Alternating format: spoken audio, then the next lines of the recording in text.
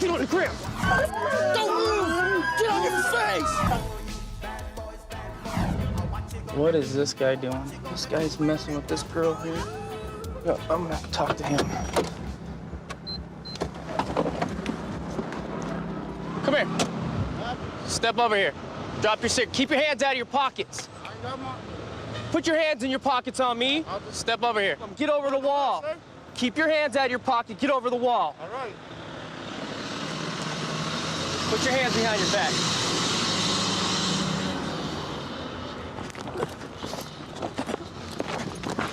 Get on the ground. Get on the ground. All right.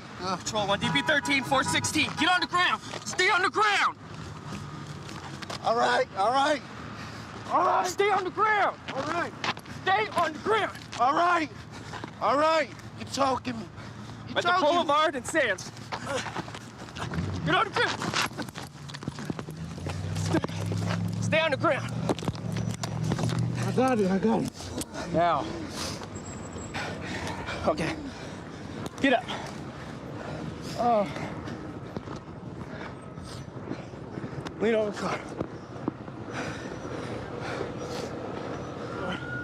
One in custody. Keep me another unit rolling. I'm at Boulevard and Sands. Don't move. All right. Move. 1 DP13.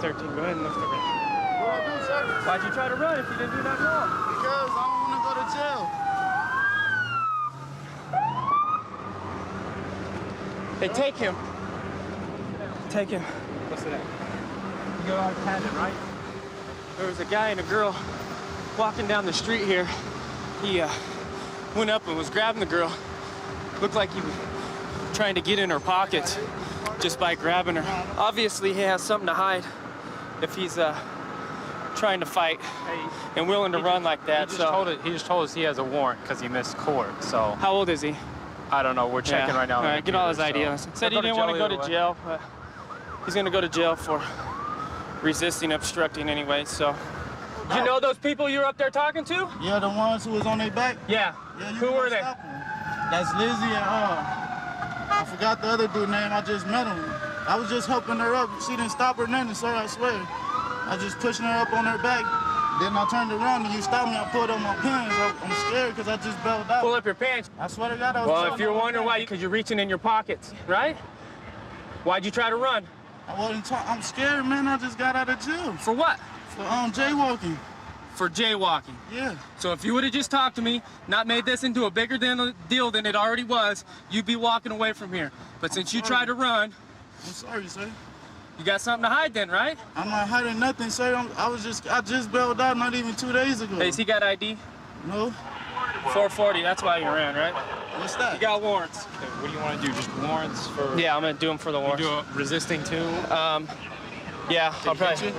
No, we Did he just get you wrestle battered or around. nothing like No, So- we just wrestle around. All right, so resisting and then 13,000 in warrants. They're good. That's a good Okay. Robbery warrant. You're under arrest. You got warrants. You got $3,000 warrant for petty larceny from a person. All right, You can I got say $10,000 warrant for robbery. Can I say something, no. sir? What do you want to say? I just got out of court for that. Listen, All you right. can go explain it to the judge. All right. You got warrants and you tried to run. Now I you got swear I caught. didn't know about now that you're one. okay. Put up a good fight though. I give you that. Nice try. Turn around. Try to run again. It ain't gonna work. Where's it bleeding from? His elbow. He tried to run and he fell in the middle of the road. So if you could just look at his elbow. It probably ain't even nothing. I just want to make sure. Sit down. Have a seat. Your elbow's not even bleeding that bad. He's going to jail. They're running up this guy's record. He's definitely out here up to no good. He's out here pickpocketing from people. By looking at his record, he's got pages and pages of larcening from a person, which can be anything from pickpocketing to stealing purses, taking stuff from people. So he's got $13,000 in warrants. Here's the deal, man. You're going to jail. You got $10,000 robbery warrant, $3,000 larceny from a person warrant. I know what you're up to out here. You got no business being down here. So you got caught today. You're going to jail. He was bent over like this and he was unscrewing. I said, man, what is you doing on the hood of that car? I usually buy wrecked cars like that and fix them up. A little butt kicking was about to take place.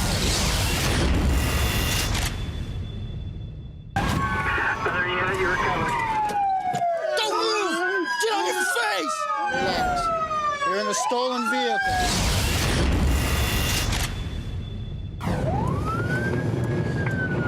The vehicle's a silver 96 Honda Accord. We're on our way, officers following a rolling stolen vehicle right now. 24, 10A, where are they at? We're trying to catch up to them. Westbound Correction Authority. Pursuit or vehicle pursuit?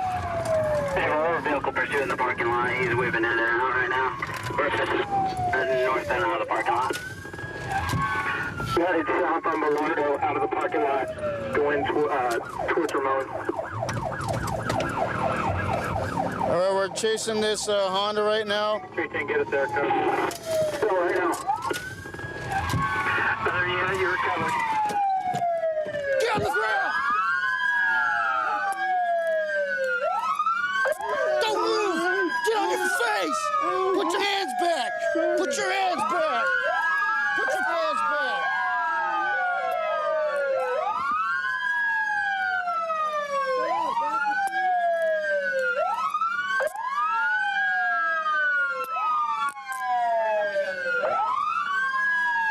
Do you have any weapons or anything on you? Do you have any ID on you? All right, relax. Relax. You're in a stolen vehicle. Just look. What's your name? What's your name?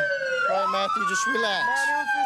Look, Matthew, just... I have priors for this stuff, sir. Lay down on your stomach and just relax. Hey, relax, all right? It's over. It's over. Stand up. Matthew, relax. It's all over, okay? It's no big deal. You have any weapons on you? Sir. Nah. All right, Matthew. There's no way you could call my mom. What is that? Oh, it's like a shank. That's what the fool gave me too. We're good, thanks. So you got this shank. It's like a resin scraper. Are you on parole? Probation, sir. For the same thing? For the same stuff thing. Okay, Matthew. Hold on, I'm gonna lock your cuffs up. Because I already know, like, it's stolen, sir. And then I have priors, man. So I'm messed up. All right, Matthew. Let's go ahead and have a seat. We'll take care of it and just relax, all right? She knew the car was stolen, but she didn't have anything to do with it? Well, she didn't know, like, it was stolen. Like, she knew the person let me use it. But I can't, Okay, no name, but you can't tell me who gave it to you. Yeah, you know how it is, man. All right, brother. He said he knew it was stolen. He can't tell me who gave him the car. He's on probation for 10-851 already. Says his name is Matthew. I'm not getting his ID anywhere. He's got a couple more wallets. Mel. I don't know who that is. Hey, what's the name of the girl you got? I got a bunch of different IDs here. But none of them belong to the suspect. So you live in Cathedral City? I was just using the car to go buy me a CD with my money. And then, I don't know, I was panicked out of control because I already knew it, man. The suspect had this in his right front pocket. I asked him what it was. He said it was a shank. It actually fits right into an ignition or maybe a lock on a door. That's a homemade burglary tool for getting into locks. So I'd also charge him with 466 of the Penal Code, possession of a burglary tool. The ignition in this car is completely punched out right there, and there's the screwdriver. So he probably started with the burglary tool, maybe switched to the screwdriver, completely pried out the ignition, and is able to stick the screwdriver in there and turn the ignition. That's how they get the car started. He's going to jail for possession of a stolen vehicle. I love it when they don't get away.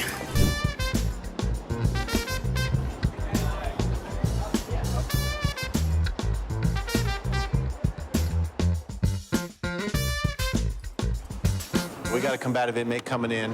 The patrol officer radioed ahead to our control and said that either they're being physically, verbally, or both resistive in the back seat of the car. Hey, Sergeant. He's a DUI. Hey, Alejandro, you been in here before? Never, sir. How come you're acting this way inside this car? Because I just feel so unfair. It's so unfair that Then I know I didn't blow more than a 0.7 or a 0.6. I can smell you from here. Well, let's do the blood test. We will. Okay. But what I need, but right now, what I need to know is if you're going to cooperate or not. I'm going to be very cooperative, sir. Okay. Very cooperative. We're going to give you some very specific orders. Are you going to follow them? Yes, sir. Okay. I'll give you one chance. That's fine. Okay. We're going to give him one chance to walk. I made it! I graduated, baby. Yeah. I made it to LV. Las Vegas, baby. County. LA. All right, you know what? I did it, baby. Son. I changed my mind. Let's go with the chair. Oh, funny games. So I get with the other big dogs, right? What, do you think they're gonna take advantage of a young celibate like me? Alejandro, settle down. You're not doing yourself any favors Well, here. no, I'm not. But you guys ain't either. All right, I got the chair. I got the chair. Yeah, baby. I don't even deserve the chair, but I got the chair. I'm a collector. I'm a red dragon up in here, baby. This is a killer right here. Oh, a killer, yo! I can't believe this captain is scared of me. That's a killer, baby. Why are they gonna do all this to me? Because I'm a little buzzed? What a trip. All right, so keep your voice down. You're being disrupted. Serious? You guys are totally tripping. Las Vegas, baby. Sir, do you have any allergy to food or medication? No. Are you currently on prescription medication? No. Okay. Have you been drinking alcohol at all? Sure. All right. How many drinks do you think you've had tonight? 3 beers and 3 shots. How often do you drink? Every day. Do you ever get withdrawals or anything like that? Sometimes. Sometimes. When's the last time you had a drink? About an hour, half hour ago? 2 hours ago. 2 hours? Okay, Alejandro. Come on, guys, let me go. I'm totally like not violent to society. Oh, I love the spies. They get all crazy on the spies. Alejandro, settle down. You're going to come out here eventually if you behave. I will. I will totally Okay. shut up. I just don't know what's going on. This is totally amazing to me. Yes? This is amazing. This is Okay. amazing. It's amazing, man. Okay. I gave you a chance. All you had to do was cooperate. Keep it down, but you're being disruptive. We can't have that in here. Okay. All right? I'll shut up. How many Okay. minutes you need me to shut up? You show me something, okay? As we saw when he came in the car, he went from cooperative to uncooperative very quickly. At this time, we're doing a blood draw to determine the exact alcohol level in his blood. This is the most accurate method. He said he's going to cooperate. Standing by just in case he changes his tune. Because I never done nothing to present any harm to you guys. All right, Alejandro. I up my life so bad, man. And there's no turning back. There's no turning back. It's a night. All right, Alejandro. Your blood draw's done. Well, you can do it, man. You got a good life, man. Try to keep it down, okay? The better you behave now, the better off you'll be later on in the process. I know, sir. Okay. So you brought in Alejandro? Yeah, he decided to go see his girlfriend after having a few drinks at the bar. His girlfriend told him to go home, so he went around the road and lost control, hit the curb, tried to continue down the roadway, hit the curb again, and then his left front tire went and hit the garage door of a residence. When I showed up, Alejandro was pushing the front tire and the assembly down the road to his car, which was about 50 yards away. Oh, man. So he went and got the tire and was bringing it back? Yeah, exactly.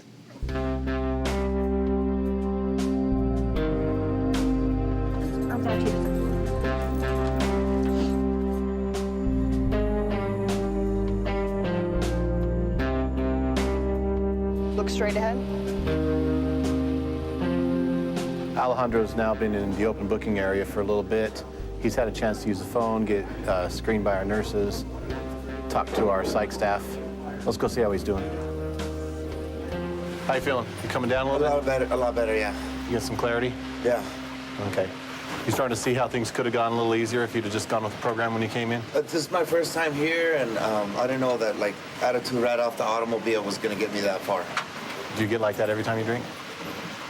Or did you drink more than usual? I've never been that drunk?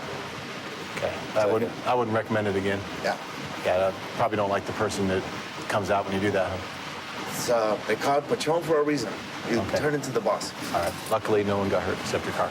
Yeah. All right. Thank you. All right, head back in. Hopefully, Alejandro learned his lesson.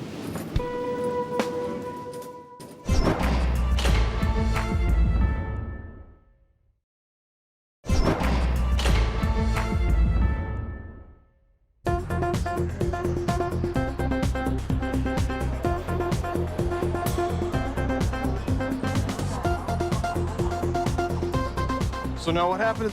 I was out with my wife. She was out selling the medical stuff. Selling what, man? Weed. Selling weed? Now I'm about to lose my job. I'm a telemarketer. So she's selling weed and you come to jail? Well, because I was looking out, you know. Oh, you were part of the deal. Oh, okay. Go ahead and have a seat. You have any certified convictions? No, I just got busted for writing a fake restraining order in California. Was it felonious? Yeah, I tried to get my ex-girlfriend in trouble, so I went to court and said that she tried to kill me and she didn't do it. All right, man, go ahead, take that jacket off. That's like overtime trying to get somebody in trouble. Yeah, they gave me the restraining order and put her in jail for 2 months. It's a little vindictive on your part, right? Yeah. So you guys decided to go into the pot business, huh? Well, not really. I mean, it's not my thing. I mean, this. Go ahead, stand here, face that direction. It's a nonviolent crime, man. You're putting too much into it. Put your hands on your head. Right here. Is there somebody missing an eye? No. Somebody get a leg cut off? No. Is somebody dead? No. All right. You gotta watch for certified convictions, no matter what they are. All right? That's when the ball starts rolling, man. I'd know better than this. Come on this way. Yes, sir. Go ahead, sit in number 2. Wait for the nurse to call you up, okay? All right. Looks like a task force brought him in. Looks like he was trying to supplement his income. And he was looking to look out for his wife? His wife was the salesperson, and he was basically, I guess, on the lookout for police, but it didn't work out too well. You're here with your husband? Yes. Okay, what happened out there? I was selling marijuana to somebody off Craigslist. I was the one that posted the ad. I was trying to get my hair done. So this guy called me up, and he was like, oh, well, do you have anything? I'm like, I'm trying to get my hair done. He said he would give me $100. That's what you charge, usually? $100 for a quarter? I've never sold marijuana before. Well, how did you have marijuana to sell, then? I am a marijuana patient. So I met up with them, and that's when the cops got me. I was just trying to get my hair done. I was the way to do it. Did you get your hair done? No. Okay, so you're crying. Why are you crying? You've never been arrested before? You've never been arrested before? Okay, why is your I brought my husband in here. Why is your husband in here? Because I gave the money to him. Do you know what you're going to get charged with? Did they say? Oh, they said that I have some position of spice too because I had spice on beef. You consume that? Yeah, it's kind of a relaxing. I'm going to talk to your husband, see how he's doing from that end. I'll let him. Anything you want me to let him know? Just tell him I love him. You love him? How do I know you're going to say that? All right, I will. Thank you. Can you come here, Jacoby? She's really upset. She's more concerned about you, though.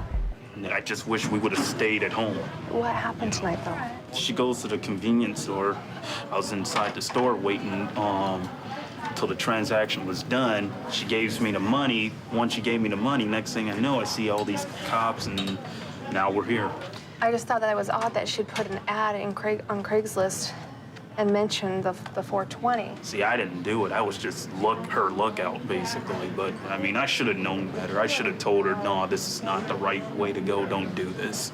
I'm a sports bettor. I mean, I'm over at the Stratosphere almost every day gambling, which is why it sucks I'm here, because tomorrow there was going to be a good game. I was going to take the Chiefs and under tomorrow, but, you know, because they're playing the sorry Raiders. The Raiders suck, you know, so I was going to throw everything I had besides my wife's wedding ring on the Chiefs. Don't do that. Don't do that. You know. That's bad luck. You know. Live and learn, right? Yeah. All right, I'll let you know when your paperwork comes up. Get you guys through the process. We'll see what's going to go on, what your charges are, okay? All right, thank you. No, come over here, sir. This is what they found on her. This is spice. She's getting charged for trafficking, Schedule I, controlled substance. All right, we got a copy of your charges back. What it has here is conspiracy to violate a Uniform Controlled Substance Act, which is the bail is $10,000. Okay. All right? All right, so we'll get you called, get you processed through. All right? See Go back ahead, up there seat where you right were. up there. Come on back here, ma'am. Ma'am, go and step right over there. Got a copy of your charges here, okay? So basically what you got was the trafficking for your spice you got here. And then you got the, you got charged for the sale of the marijuana here, okay? So each one of your charges you got was $20,000 apiece for your bail. Trafficking and what? Trafficking of the spice. And then you have the sale of the controlled substance, which is the marijuana. I got you. Okay? And just remember, you can't talk to him when you're in that other room. I've been noticing y'all communicating with each other a little bit. Don't do that. You can get yourself in more trouble while you're in the facility, okay? All right? All right, have a seat. I'm going to go ahead and get you processed through, okay? All right. The whole ad thing on Craigslist is funny to me. It's pretty blunt, so I'm not surprised this is the way it turned out. Hopefully this is a learning lesson for him, because this was not a smooth operation at all.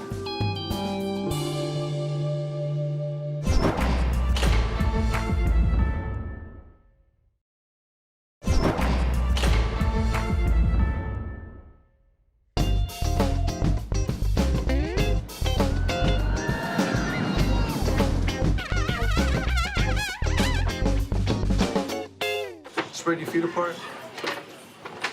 What brings you to jail today? Oh, I drove too slow. Drove too slow? Yeah, evidently. I had 3 cars in front of me, but I couldn't go fast enough.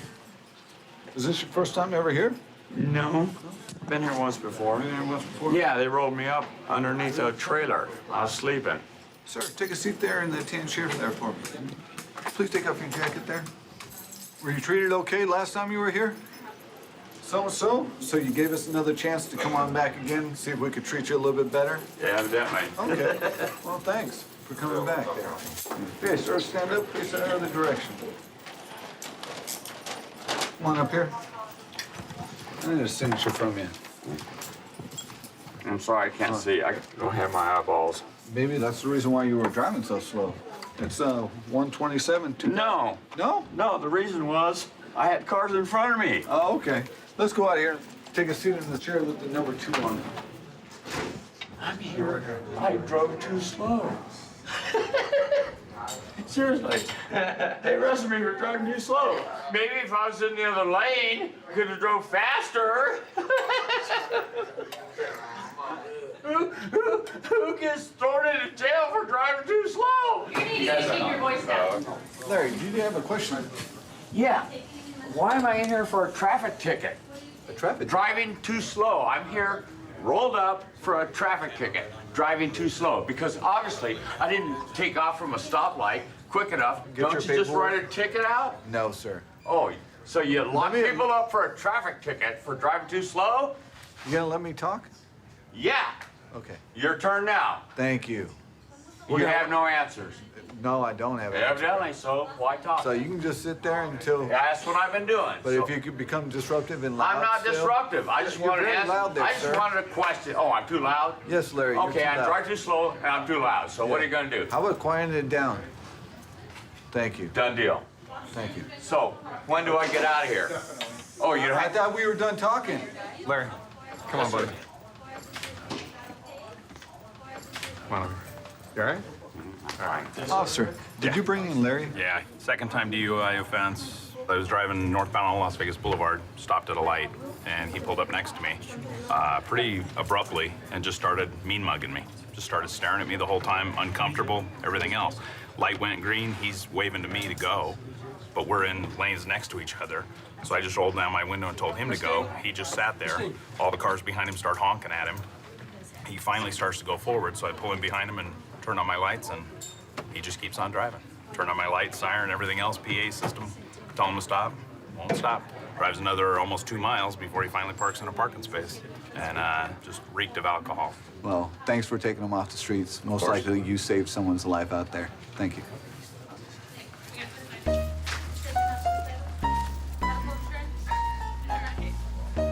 Sit down there, Larry. I'm trying. Okay. You're not gonna whip me or anything, are you? No, sir. Okay. Am I going fast enough for you? Going just fine. Okay, cool. Just check it.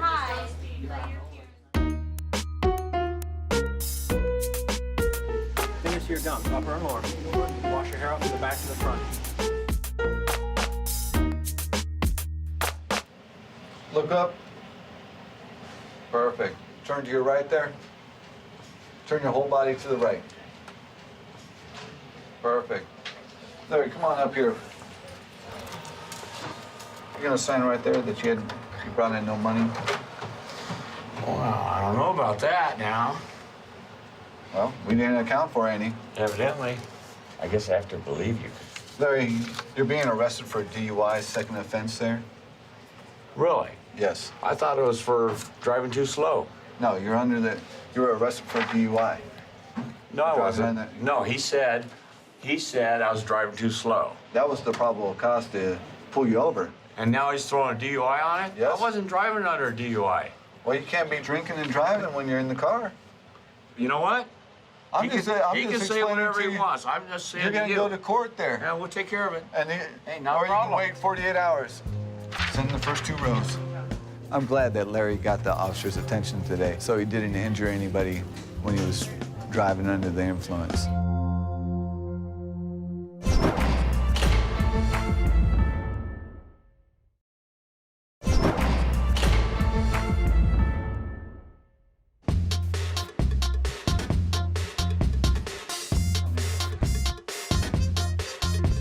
All right, turn this way. Spread your feet for me.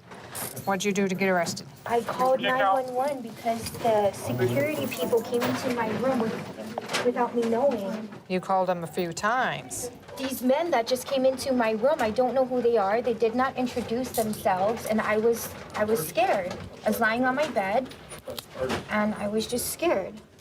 Turn around and face me like this. Yes. All right. Bend your head down. Phone calls kept getting disconnected. That's why I kept calling them, to have them stay on the phone with me because I was scared. All right, ma'am, come right here. Bonnie, she's gonna sign for her paperwork. Copy. So far, they counted $8,120. So sign right here for me. Okay. All right. If you want to just have a seat right back out there where you were sitting, all right? That's a lot of money for somebody to just be carrying it around in $100 bills. Usually they have it broken up a lot more. Have you ever been here before? No, You know why you're here, right? because I called 911 3 times, 4 times. 4 times, whatever. What if you cause a disturbance? I didn't cause You a can. disturbance. I didn't argue with anyone, but I need 911 on the phone because they record the calls, and if anyone does anything sneaky to me, at least they can hear it and it's recorded on tape. Why are That's what you my here? dad told me to do, and I'm just doing what he told me to do. And where do you live now? I live in Hawaii. I'm a princess. You're a princess. Oh, so your dad took care of you. Why do you have so much cash? Because I was traveling. I'm traveling. I'm a tourist here, and I just came here to adopt some animals, and they're not cheap. They're expensive, and they need medical attention, and their medicines cost a lot of money. I was going to take them to Canada with me. All right. Well, good luck here in Thank you. Vegas. Thank you. What happened? Why is she here? She came here to adopt animals to stay in the Venetian. Had a disturbance with security because she was causing noise or whatever. So they wanted to talk to her, and then she felt she was being violated. So she called Metro 4 times and hung up.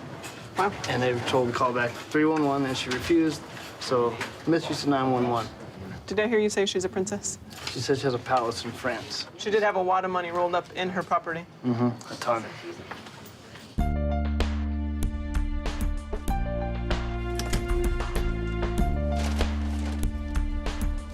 Shailene! Come on, ma'am.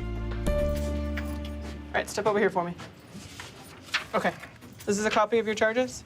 Misuse of 911, and your bail amounts to $2,000. You can probably post your bail with the amount of money you came in here with. No, I will pay for it with American Express. Oh, gotcha. You're not doing that yet. Oh. But I don't think they take American Express. This is your copy. Thank you. Come this way with me. Come in. You're gonna walk straight through in the middle right here. You're gonna sit in the very stop. Very front row on the right-hand side with the females. Okay. Some of her story sounds a little bit legit. Maybe she really does come here to help animals and stuff, but hopefully she'll not use 911 again unless it's an emergency. Can you do me a favor and put that sword down?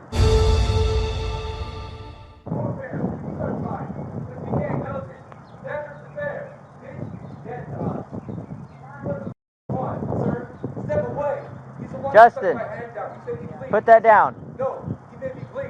He's the one. Okay, He made me bleed. put that down. No, you've been watched. Cortez lineage.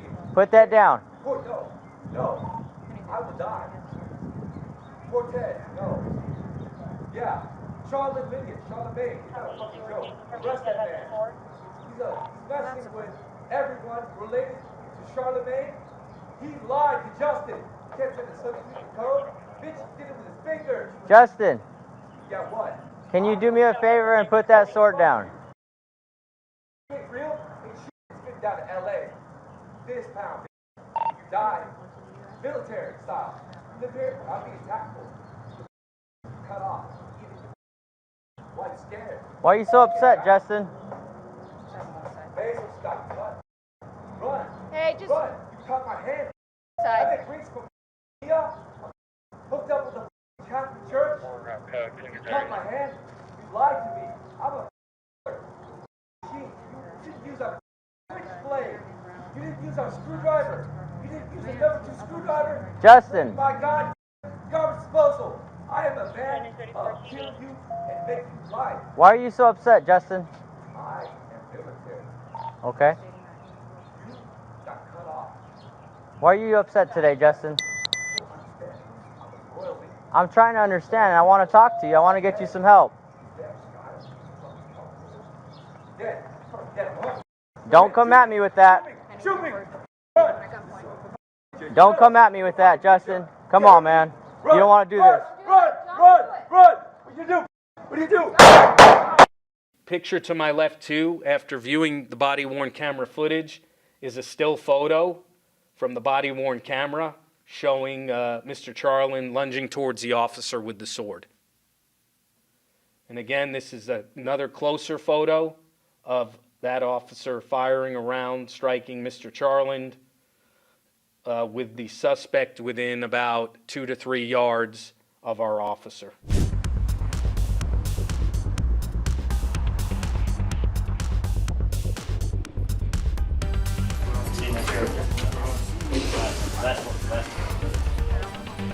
You been arrested before? I got arrested here like once or something. Here in Vegas? What'd you get arrested for today? Oh, just I don't know. Some stupid thing. I left my bag like 20 feet away from where I was. What brought you out from Ohio? I'm trying to make it as an artist. What do you do? Paint? Music?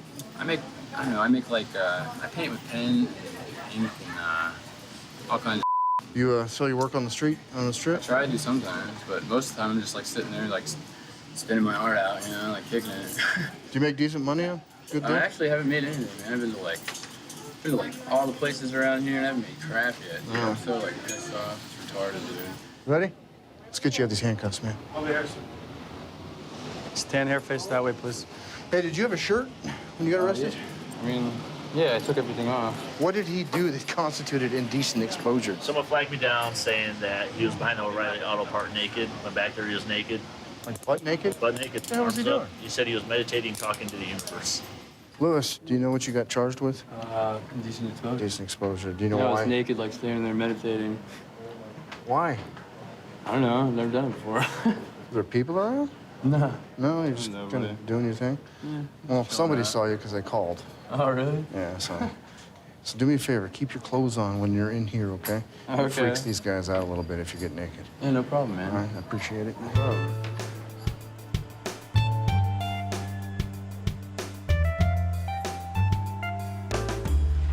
Go ahead and take a seat in the first row. See if you're naked. First row, Lily. All the way sit here? Anywhere in the front row you want. If I can just keep him to keep his pants on while he's here, it'd be great. Let's go, guy. You can scoot over if you want. Poor guy. No, it's okay, buddy. We can't have you running around. He's freaking people out. What's your name again? Oh, Jesus Christ. You can see the resemblance. Can't have you walking around, okay? All right. Makes everybody crazy. As you can see, the response. Keep your pants on in here, okay? I will for sure. Yeah, we Thank you. frown on that here. It's a family jail. Seriously.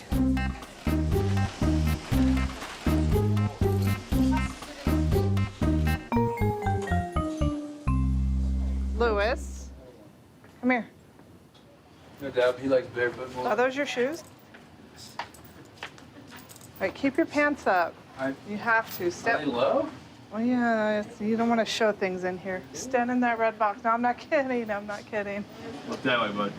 Oh, wow. That's a picture. That's fine. Awesome. Kodak moment. So you are charged, Lewis. You are charged with indecent exposure, okay? Right, no doubt. That's what you're charged with. Can I just leave and come back? No. Wait, you want to reschedule your arrest for a better, Yeah, like my appointment, yeah. more convenient time? Yeah, that would be nice if we could do that, but we can't. Keep your pants up. Okay. No, seriously, they're creeping down and I'm not gonna look, so you keep them up. Okay, go, walk. And if they offer you a shower later, you should take it, okay? Well, hopefully he makes it out here. I'm not sure. He keeps putting his hands in his pants and letting them ride down. And I'm gonna let him have his own row. he did mention he wanted to reschedule his arrest. We'll see what happens. If I hear a bunch of yelling, I'll know it's him. Okay.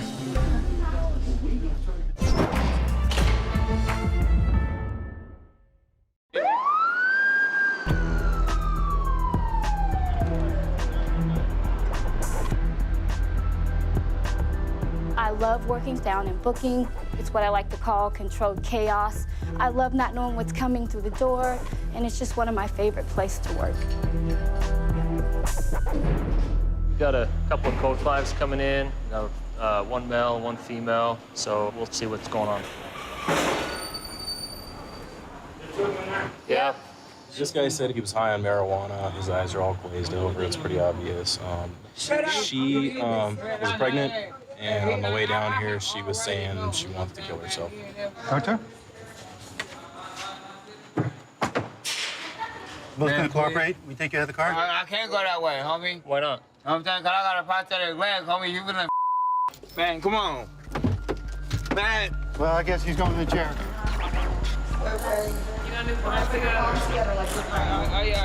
I did. Sorry. Where? Sit down. Sit down. Oh, no, I want to fight.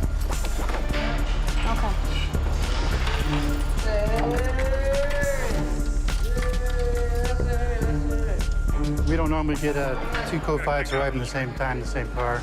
Originally thought they might be feeding off one another, but after I talked to the one, I think they would have came in separately. They would probably both be in the restraint chair. Because of what happened when y'all were in that car, you gotta be in this chair for 30 minutes at least. I understand, but we don't have no control over that part. So you got at least 30 minutes to stay quiet and try to stay calm. Okay. We can't do anything about that right now, right? So listen to this. Stop crying, listen to this. Are you ready to listen real quick? Okay, so for 30 minutes, stay calm, try to get yourself together. It's upsetting, it's frustrating, but you want to get to a phone, don't you? So 30 minutes is better than 2 hours, right? All right? I love you, man. I love you. 30 minutes. I love you, man. Look at me. I love you. Apparently, he's her cousin. She called us and said that he had got jumped earlier in the night. Something about retaliation for some other call that we were out on. We show up and start asking him what's going on. We can tell that he's high. His eyes are real fogged over. He admitted to us that he'd been smoking marijuana. As soon as we start talking to him, he starts yelling at us. He's sitting on the stairs at the time. He balls his fists up, stands up, and starts walking up to my partner like he's gonna punch him. So we had to take him down, put him in handcuffs. We walk him around the corner to put him in our car, and then one of the neighbors comes running up to us saying that she was threatening to call somebody to come over and shoot the place up. We ended up finding out that she had a warrant for something fairly minor, and we didn't have any evidence to actually show that she was gonna shoot the place up or anything like that. So we just went ahead and arrested her for a warrant. Got them both in the car, and they both just started losing their minds, screaming and kicking, and she started telling us she wanted to kill herself and she's gonna have a miscarriage and all this other stuff. Right now, at the moment, the charge is just an obstructing a police officer on him and a traffic warrant for her. Thank you very much. Oh my God, please don't. Oh my God. Okay, look, okay, listen up. Get that fucking away from me, man. Let me explain something to you. Right now, your bench warrant is just traffic. It's just traffic, okay? 12 to 24 hours, you'll be out, but you need to do your part, as I told you before. So far, you're doing good. So it's up to you. If you're gonna feed off of this and how he's acting, then I can't help you either. You can't even talk to him. How am I gonna talk to him? That's your cousin. You've known him for how long? Years. You can't talk to him. How you expect me to talk to him? I've only seen him for, what, 5 minutes? I can't communicate with him like that. Excuse me, cousin, can you calm down so she can help you? So I'll come back, but you do your part, and you got to worry about what's going on with your kids and what your deal is right now, okay? Yes, ma'am. All right. Okay. Cousin, she gonna help you. Just gotta be cool till she come back. She gonna help you. Ain't there nothing wrong, man. They got their minds on all up, man. I'm gonna sit here and shut the up. Take me all down, you don't eat that, homie.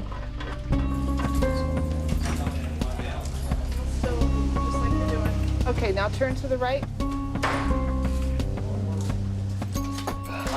Okay, hold on 1 sec. All right, you're gonna lean forward. Feet forward. Ready? Ready? Hold on. All right. Hello. I'm gonna walk towards the wall. See that wall over there? Now you're starting the regular process, okay? Like everyone else. We're gonna take you out of the chair. We're gonna put you in belly change. You're gonna be a lot more comfortable. All right. But you got to be compliant and follow the instructions. Okay. Since he was arrested in city jurisdiction, the officer's going to have to take him to city instead of county. Since his cousin was arrested on a bench warrant, she gets to stay here. Okay. You're gonna go to that 4th row, okay? All the way to the 4th row, past the red chairs and have a seat. Man, come on, man. Man, come on, you man. I want to be out, man. I promise you. I'm mad. I'm gonna be out. Shaniqua, you're up. Don't say I'm at school. They got me bored. Sometimes you gotta make those decisions to break family ties and take care of who needs to be taken care of. Yes, ma'am. He's an adult, right? Yes, ma'am. Right? Yes. It's hard. We gotta make decisions sometimes, right? Okay? Okay, there's a copy of your charges, just like I told you. Bench warrant. All right?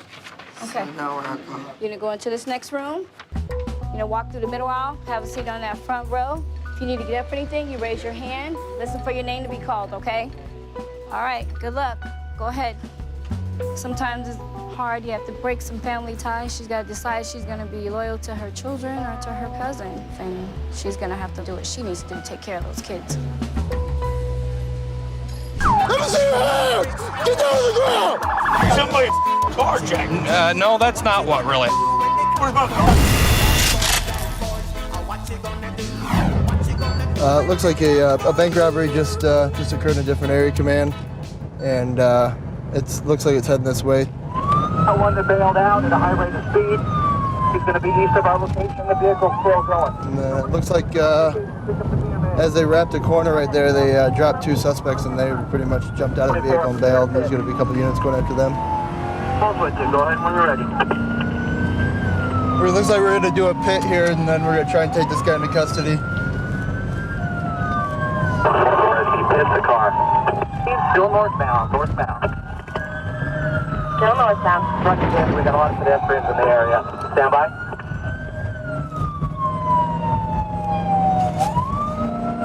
Like he's doing pretty good speeds right now. He's about 45 miles an hour. 12 northbound, come up to Washington. If we get an area where there's not too many pedestrians or traffic, we're gonna attempt a pit maneuver. Northbound through Washington.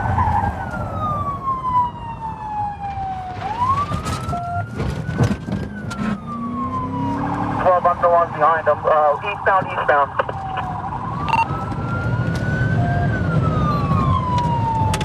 Looks like Northtown's going to join in with us. We have North Las Vegas with us as well. We are still eastbound. We are getting ready to go. Still eastbound and stand by for the caution. To McDaniel. Eastbound to McDaniel. Eastbound to McDaniel. He's got a flat tire. Might take him down here. And we are coming up to Pecos. Still in the parking lot. And here comes. Let me see your hands! Get down on the ground! I need some hooks. Let's get on. Hold on. Slow for 413. Start check. 413. Off the legs. Off the legs. You have anything on you? Negative for weapons. Legs. Good. Roll over on your butt on the right. Stand up. Walk this way. We got the one, right? We got both. We got 2 in custody. The other one got taken to custody at coroner's office. 3 feet apart. You got ID on you? No? Anything illegal on you? Sharp's gonna poke, stick, or cut me. What's your first name? What's your first name?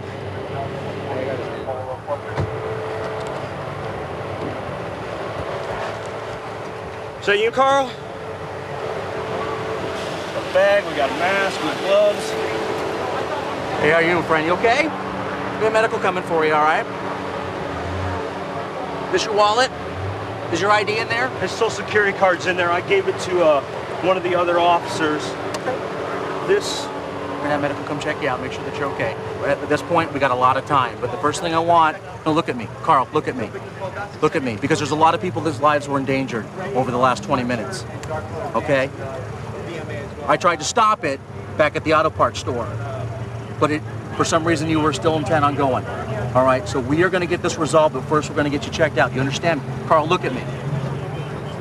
All right, everybody else that fell out of the car back there by the coroner's office, we have. What have you been arrested for? Okay.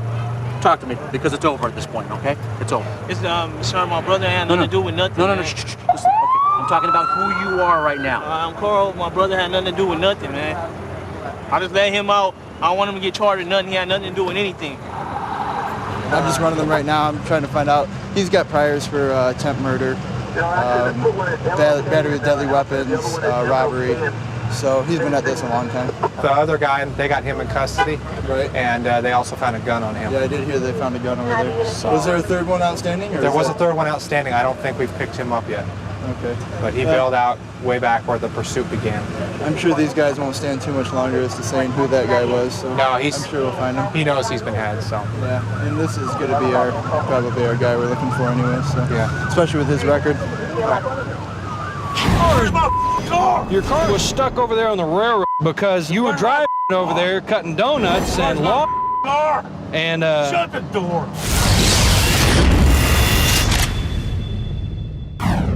Okay, we've got a call of a gentleman that's left his car on the railroad tracks and is now walking away from it. Okay, we've got some issues.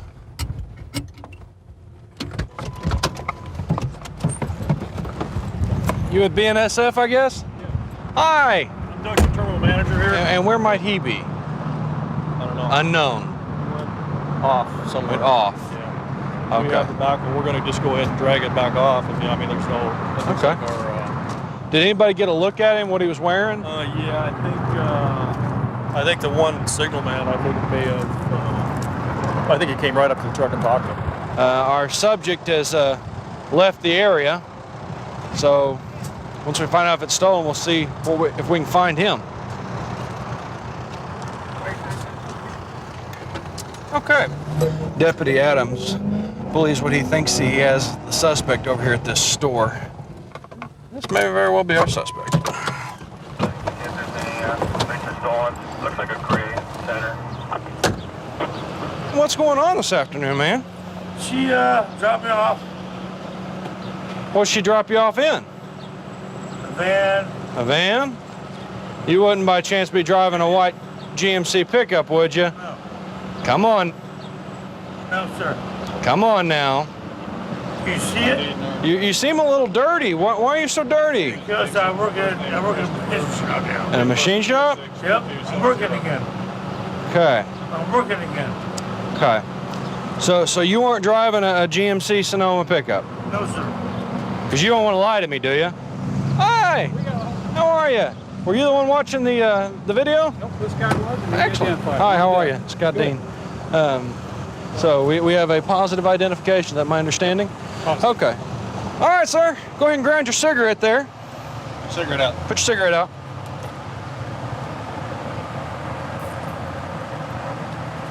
How about my help? Here. Stand up here. Come on. All righty. One more arresting for. I'll explain that in just a second. Just a second. Just relax. Yeah. What you are under arrest for is DUI, because... DUI for what? There ain't no car here. Okay, well, let's get you set down in the air conditioning here, and I'll explain it again. Air conditioning. Well, sit down. Sit down. Watch your head. There you go. Scoot back in there. Scoot. What is this about? I'm going to get her to explain it to you. Okay. Well, let me break it down for you. Somebody carjacked. No, that's not what really. Where's my car? Your car is. Where's my car? Your car was stuck over there on the railroad where you know it was. Where's my car? Because you were driving over there cutting donuts and law. Car? And shut the door. Shut the door? Shut the door. Well, I'm trying to explain to you what you're being arrested for, sir. I'm going here because I got carjacked. No. Yes. No, you didn't. Yes. So what you're going to jail for is DUI. I got carjacked. You're going to jail for DUI. DUI for what? There ain't no car. You can't. You can't. Destruction of railroad property. You can't. And obstruction. There's no carjacking. Man. Okay. All right. Shut the door. Oh, well. So we're going to go back over to the railroad tracks now and go through the truck more thoroughly and see what kind of incriminating evidence we find there.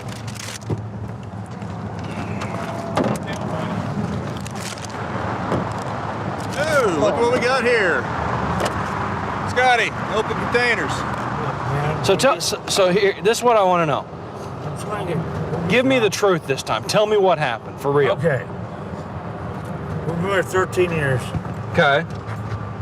Me and her got into a little, just going a little fight. Yeah. Okay? It happens. It happens. So how'd you wind up on the railroad tracks, man? The truth is, I don't freaking hell. I tried to get out. Okay. Well, I'm just glad a train wasn't coming, man. You couldn't move that truck. Right. So what I did, I got out. Okay. I walked to the nearest store and told my wife. Here's the thing, man. Yeah. You can try calling your wife from jail tonight, okay? Another night in the streets, another night in this hell. I've been kicking and tripping, the cops threw me in jail. Got my fingers in ink, they got my head on the lights. Dear Lord, please get me out of this jail tonight. Get me out, just get me out.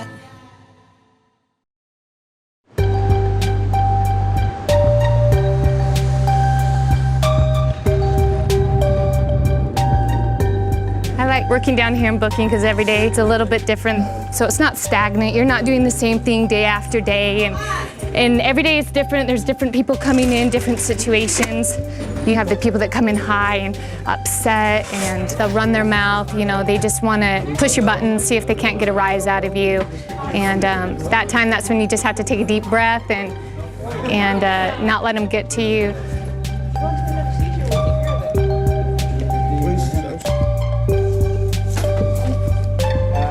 Is it your wedding night?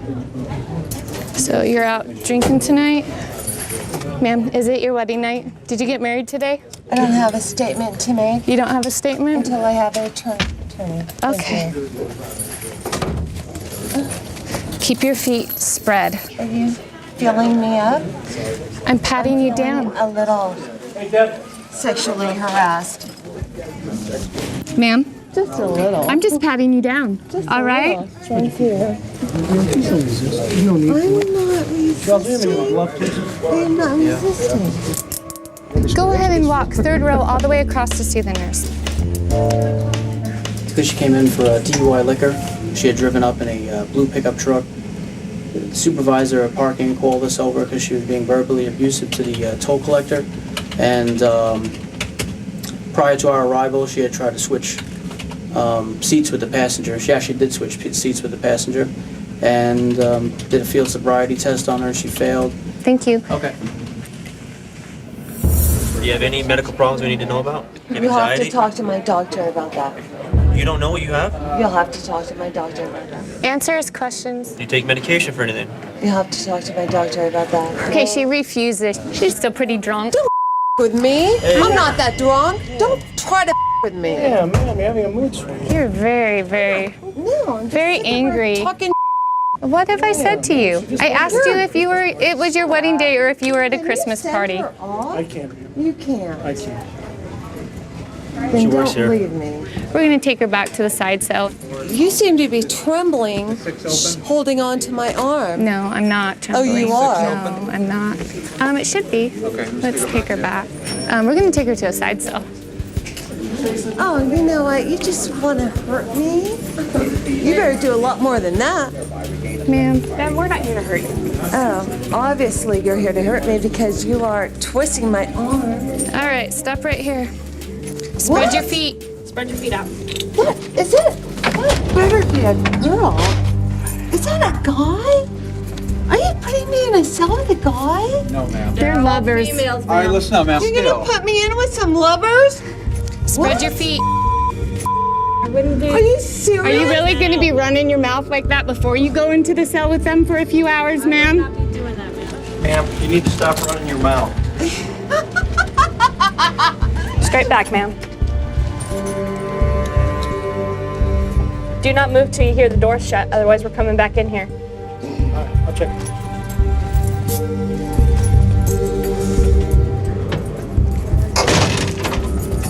So she'll just sit in there and probably till at least tomorrow morning. Then maybe if she can control her attitude and her language, then we'll wrap it up and we'll put her through the rest of the booking process. We'll get him, sir, face the wall.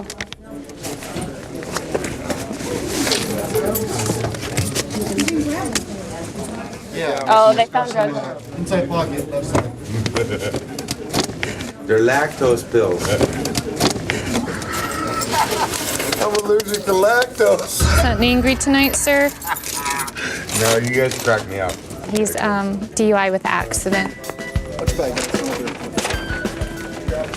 So what's going on with him? It started out with another officer working another accident and heard a screech. Our suspect was driving a Super Duty truck, so really large. Went head on with the other truck. I take him off to the side to do the field sobriety test. He failed that pretty miserably. And you can see where the windshield cracked outward, and there's hair and blood in the windshield, which basically says he's not wearing a seatbelt. So he's actually really lucky he lived, but the guy in the other truck is who we're waiting to see the status on. He was transported to UMC trauma. This guy's also got a prior DUI. What'd you hit? Somebody hit me. Okay. And, I don't know. I didn't have my seatbelt on. So you said another vehicle hit you? What vehicle was that? Do you know what kind of It was vehicle like a white pickup. Jumped over the curb and hit me. I tried to go left. I leaned right. I guess you're lucky to be alive. Thank you, Stephen. I love these guys. I like it. I like it. That I can understand. Have a seat in the blue chair.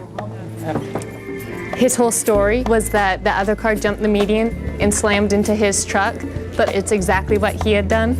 Whatever. Oh, so you have an altered perception of the accident? You prove it in court, then you can run your mouth. Okay, we saw another officer was out actually on another accident and saw the accident take place in front of us. Eyewitness, nice. Yeah. That guy hit me. While you were traveling eastbound in westbound lane. Yeah, right. So he might have hit you. Yeah, I just pulled out of the parking structure and I'm in the westbound lane. Whatever.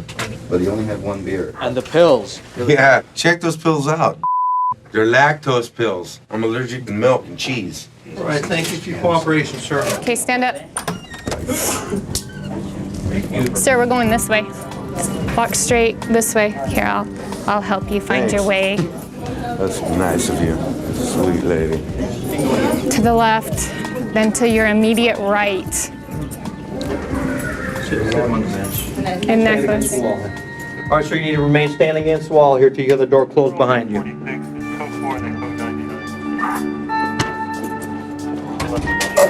Okay. It's just sad. He came out with scratches on his face and the other person's in the hospital. The drunk person always comes out better than the sober person.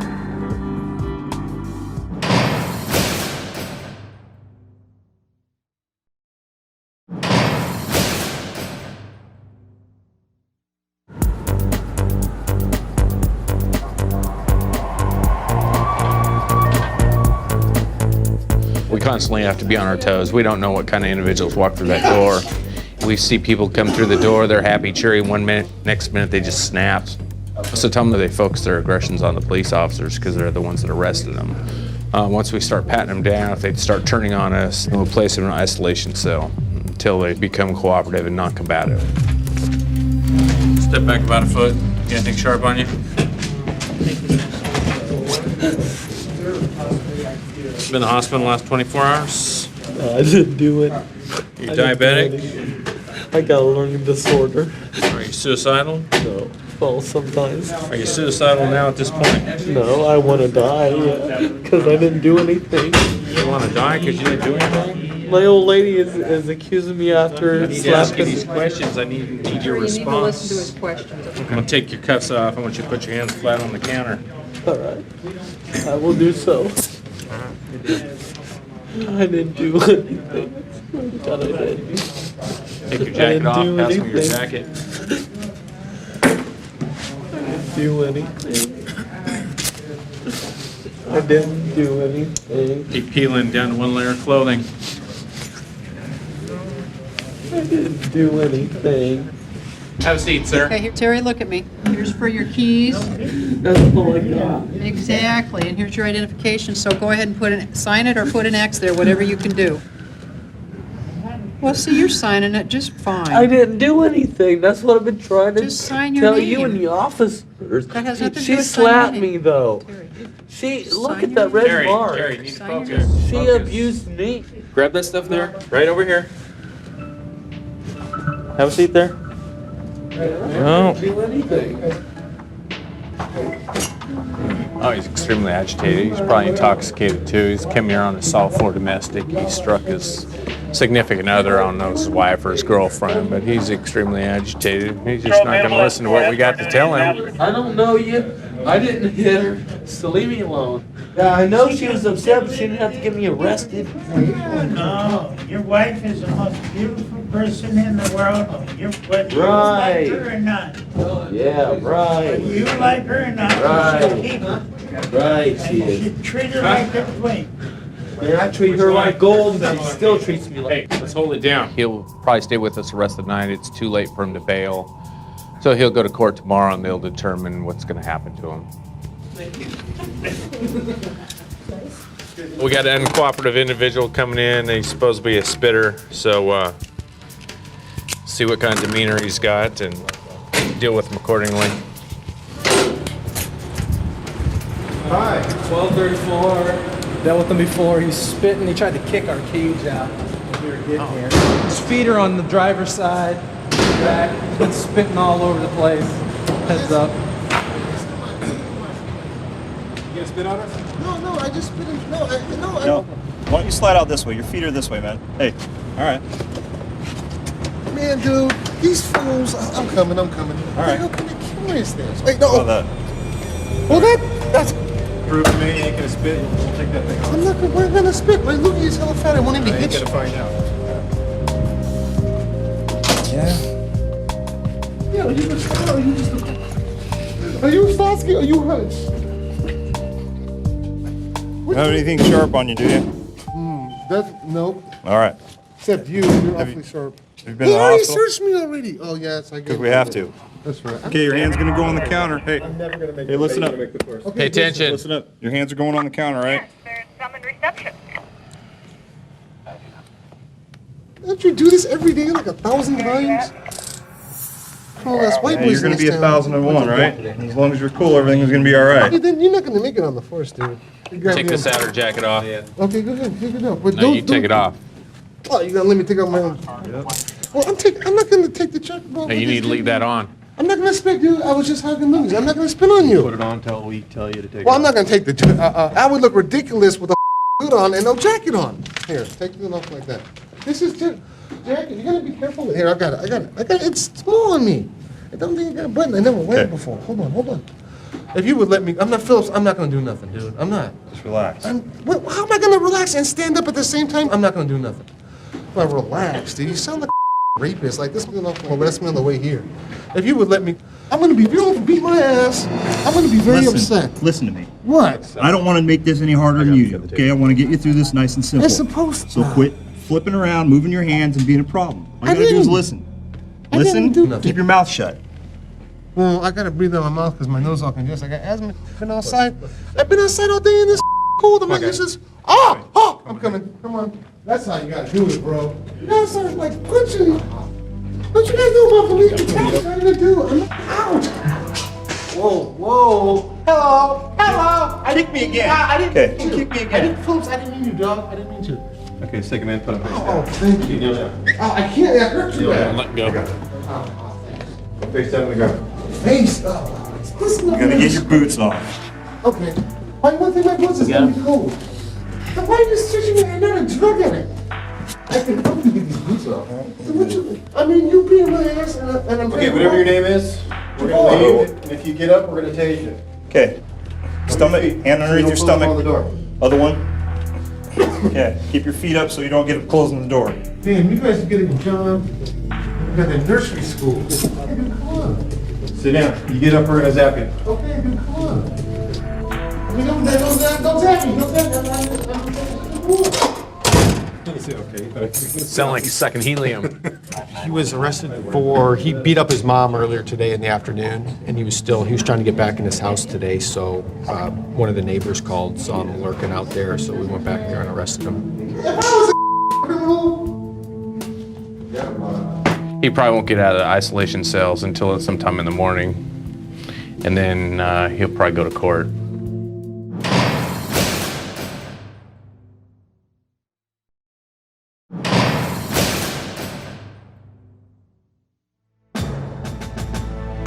I've worked for the Sheriff's Department for going on 7 years now. I work in intake where we process prisoners. I work at various jobs down there. I do transport. I do the actual booking in of the prisoners where I pat them down and take their property from them, stick it in a bag, give it to the property personnel. Yes, sir. Right down the center. Hell yeah. That's what I'm talking about. Let me take these handcuffs off. Stop right there, man. Yes, sir. Let's get it. Come on. What's your name? My name's Ken. Yes, sir. That's my rights, bro. Hey, why don't you represent your right to remain silent? Do that one. I am remaining. I bet you won't do that one, will you? Can I go use the bathroom? Sir, you have to be patted down before you get to go. Let's get it then. We're going at it. We're getting her done. Don't you worry about it. How many pair of pants you got on? Two? Huh? Two pairs of pants? Did I lie? I'm asking you, do you have two pairs of pants I on? said, yeah. Did I lie? You might need to quit drinking, man. You might need to quit thinking. Yeah, I already know. Leave them out of your pockets. I already know the drill, man. Take your jacket off, first one. Come on, man. It's military, dog.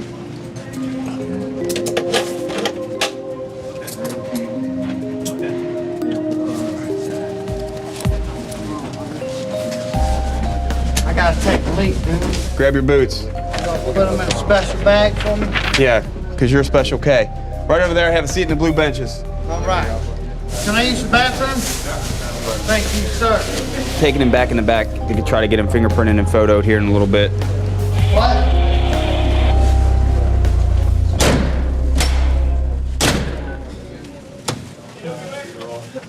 We just want to get him through the process. That's why we try to keep him down here as long as we can. Sir, do you have any serious medical problems? Sure. Hey. Thanks. All right. Yes. You do? What's your name? Bobby? Is your name Bobby? Yes. What's your serious medical problem? Any beer, wine, or alcohol today? Yes. How much, sir? Too much. How much is too much to you? Too much to me is 5. How much is too much to you? 10, 15. 15 beers? 20. 20 beers. All right. Do you use street drugs? Yes. What do you use? Heroin and methadone. Heroin?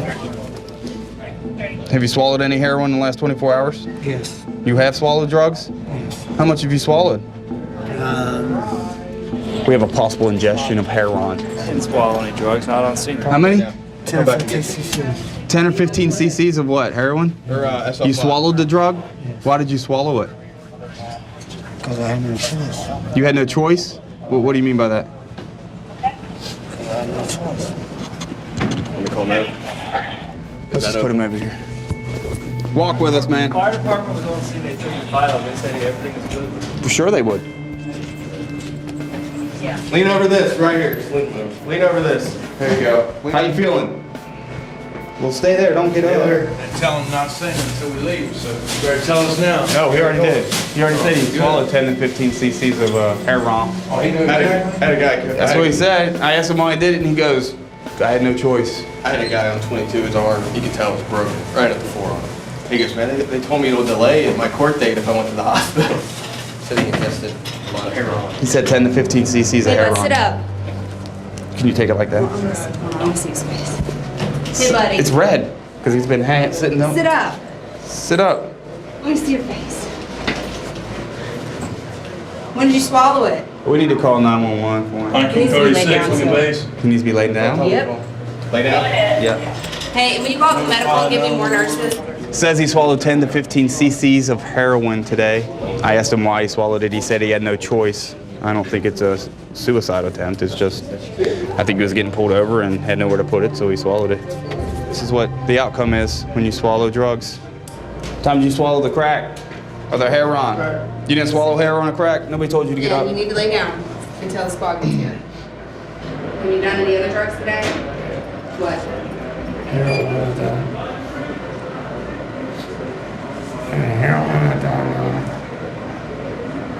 Oxycontin. Today you did? Yeah. How much Oxycontin did you do? About 80. Did you shoot it up or did you take it orally? Fire it. What does that mean? Fire it. When you fire it? What does that mean? Huh? What does that mean when you fire it? Do you swallow it or you shoot it up, snort it? Fire it.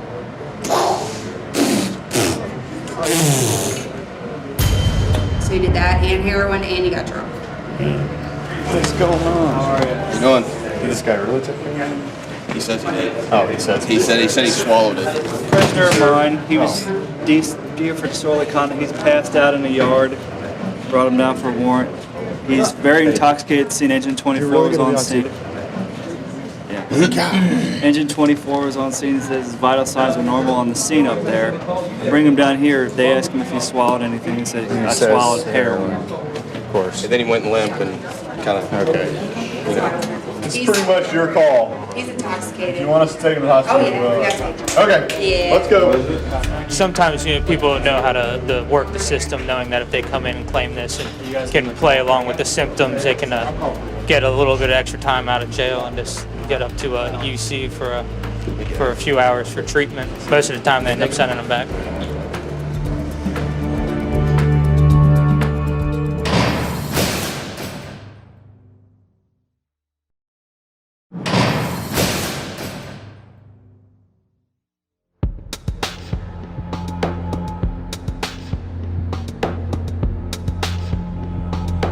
Now this guy's saying he didn't swallow anything. He shot up OxyContin, but he didn't swallow anything.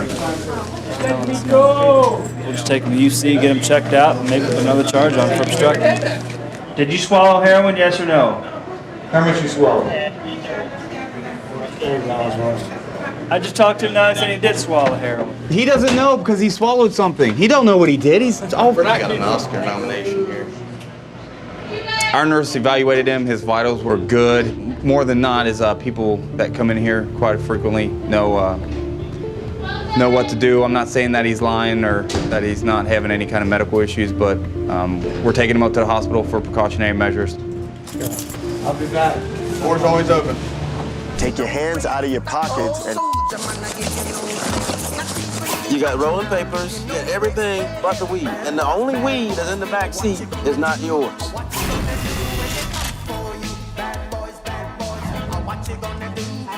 And like I just got a call here, we got 2 males fighting in one of our fast food restaurants down here on the strip. In front of the business, white male 30, 6'10", 130, blonde hair and a gray outfit.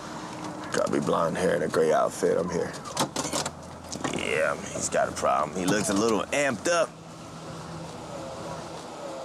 What's going on?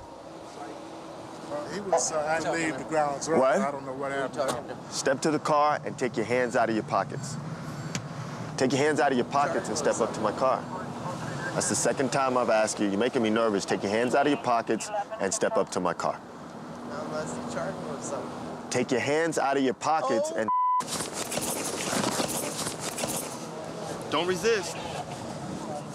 Now put your hands behind your back, or you're gonna get the taser. I'm trying. Put your hands behind your back. Man, All right? you know what's up. Man, you know I'm trying. Man, just shut up. Wrong answer. Shut the up. Let your hands go. Let your hands go. You know I was trying. Trying to do what? Trying to let you arrest me. Sit up. You know what's up. Sit up. Now we're gonna stand up. The only way You I'm ready? gonna arrest you. You ready? We're gonna stand up. Stand up. Stand up. Now we're gonna stand in front of the car. That's what I asked you earlier, right here. You know. Hey. Listen. No, Sit down. No. Sit up. No. Sit down. You know what? No. Sit down. Sit down. I will sit down. Sit down. How do you want me to sit down? On your butt. Ah, there you go. What is your problem tonight? What is your problem? Because people trying to harass me. For what? What's your first For name? being white. What's your first name? Eric. Eric what? I don't want to release that. How much have you been drinking? Huh? About 5 beers. How old are you, man? 22. Where's your ID? In my wallet. Where the do you think it is? Hey, you keep it up with this attitude, you're gonna be in jail tonight. Man. You know that, right? All right, you ready? We're gonna stand up again. Ah! Let's walk to that car. Ah! Come on! Let's take him out back over by the MDs. Come on! You know what? I'll just walk him over. Come on. Come on, man! I ain't That's you. The guy in the white. You know, I didn't know what you had in your pockets, and that's why you're in this situation now. Should have just showed me your hands. Have I done anything to you? Let me go, man. Come on, walk. That hurts. I'm gonna take them off if you relax. As soon as you relax, I'm gonna take them off. Come on. Right here, B. Right here. Turn around. Right here. You wanna go home or you wanna go to jail? Right now, it doesn't really matter. It should matter, because you don't want to be in jail with your attitude tonight. What you trying to try me with? What you trying to try me with? Disorderly conduct. All right. Okay. He was leaning over this guy in the hat right here, saying, "Let me see your ID. Let me see your ID, you Asian bitch. You don't Just belong being in my weird. country." Yeah. And the guy was ignoring him for like 10 minutes. He was doing it 15 minutes. And he's like leaning over, spitting on him. "You Asian trash, you trash, get out of my country." So this guy got up and was saying, you know, go away, you know, go inside the store, leave me alone. Right. And he was on the phone and he pushed him. And so that's when I came over and I said, "Hey, knock it off." And he started calling us monsters and. Did he do anything? Did he hit you or do anything? He tried to attack the other guy I was with. And then he pushed him away, and then he had to go, and then that's when he started walking away, and we called again. And that's when we came up on him. Yeah, and then the manager was coming out, and all the managers are like minorities. We're all minorities, and he's just, you know, using Racial slurs and stuff like that. Okay. What's his deal? He said that if we let him go, people here are going to kill him. Let's just go ahead and take him to jail and be done with this. You smoke weed, you got rolling papers, you got everything but the weed. And the only weed that's in the back seat is not yours. Now, you want to try this again? Yeah. All right, tell me what happened. Right now we're headed to a chain of 3 nightclubs in the area. A lot of drug complaints in it. We get out, talk to some people, see what we can find.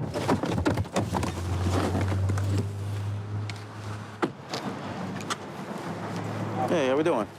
About to go in there? You about to go in there? I'm smoking a cigarette. You are? Yeah, where's your other hand at? He's got something on him. He's got something on him. Step out of the car, player. Turn around, face the car. Turn around, face the car. No, turn around and face the car. Put your hands behind your back.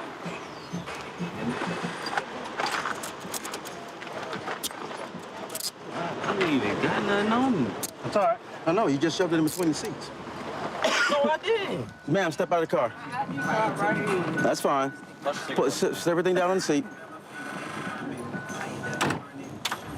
Sit all your stuff down. Sit your stuff down. That's fine. Turn around, place your hands behind your back. How old are you? 22. 22, outstanding. Bring her over here. All right. From this point forward, all 3 of you have been detained for our narcotics investigation. Anything you want to tell me about what's in your car? Nobody knows anything? Nobody knows anything? Yeah. Yeah, what you know? What's in the car? What's in the car, ma'am? Some weed. Okay, where's the weed at?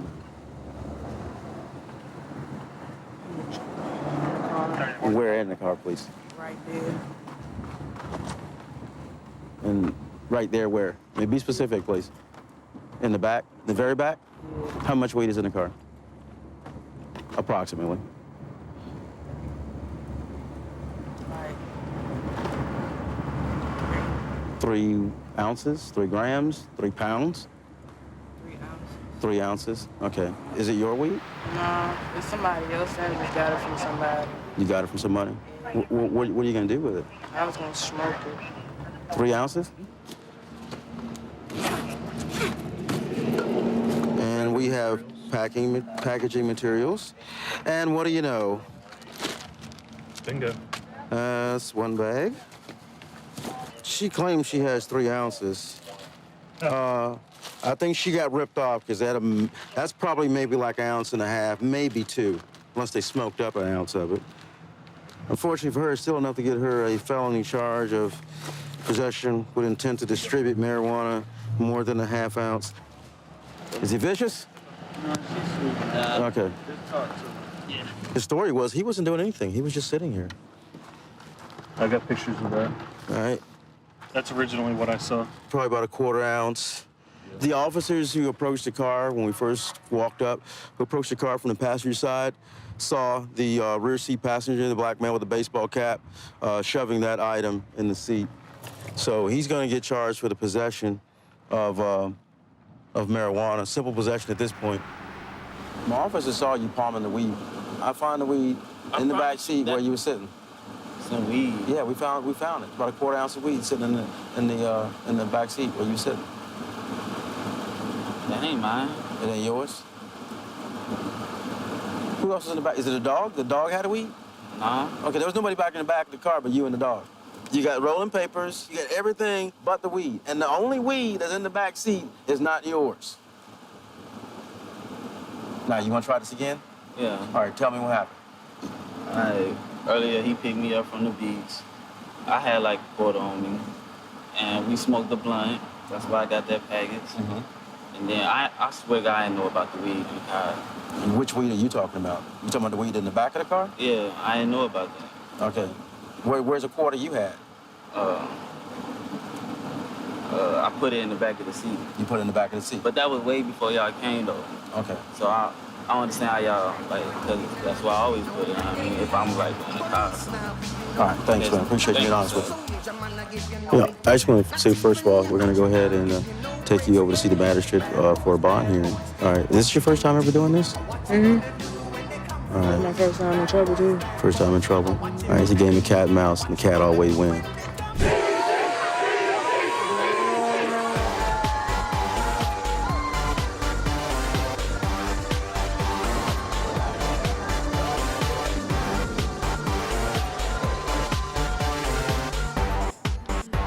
We got a lot of people coming for this Electric Daisy Carnival. I think it's like 140,000, they say, projected a night. So they're all coming in tank tops. It's real hot outside. It's got to be at least 102 right now.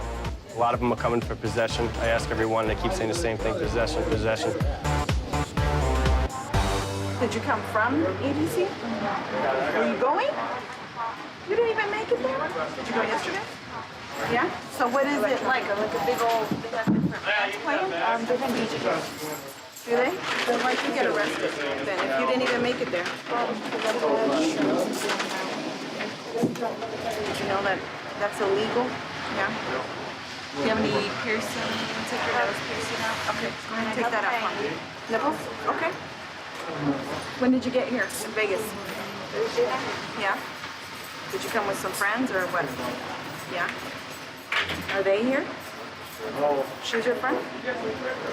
Both of them? All you guys were in the car? You know I gotta cut this, right? How much was this bracelet to go into EDC? $400. All right, let's go back here so you can get your other couple here. I'm right here by this chair. I'm gonna work on those. Let me know when you're ready. Unfortunately, that bracelet I just cut off was $400, which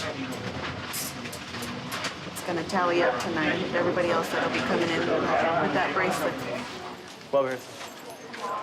Come over here, sit on that chair where you were at. All right. Take all the bling on your face. You're gonna have to take that off too. Hold on. We're gonna have you change out. We're gonna switch you out to some pants. How old are you? 18? Parents know you're here? Yeah? Turn around, face up. Hands across your chest. What kind of drugs did you say you had? You had shrooms and marijuana. Shrooms on yourself? All right, do me a favor. You're going to continue on your process. Go to the nurse, third row, first chair. Have a seat.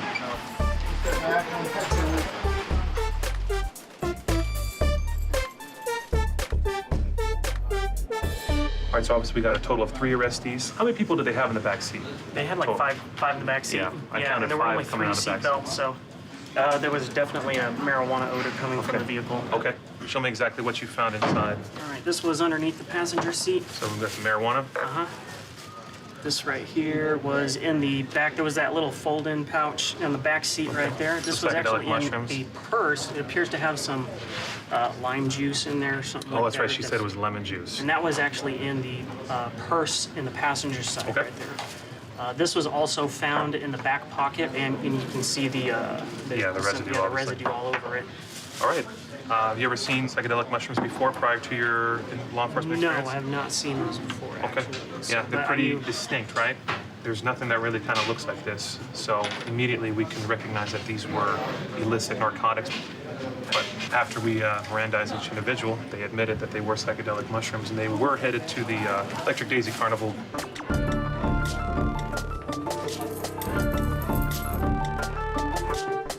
Hey, Deloach, so out of all the days,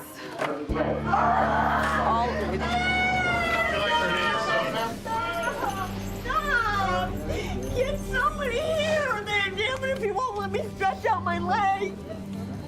Man, nice and quiet. Are we cuffing her? Because she flooded it. We had her in the chair last night. Get off my foot! Get off my foot! Yeah. Get off my foot! I don't have cuffs. I do. Got him? I've got a cramp in my hip! Get off my foot! Get off my foot! You're kicking my sarge. I'm not kicking anybody, and you know what? Somebody call 911 now! You're here. Somebody call 911 now! Now! Ma'am. You already called 911. I have a broken wrist on my right arm, and you slammed your handcuffs on it. Ma'am, stand up. Good. No! Stand up, ma'am. Stand up, ma'am. I can't get up, ma'am! Oh! All right, let's go. Take off the body cameras. Oh, God. Oh! Somebody call 911.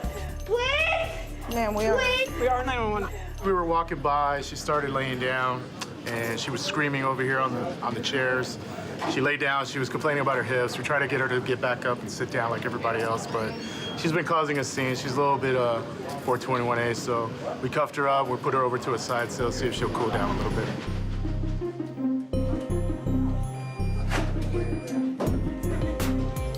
It's real busy tonight at that Electric Daisy Carnival. Already had about 20 people coming so far. It's not even 10 o'clock yet, so it's gonna be a real busy night.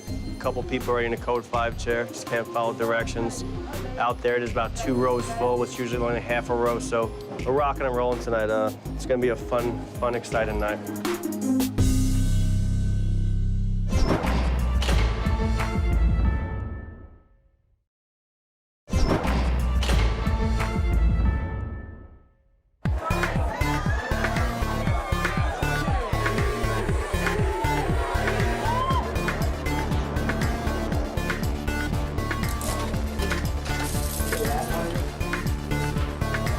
It's Electric Daisy night tonight. We're super busy and a lot of Code 5s coming in, a lot of people half-dressed and keeping us extremely busy in here tonight. So why are you here? My friends told me that girls are not gonna get searched or touched, so I took their drugs. Your friends told you that girls don't get searched or touched. Yeah. Spread your feet. Some kind of friends you got. So it's your first time going? EDC, yes. Where are you from? I'm from Germany. Germany? You came very far to get arrested. Hands on your chest. I don't know exactly what it was. It was just a package. You didn't even look to see what it was? It was just some, Have a seat. I think some capsules and pills. And now it's Have you ever been arrested before? Never in your life? You're my second new one. Like the second arrestee virgin. Go ahead and slip those on. I'm gonna have you cover up a little bit.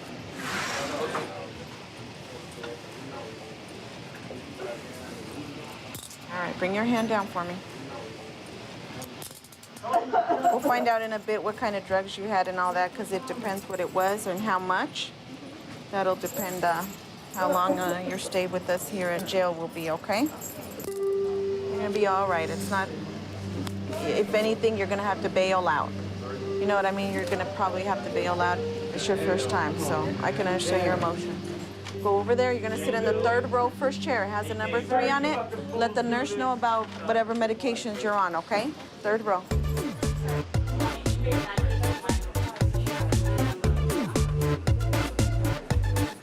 What happened with those 3 that came from the Electric Daisy Carnival? Yeah, so we stopped them. They had, I think, 8 people inside a small Honda Civic. And so the driver's view was obstructed by a bunch of placards and EDC stuff hanging from the rearview mirror. Gave us probable cause to stop the vehicle. Yeah. As soon as we stopped it, my partner smelled a strong odor of marijuana coming from the vehicle. So upon searching the vehicle, we found quite a bit of narcotics. We found some psilocybin mushrooms, psychedelic mushrooms, some little bit of marijuana, paraphernalia, lemon juice. They were telling me that it's supposed to make it taste better because I guess these things taste pretty bad. I think they grow it in like... Grow in manure. Yeah. In manure. And one young lady handed this to me. When I looked inside, I was able to locate, looks like some acid hits. Yeah. You know, we were able to intercept this amount this time. In the last 3 years, I think I've confiscated approximately 30 different pills. And I've made probably about a dozen arrests in the last 3 years. So luckily, there's some pretty dangerous narcotics that we took out of the carnival for tonight.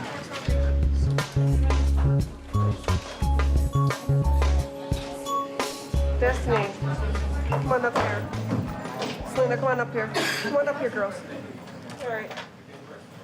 All right, ladies, I'm gonna need you to fill these out. Which is which? Who's Destiny? Destiny. You're being released on your own recognizance. That means that you don't have to pay to get out of jail tonight. This is saying that you're gonna return to court. That's why you're not paying today. That's why you're getting released. Sign the bottoms. Let me get Ronnie up here too. All right, I already explained this to the girls. This is your charge. You're gonna get a copy of all these charges. All 3 of you will end up having the same court dates. You guys all know that these are all felony charges, right? Yeah. They'll be calling you back here shortly, okay?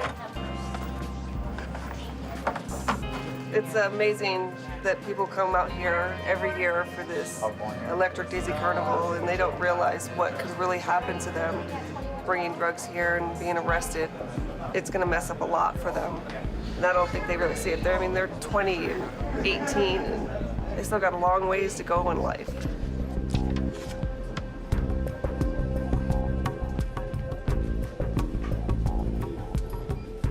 Quarter to 3 in the morning. Night seems to be winding down a little bit. We'll see. Hopefully it's winding down, but there's been some times where we said it's winding down and it picks right back up.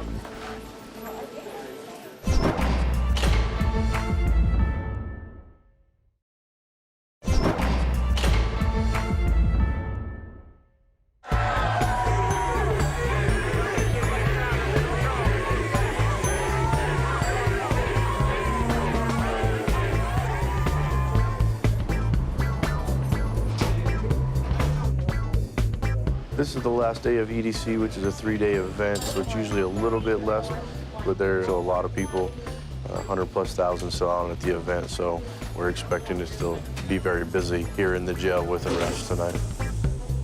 Were you with those 2 other girls that got arrested? Yeah. How much did you spend on your trip here to Vegas? All together, with the carnival and everything? I would say a little more than 800. Probably each one of you guys, huh? Yeah. All right, stand inside the box for me, and then look straight ahead. All right, look straight ahead this way. Come over here. So what about the drugs? So it's like a really big thing for people. I barely got into the culture, so I know it means more to some people than it did to Right. me. How come you're not dressed in all those bright colors or anything? I like to be comfortable. Do You're you? dancing all night, so Yeah. you get tired and you don't want to look like trash. Right. All right.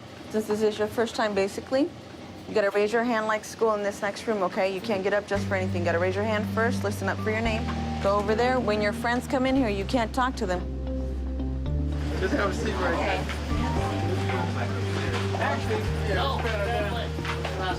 Hi. Stand up. Those were tights? Yeah. I'm gonna have to take those off and give you some pants, okay? Because they're like strings. I'm gonna pat you down, and then I'll take you and change you and give you some jail pants and take these off, okay? Have a seat.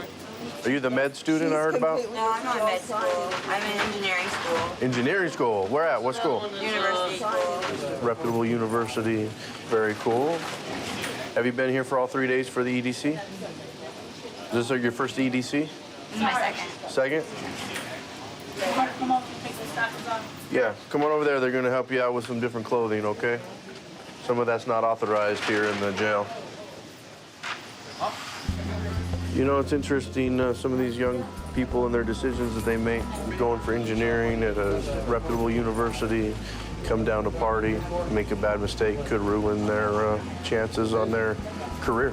You know, this is a felony arrest, and if they can't get it to remove from their record because they get convicted, that doesn't look good for their future. So it's just sad to see somebody so young make such a silly decision and kind of throw their future away. You're not as young as these other ones coming in. What's going on with you? Take everything out your head. How old are you? 57. Yeah. It was a good time? What are you doing out there at the EDC? You having a good time? Young, I was. Making you feel young? Don't feel young anymore. You ever done the EDC before? This your first time going out there? Where are you from, here? LA? So did you enjoy it until today? I haven't. I mean, I enjoyed yesterday, yes. Yeah. I think they're going to change out her top and give her a new top. Can't have the bedazzling inside the jail. Yeah, I know.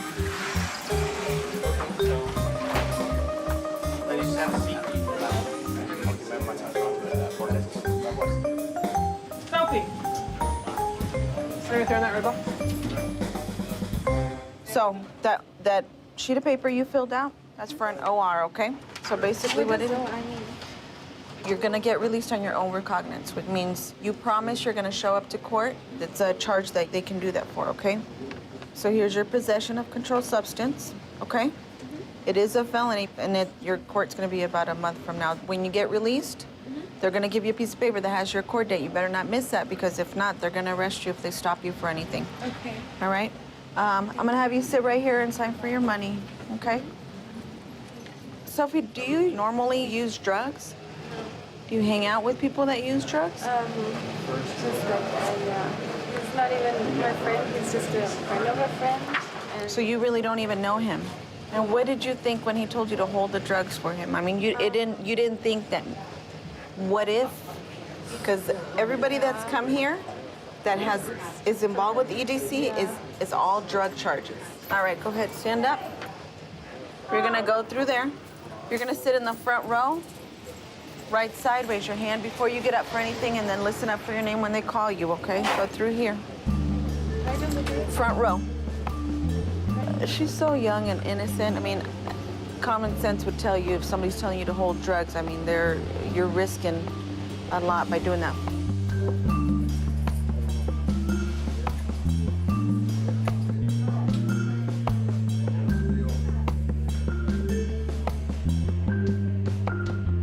Come talk to me right here for just a second.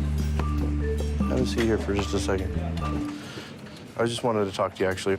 I was just interested in your story. You were telling me earlier that you're 57, it's your first time at EDC. Did you go with the friends, or? I did. Went out there with a bunch of friends and stuff? None of the younger girls. Tried to fit in. Didn't fit in very well at all. You must have fit in a little bit. I've never been in trouble, never did anything. You've never been in jail anytime, anywhere, or anything like that? What? That's a pretty good record, 57 years, right? No, probably the oldest person you arrested out there, I'm sure.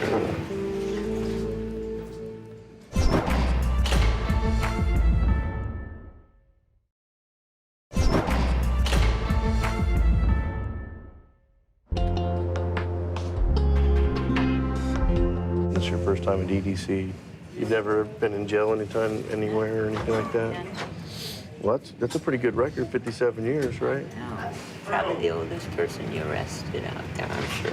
Well, I'll take it because we usually don't deal with too many pleasant people. Do you know what they actually arrested you for today? Possession, I think. Possession of drug, controlled substance? What kind of drugs were they saying? Molly's. But I thought it was called ecstasy. That's how old I am. Oh. Have you ever done that before? So, you didn't get to do it this time either. Oh, you didn't even get to do it? You just had it? Probably better. If you're going to get arrested, it would be, then I would look like the crazy kid. What do you think of this experience? I could have lived the rest of my life without this. It's very embarrassing. I really know better.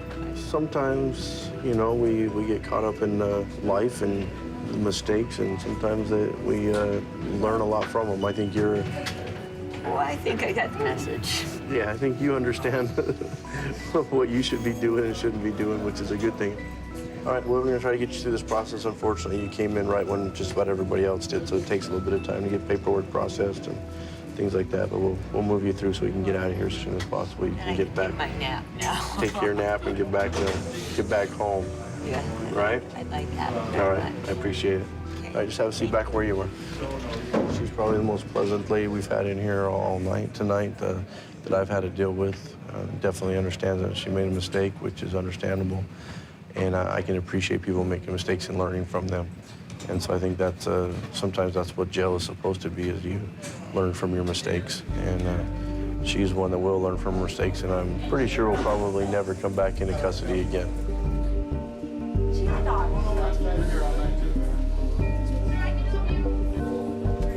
It's the end of a long weekend, EDC weekend. Had a lot more arrests this year than we've had in a long time, and a lot of young people this time, and most of these were all felonies. We had a lot of young girls that put drugs inside of their bras and hide them on their person for guys. They took the rap for them. I'm not sure if they'll all get convicted yet. The courts will figure that out, but they'll still have that felony arrest on their record. And it's just really unfortunate because on the way into this EDC Carnival that they actually have an amnesty box that they can actually get rid of any contraband, i.e. drugs or anything like that. Our narcotic unit was really on it. They had a lot of proactive officers out there making good arrests. So I'm very happy actually with it, even though it's been chaotic. We were able to get a lot of drugs off the street and away from the actual event. So I think overall it turned out well. It's just unfortunate that some of these young people didn't have a full understanding on what they really did. I get it in the stupid. You arrested? I'm sorry. I am really sorry, bro. Just trying to process him here, and he's not cooperating, so we're just gonna take him straight to jail. You know what? I'm Mexican, so excuse my stuff. What does that mean? You're racist. That doesn't even make any sense. Racist. Okay. Period. Okay.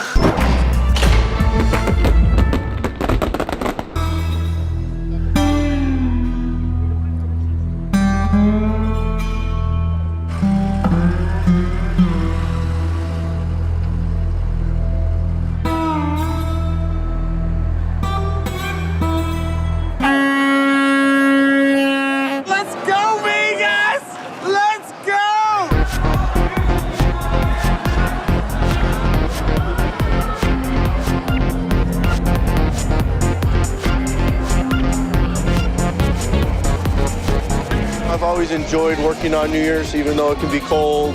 I enjoy coming out here onto the strip and seeing all the people. I'd rather work out here than inside of the jail. It's fun to be out here and to see everything that's happening.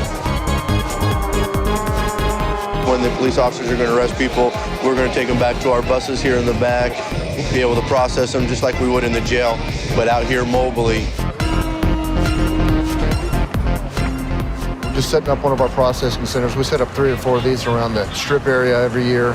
We try to process them here the most we can, store them on our buses, then we're transported to the detention center. So the faster we can get the patrol officers back out to the street, the better. Where'd you guys pull this young lady from? Right here at the MGM, that DV. They were at the bar inside the MGM. She got upset at him, and she ended up hitting him in the head, kneeing him in the groin. When someone's booked into the jail on a special event, we have to bring them into what we call it's like a mobile holding cell. They're on the bus for no longer than 2 hours. Typically, they're cited, usually class 2 citations, and then we get them booked into the system, and then we take them on to CCDC. And then they're released a little bit later. This is my 3rd year coming out here for New Year's Eve. I enjoy it. In the inside in the jail, we deal with a lot of negativity. Jail's not a happy place. So when you're out here, you have contact with the public, you actually get thank yous. It's not very often you get that in the jail. We're having a lovely time. Thank you. It's very good. Thank you for having us. Excellent.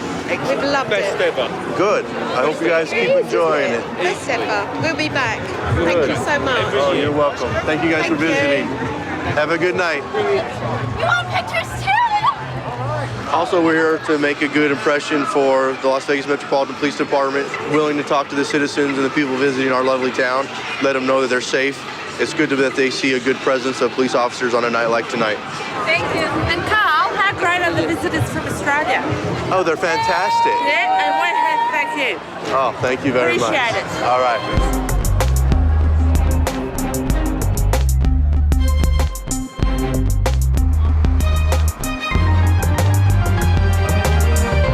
I'm sorry. I guess I had too much to drink. Mike, when you're done with this, sorry. Yeah, I'm sorry. I get a little stupid when I play. I'm sorry. I am really sorry, though. Put your hand on your head. Put your hand on your head. Put it on my back, please. I'm not gonna do anything. Can I put my pants off, please? Stop. I'm in cops. What was that? I guess I'm in cops, I said. I can see if I can find you. Or am I getting arrested again? Yeah, it's disorderly conduct. Grab his hand right there. Sit down. We're just trying to process him here, and he's not cooperating, so we're just gonna take him straight to jail.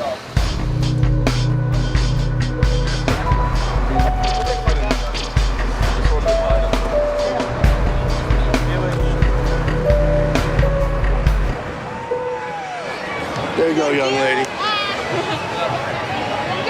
You're welcome.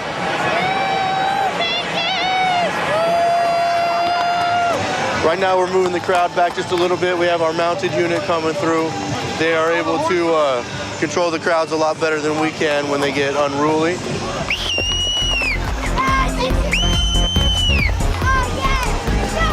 So they're going to go out into the crowd. It's getting close to be about 10 o'clock right now, so they're going to be out here for the rest of the night through New Year's and make sure that we have good crowd control.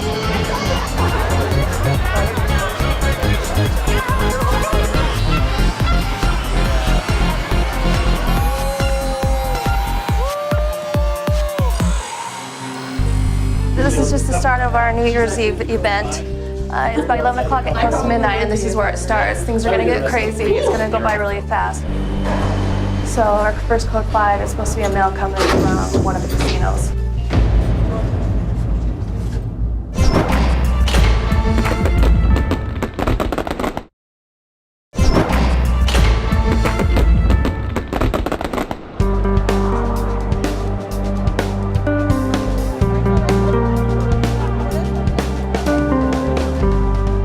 Our first code 5 is a male coming from one of the casinos.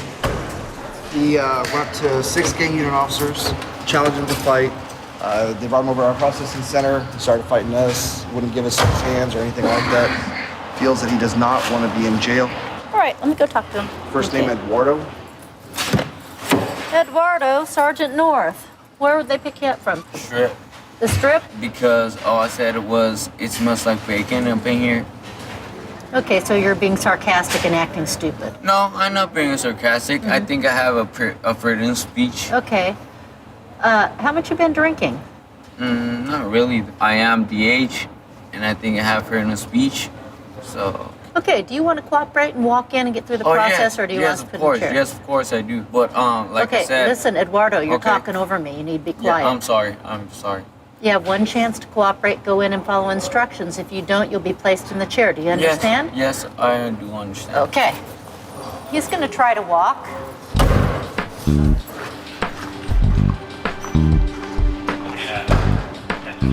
Based on his behavior, he can walk in. If he can and he fails, then he will be placed in the restraint chair for a cooling down period. Take this shirt off. Relax your hands. Take your pinkies. Slide your fingers down. Slide your fingers. Hiding son? Come on. I'm Mexican. Slide your fingers down. I know Chicano. Slide your fingers down. Slide them up. Put your shirt up to your armpits.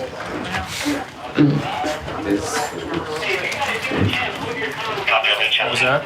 Nothing. How many times do I have to ask you to do Nothing. something? I'm sorry. You listen to the whole process? Yes, I am. Yes, I am. Okay. Okay, I'm sorry. Yes. Yes. I'm only gonna ask you once. Yes. Lean forward. I told you Lean you have forward. one chance, and that was it. So you Lean need to do forward. what they say, okay? Lean forward. I'm sorry, I can't speak English. Yes, you can. You're speaking perfect English. The problem that we have when people walk in from Code 5 is that they agree that they're going to cooperate, but especially if they're under the influence of alcohol, they have a hard time following directions, and they end up failing. This is not letting me breathe. I'm sorry. No, I'm serious though. I can't breathe. You can talk, you can breathe. No, I'm serious. Sit in the first row, sir. Where's your hat? I like the hat. Thank you. We have to have spirit in here, even though we're stuck here. Absolutely. This is our New Year's Eve party. Woo! It's very exciting. Get up, sir. Get up, sir. Wait, I got one more glove to go. Sir, you need to get up, okay? All right. Get up. Oh, don't pull on his arm. Hey, you okay now? Are you okay now? Come on. You able to stay in a chair now? All right, sit down. Estoy en serio. This thing is too tight. I'm not even lying. You know, if you just keep put hat right here, it'll go away. You know what? I'm Mexican, so excuse my stuff. What does that mean? You're racist.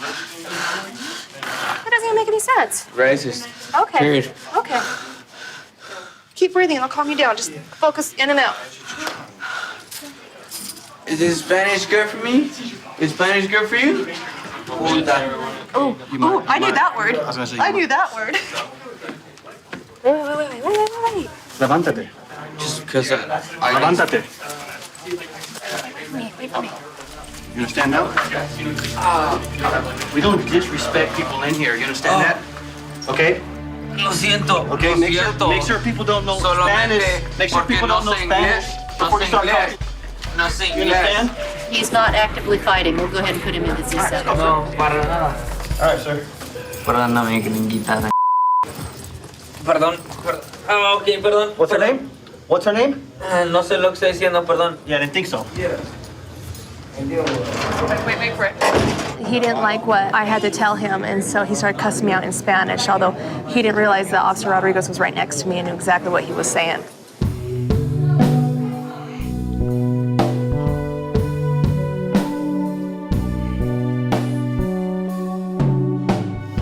What are you saying, bro? No, I ain't say anything. I said I ain't good. I'm in jail. That's it. We all ain't gonna ask you, but you're still alive. You breathe like, you know what I'm saying? No, not at all. Eduardo, Take your arms out. can you sober up a little bit? Can you sober up a little bit? What? Put your arms across your chest, Why are man. you being so loud? I'm right here. Some Mexican. That doesn't mean anything. Yeah, it means we're loud. No, it doesn't. Mexicans are loud. No, it doesn't. It's stereotype. Come on, we are. Eduardo. Are you feeling better? No. No? I'm feeling worse. How's that cell going? We're about to have a fight. Come here. Go ahead and mess it. Put your hands behind your back, man. Yes, sir. Hey, Newman! Look, we ain't gonna have you starting no fights and stuff. No, sir. Hey, no. I don't care what he said. He's sitting down. You got up. And you realize he's drunk. That's not smart. I don't think I committed a crime to Whatever be you up in did, here. whatever. I believe hey, I do have. Eduardo. I'm sorry. I Eduardo, do. I'm sorry. all I'm telling you is that's what the court's for. Like, I don't think you'd be here if you hadn't been out drinking. It is what it is. He started goofing off too early, so he can ring in the new year here in the facility with us. It's almost midnight on New Year's Eve. In an hour or two, it's going to be full in here, and things are definitely going to be popping off.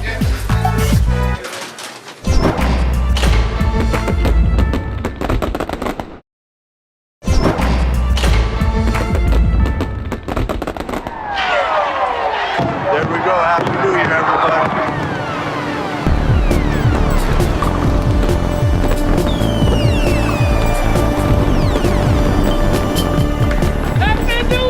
Happy New Year to you too. Be safe out there.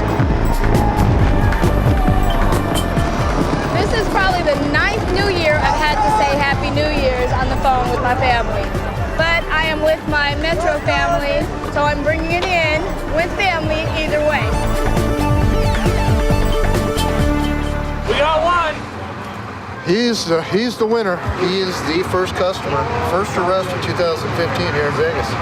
Thank you, sir. All right, if you let go. Hands out of the shirt. Just relax. We don't work on your turn. Sir, it's a new year. Calm down. I'm trying to resisting, man. My arms up, man. Listen, you need to listen what they're gonna do, and you want. Okay, I was just stop. Yelling and screaming. You're twisting my arms up, man. That hurts. They're coming off in a second. I already gave up, man. Why you keep with me? You're not following directions. My arms are about to break. You need to calm down. I give up, sir. You're yelling. Okay, but my hands are not resisting anything. We bring them to our processing station here. Basically, we take all this property off, inventory it, take the handcuffs off, put them into belly chains. What's your first name? It's on my ID. It's on his ID. See, now that's the problem with you. You're going to jail, so you might as well just cooperate. Well, then it's on the ID then. You'll figure it out. Man, look, see this guy? I'm not even resisting, sir. Sergeant. Hey, put him on the ground. No, I'm stopped. What's your first name then? Lazaro, bro. Lazaro. Hey, what happened with this guy tonight? We were escorting the fire department through the crowd because they had a medical emergency. They were carrying a guy on the stretcher. This guy yells, F the police. Basically, he takes his friend and pushes him into the fire department guys, which almost caused the patient to fall and get dropped. So we grabbed him and arrested him real quick and brought him back here. What did I do? I'm pretty cold, man. Please give him a jacket on. Alcohol seems to have got the best of him tonight, so let him sit on the bus until we get a load to take back to CCDC.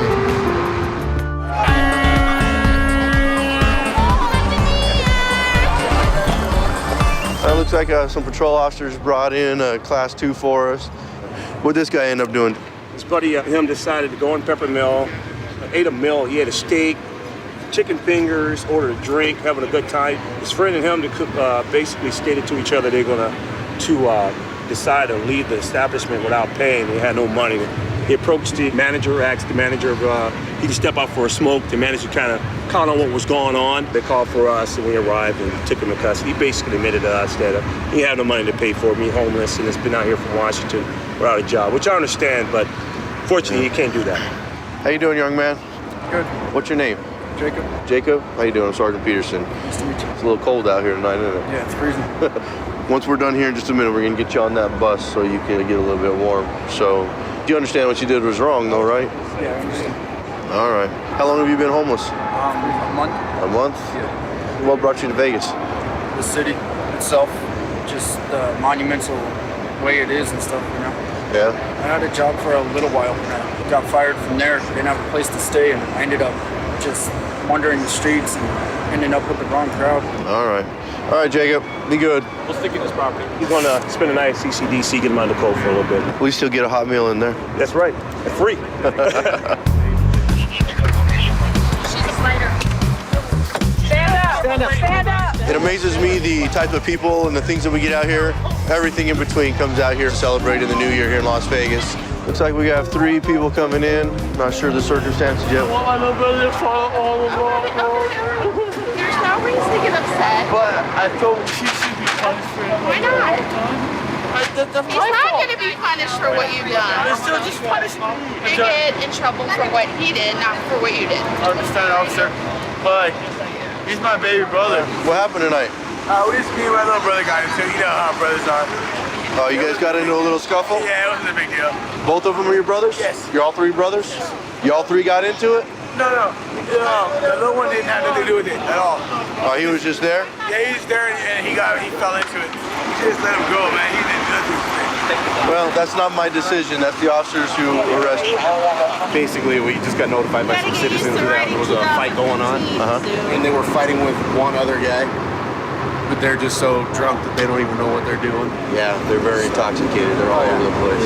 Yeah, this guy's got like a footprint on his forehead. Doesn't even know how that happened. Yeah, he's 19. By the time, and he's been drinking too, huh? Yeah, and by the time he got up off the ground, his pants were down around his ankles. Just a mess. How'd you get that mark on your head tonight? Actually, this mark is, I've been there, No, there's like a black mark going all the way across. Almost looks like somebody stepped on you. that's how I've been there. I don't know how I got the mark. Can you tell me what happened tonight? Guys caught me and I've been there with them. All right. You know what we caught you doing? What you got me doing? You know what we caught you doing? What you got me doing? Oh, okay. Let's take a deep breath. Deep breath. I know, man. I never had any kind of criminal history. I never done wrong. I never done none. I don't know if they're actually brothers or if they're just friends, term of endearment brothers. So they're actually going to be booked. They're going to spend the night in jail then instead of just a couple hours.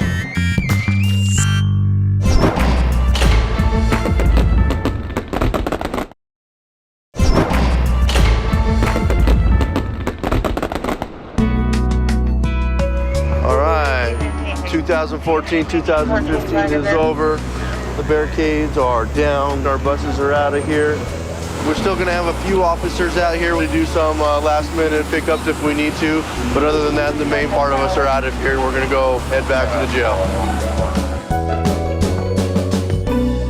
Happy New Year, you guys. What are you doing? Why are you up moving around? I sat next to my brother. We're just having a... Oh, all three of you guys are brothers? Yeah.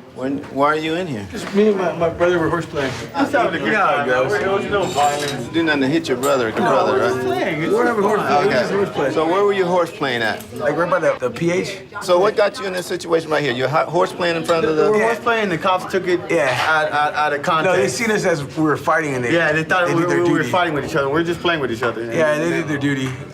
He's got a little dirt on his head. You guys were playing pretty good. No, that was him. That was us. That's you too? Yeah, it was just me and him. So why is he your brother? Why is he here then? He was in between us. He came afterwards when the cops when he seen the cops were trying to apprehend us. He came to and they apprehended him. They apprehended him on top of Your first time being arrested? No, sir. How many times have you been arrested? About 3 times. And you? Yeah, about 6. How much have you had to drink? Oh, I only had a couple drinks. And you? A couple drinks too. I'm 30 years old. What's a couple? 2 drinks, literally 2 drinks. Hard liquor or beer? No, that hard beer. It was 1 beer and hard liquor mix. Okay. What about you? Do you drink? Me? Yes, sir. No, sir. No, he's a good guy. He's a really good kid. All he does, sleepy, man. All he does is go to school. We actually took him out with us. Let him see the fireworks.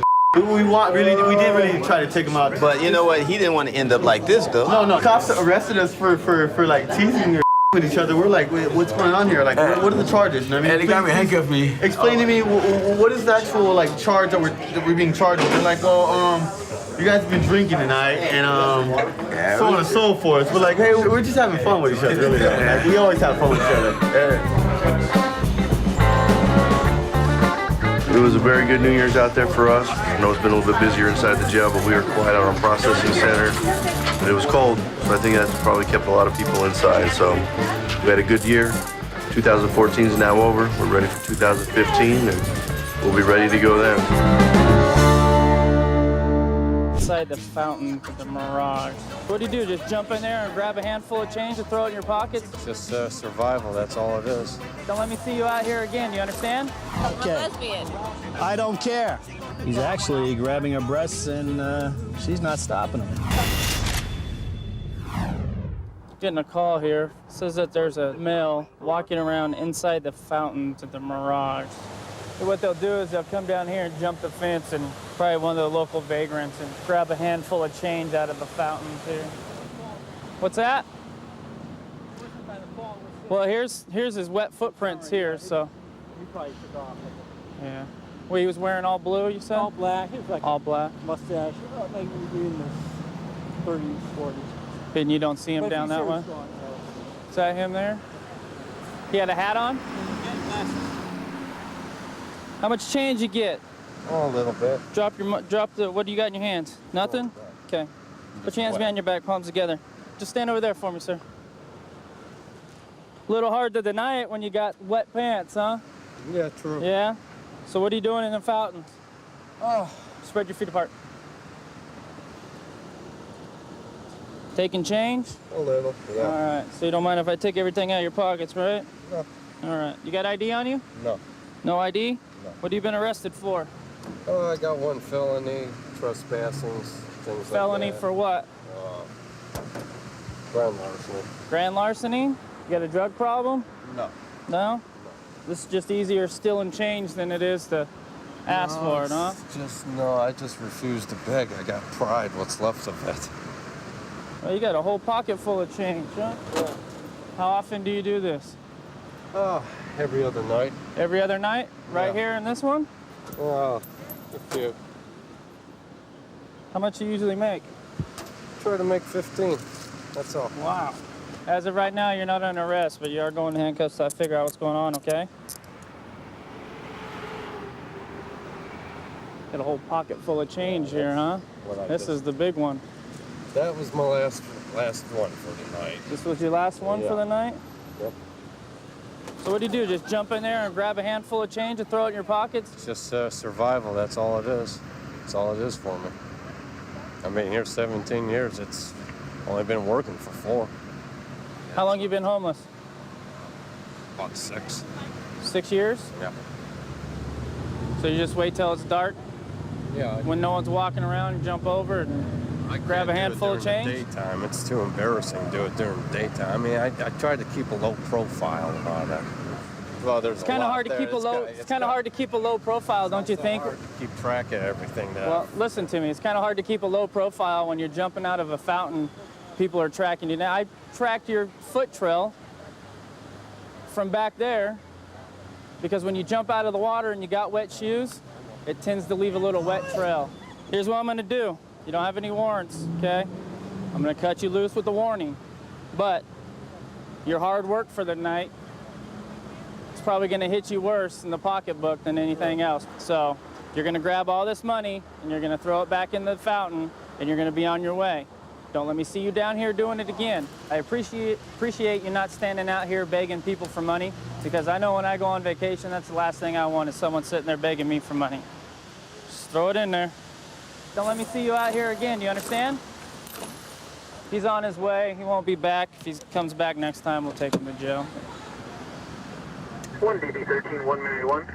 Just stand by. DB13. Yeah, I got a guy out here fishing for coins in the pond in front of Mirage. WMA, brown hair, glasses. I don't know if it's the same suspect as yours. Affirm, sounds like the same subject. One of my partners over here just called me on the radio. Sounds like he's out with the same subject. I just gave you a break, and you have to come back and grab some more money, right? Oh, you guys saw him before, huh? Yeah, this is the guy we stopped before. I made him throw all the money back in the water. So he was back in here? Yeah, he went and got a couple more handfuls. Came back? Well, guess what? Now you're without money and you're going to jail. You just don't learn, do you? It's hard to leave it. It's hard to leave it? It's hard to leave it. I mean, all that work for nothing. What kind of work is it? You jumped in the water and you picked up the coins. This guy's all over. He's actually grabbing her breasts and she's not stopping. No, I'm gay. Yeah, but you were just kissing this guy in the street. I'm a lesbian. I don't care. Got a couple of females up here kissing on each other. Now they're walking away from each other. Now she's kissing on some guy that just walked by her. This guy's all over. He's actually grabbing her breasts and she's not stopping him. Don't like the way this is going. People are seeing him grab her like that. Her other friend just jumped into an SUV. Be 3 times on the boulevard in front of Hawaiian Marketplace. You go get him.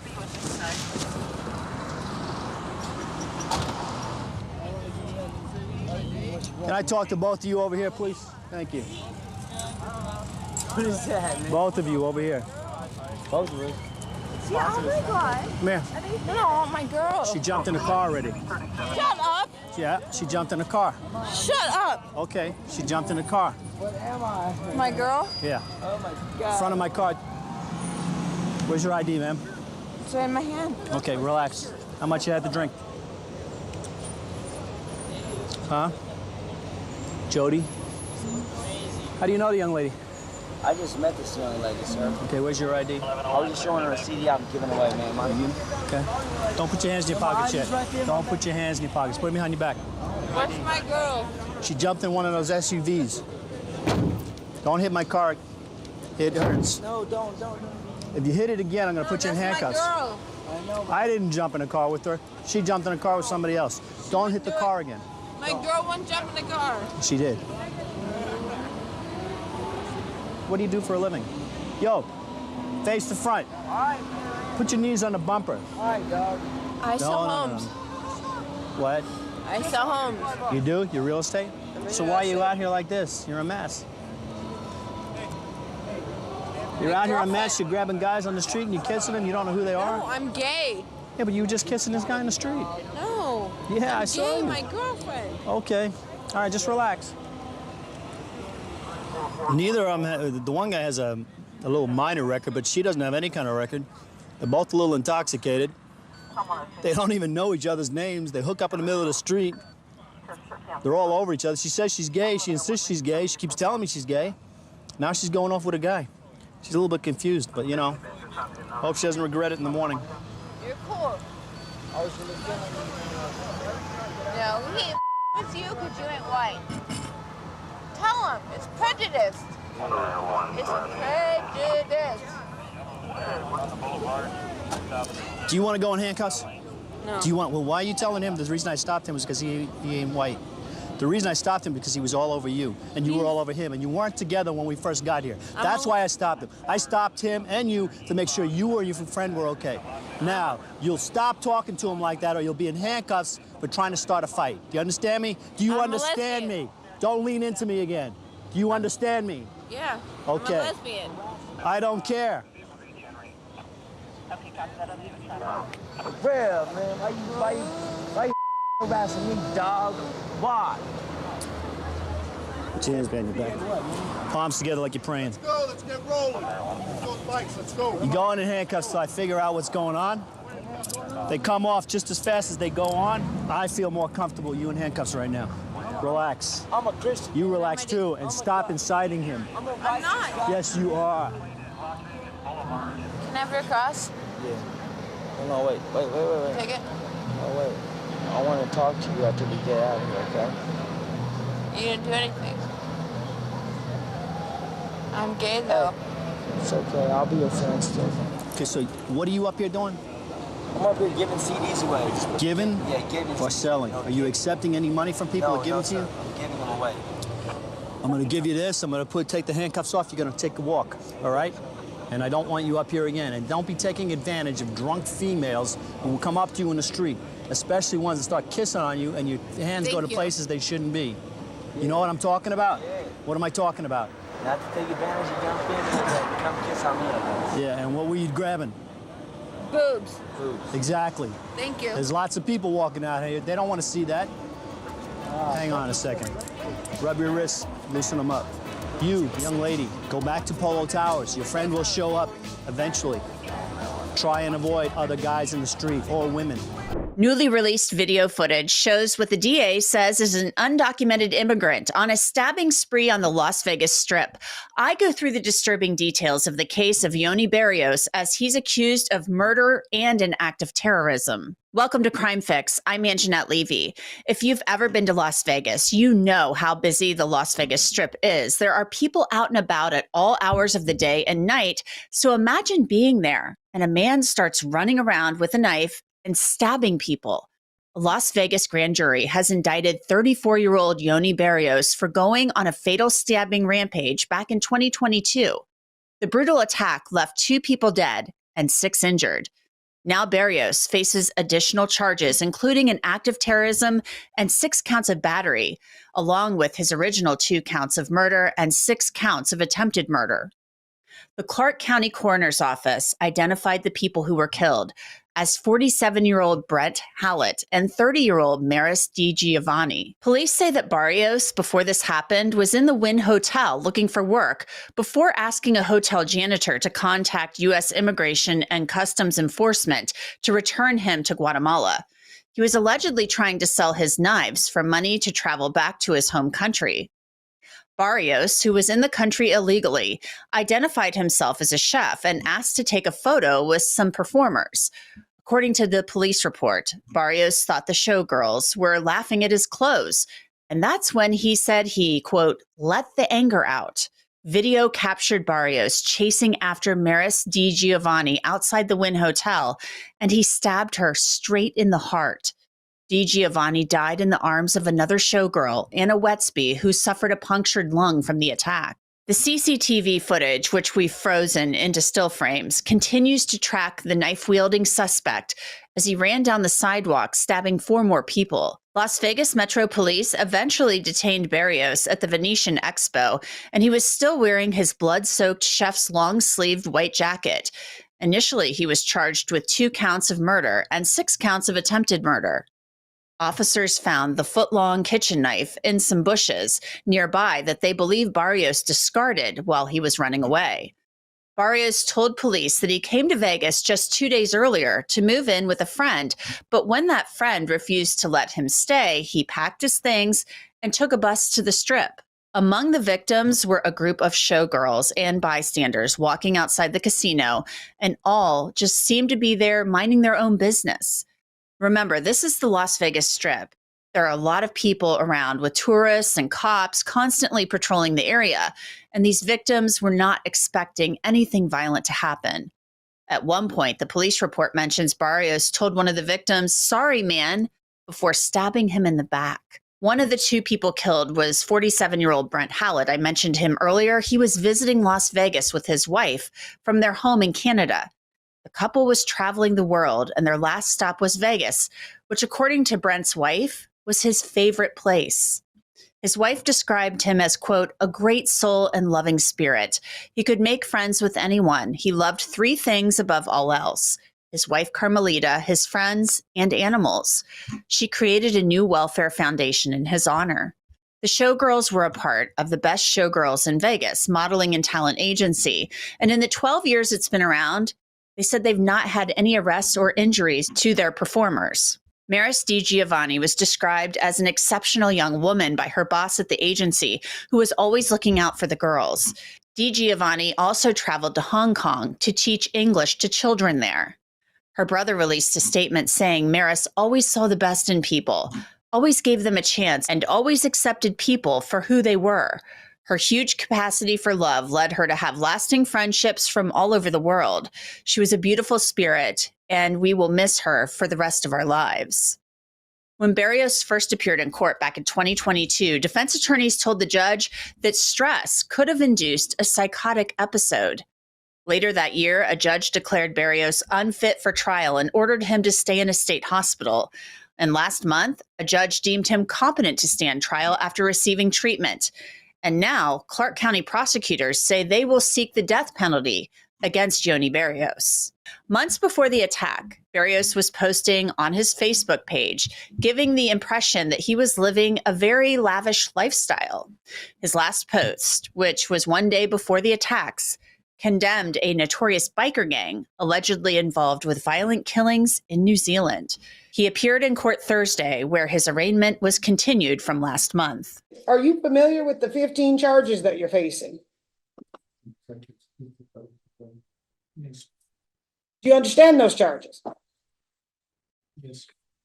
As to those charges, how do you plead? Guilty or not guilty?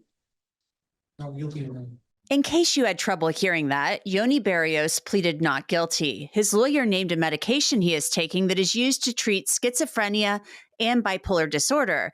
His attorney also questioned his client facing an act of terrorism charge, and the assistant district attorney responded. When I got the notice of intent to seek death penalty, I was a little surprised, to be honest, at the way that it read. It included acts of terrorism. My brief research this morning is that Nevada's terrorism statute is wide open. The reason I was surprised is because there doesn't appear to be any political motive for what happened in this case that we are aware of. But Nevada doesn't appear to require that. I think the feds do. I suspect it will be subject to litigation at some point down the line. I don't know that I need to attack it via a probable cause challenge or writ, but I want to make sure that I've got all my bases covered and to do the research given my logistic situation with closing down shop at the public defender's office. I would like the additional time. Any objection to the 45 days, Mr. Giordano? No, I'll just note, unfortunately for Mr. Barrios, terrorism in Nevada is just an act of violence intended to cause death to the general population. I want to bring in Bridget Williams. She's an attorney who practices in Texas.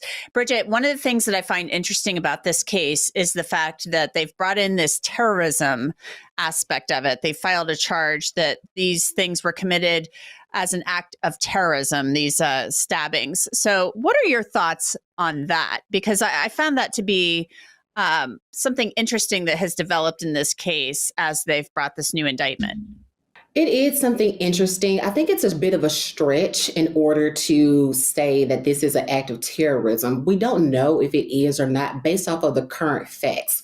We do know that this individual is from Guatemala, as it was laid out in some of the information that we have currently, but that still doesn't rise to the level of it being an act of terrorism. There has to be something else that caused it and influenced it to be an act of terrorism. However, these actions are clearly very heinous and disturbing and frightening. I completely get that, but I think an act of terrorism at this point with the information that we have is going to be a stretch. Yeah, the acts of terrorism, I'm looking at the statute right now in Nevada, and it says, it doesn't lay out exactly what they think the act of terrorism is, but, there are all these things that discuss, a person shall not knowingly or intentionally aid, further or conceal or attempt to aid, further or conceal an act of terrorism. I mean, the terrorism could have been that he's just, I guess, going around. I mean, he caused a chaos and fear among a large group of people. So I don't know if maybe that's where they're going with this. Plus, people died as a result. 2 people were killed and others were injured. That could be the direction that they're going in. But again, that's still in my mind as a criminal defense attorney, personal injury attorney right at this time, that in my mind, that doesn't rise to an act of terrorism. That is first degree murder where those individuals died, attempted murder for the people who that he stabbed and did not die. So we have that there. We also have assault with a deadly weapon. So that's there as well. I think that there needs to be some more information for us to move to an act of terror. Mm-hmm. His attorneys have raised this whole issue about his mental health, and he was not found competent to stand trial when this first happened. He was in a mental health hospital for some time. I mean, a couple of years. So now he's been deemed to stand trial, or he's been deemed competent, which means he can aid in his defense. So they didn't believe at the time that he was able to aid in his defense. Like his mental state was not so that he could do that. So do you anticipate some sort of not guilty by, reason of insanity? Do you anticipate that as the defense in this case?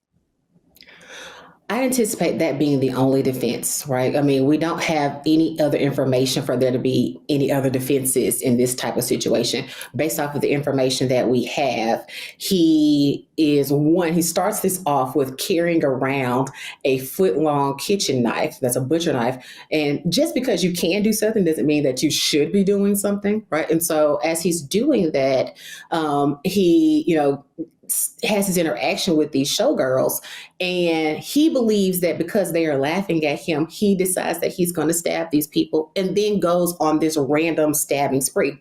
The only thing that could be a defense in this type of situation would be insanity. There's no other defenses that are outlined or able to be made here in my opinion. And so when he does that, is either that or they are just really trying to prevent him from getting the death penalty. Sometimes as defense attorneys, That's our job, is to make sure that the person doesn't get the death penalty. And so that could also be what the strategy is as well, because in a situation with multiple murders, that person then qualifies for the death penalty. And they are going to pursue the death penalty. They've said that, the prosecutors. So the district attorney plans to pursue the death penalty. I mean, this is really, the allegations are really heinous. I mean, he's in the Wynn Hotel. Then he goes and talks to some showgirls, and according to the police report, he felt like they were laughing at him, and then he just let his anger out. So I don't know. I guess you could see that as a mental health thing, but it to me, though, says, if that's what he said, that he's cognizant of what he's doing.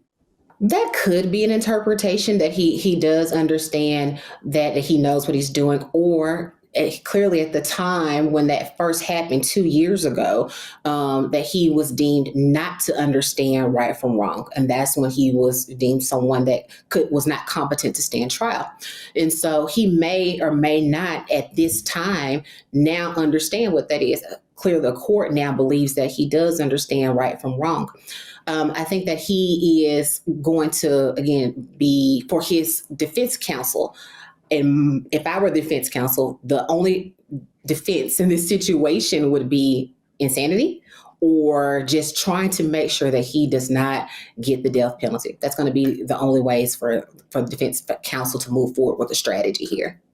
It's just such an awful, sad case. I mean, I've been to Las Vegas. You just walk down the street. I mean, there's so many people there, Bridget. I mean, it's just horrific, and people should be able to walk down the street without a fear of being, murdered, stabbed, no matter where they are in this country. One of the things that's interesting, there's been some reporting about this, the fact that this guy, he went to Vegas from LA, and apparently he had been charged back in there was a 2018 incident, and he had been charged in 2019 with the domestic violence incident. And if he had been convicted of that, he could have been sentenced to up to 4 years in prison. So could have, I say, because, you don't know if he would have gotten that much time. But the case lagged in the system, and it wasn't prosecuted in time. So the case was dismissed. So there were a lot of questions about that. Like, why did the DA's office out there kind of drop the ball on this case? Yeah, that happens more often than not. A lot of times whenever a case is presented to the district attorney's office, it's the DA's responsibility to either accept or reject that case from the police department. So the police department presents the case to the DA's office, and then they accept it or reject it, and then decide to move forward with prosecution. If they do not do that, they only have a set amount of time to do that. I know here in Texas, on misdemeanor cases, that's 2 years. Felony cases, it can be 5 or 10. So it just depends. But if they do not do that, then that statute runs, then they no longer have an opportunity to bring that case. And therefore, like you just stated, it can be dismissed. And even after that, it can be expunged. So he didn't apply for that expungement clearly because we're able to see it. But if he had applied for an expungement, that may have even been something that could have not shown up at all, and we would never known about it. So the DA's office dropping that ball and not prosecuting that case qualifies for him to even have that case be expunged from his record. Well, it's, back to the Vegas case, it's just awful, a terrible, terrible thing. And we'll keep an eye on it to see where it goes as it moves through the system and how it progresses. Bridget Williams, thank you so much. Thank you so much for having me. I appreciate that, but I think it's time that he get a taste of something else, because I just can't with that history. In accordance with the laws of the state of Nevada, this court... Well, he's the guy who made headlines by jumping over the bench and attacking the judge who was about to sentence him to prison. Let's do a deeper dive into this absolutely insane case with the Honorable Mitchell Goldberg, United States District Court Judge for the Eastern District of Pennsylvania. Welcome to Sidebar, presented by Law&Crime. I'm Jesse Weber. We got to talk about this case. It's one that actually was all over the news, but we haven't had a chance to really tackle it. This is the guy who jumped over the bench and attacked a judge out of Nevada. You know what I'm talking about. The defendant is 30-year-old Deober Redden, and he was in Clark County District Court in front of Judge Mary Kay Holthus. This is a guy, by the way, with an extensive criminal record of felonies and misdemeanors, including for domestic violence and robberies. And he was in court that day to face sentencing after pleading guilty to an attempted battery charge for a baseball attack, a baseball bat attack, I should say. He actually pled guilty to this reduced charge. Initially, he was charged with assault with a deadly weapon. So now he's in court. He's going to be sentenced. Now, during this hearing, his attorney was asking for probation, not any kind of prison time. And Redden makes a statement that he is a person who never stops trying to do the right thing, no matter how hard it is. Says that I'm not a rebellious person. This is what he tells the judge. But he also says that, in terms of prison, if the sentence, if it's appropriate for you, then you have to do what you have to do. Okay. Well, it seemed that Judge Holthus was going to do what she had to do because she was indicating that probation wasn't sufficient. She said, I appreciate that, but I think it's time that he get a taste of something else because I just can't with that history. Right after she makes that statement, right after, Redden curses her out, sprints towards the judge, vaults over the bench, and attacks her. It's incredible to see. I mean, really, really incredible. You want to talk about him not being a rebellious person? What do you think that is? I mean, imagine that. He ends up fighting with the judge, grabs her hair. Her head hits the wall. He fights the clerk, the marshal, a police officer. He's facing a slew of new charges. Counts of battery on a protected person, battery of an officer, battery by a prisoner, intimidating a public officer, extortion, and even attempted murder. A court-martial had to receive all these stitches. He suffered a dislocated shoulder. According to authorities, apparently the judge, as I said, her head was hitting the wall. Redden actually put his hands around her throat. She sustained some injuries, but she was okay. How do I know she was okay? Because she was back in court, back at work, only days later, officially sentenced Redden. He was brought back into her courtroom again, this time in restraints, gloves, a spit mask. She ended up sentencing him to 19 months to 4 years in prison on that original charge. But now, like I said, he faces all of these new charges because of what he did in court. Now, with that in mind, let me bring on right now a special guest, the Honorable Mitchell Goldberg, United States District Court Judge for the Eastern District of Pennsylvania. Thank you so much for coming on, Judge. What a story to talk about. Let me first just get your reaction to seeing this, because it's not every day you see a judge being attacked in his or her own courtroom.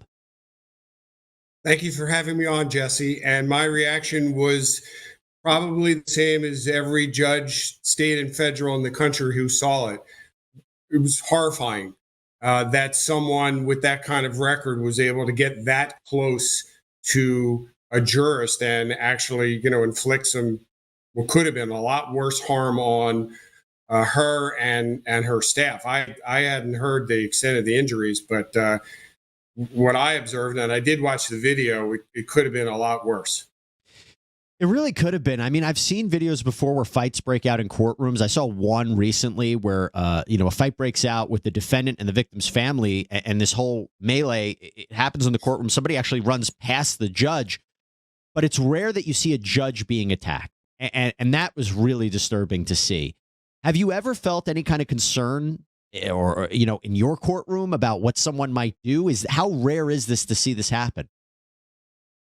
I've never seen in all my years of being a lawyer and or a judge, which is coming up on about 40, and I was a state and federal prosecutor for quite some time before I became a judge. I've never seen that kind of close encounter, but it's different for each jurisdiction. And I'm certainly not familiar with state court practices and safety practices and protecting judges in the state of Nevada. And I think that was a state court matter, if I'm not mistaken. Right. So I'm in the federal court where we have the privilege and the honor of being protected by the United States Marshal Service. And I'm not sure of the resources, but I'm going to guess, Jesse, that the resources, the funding to the United States Marshal Service that's tasked with protecting federal judges, both in and out of the courtroom, the resources are plentiful.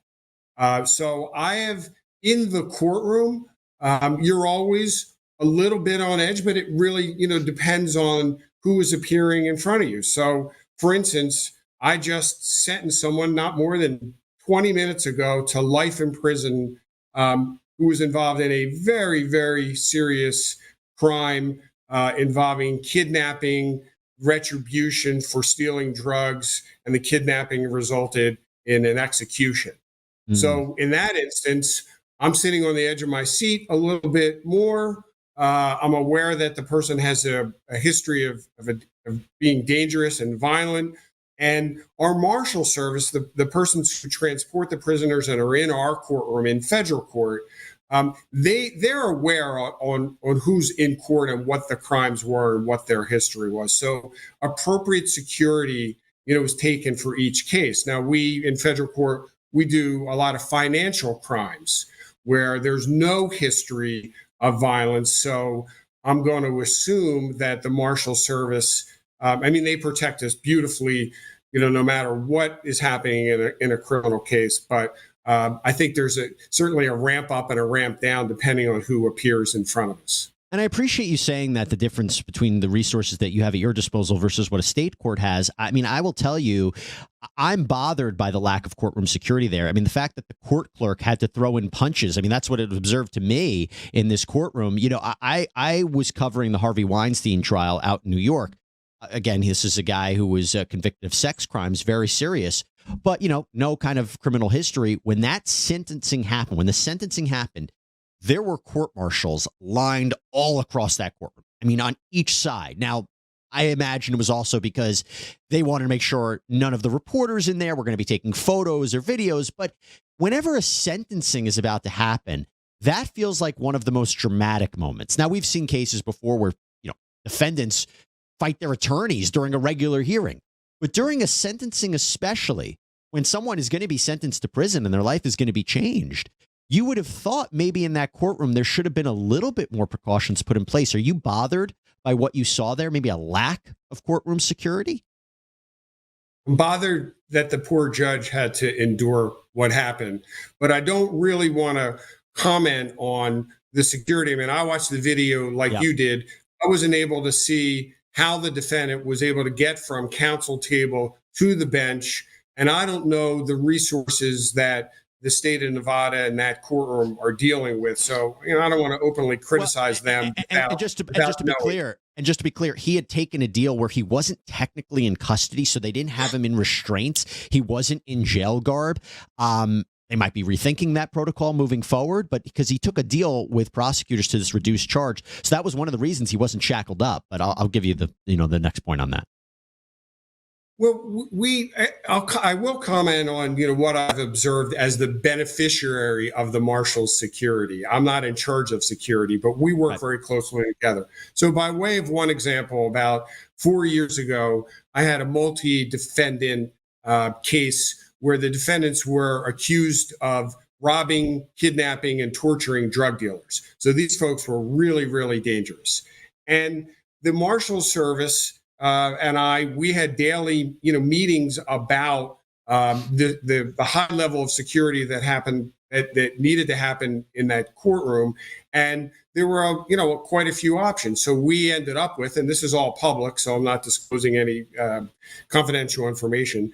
We ended up with dividing up the case. It was a 20 defendant matter. We took 5 of the most culpable defendants first. 5 is what the marshals felt comfortable offering security for in the courtroom, not more than 5. And shackles were used on the ankles. Now, you're probably aware that when there's a jury, and this was a jury trial, you can't show the jury that the defendant is currently in custody. It's unfair to the defendant. So how do you impart security when that happens? Well, first of all, the defendants are not brought in front of the jury in prison garb, the red or orange jumpsuits. They're given access to suits and nice clothing. And then how did the marshals effectuate the ankle bracelets? What we did was we set up aprons in front of counsel table We brought the defendants in first before the jury. We got them seated.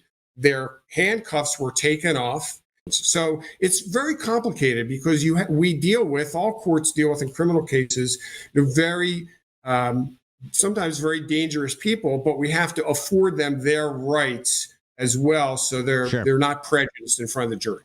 Yeah, it's a complicated issue. Completely understand that. I did want your perspective on some of the actions from the judges in this case, because there were two. So the judge, Mary Kay Holthus, she comes back to court. I mean, incredibly brave to do this, but also her obligation. She was the sentencing judge here. And our understanding is she sentences him to 19 months to 4 years in prison, but that was going to be her original sentence. She didn't change it despite the attack on her. Very bold, I have to give her credit for doing that. What was your take on that? Well, I think that she probably knew that the defendant was going to be charged for the assault on her, and there would be a reckoning if he was found guilty of that at another time.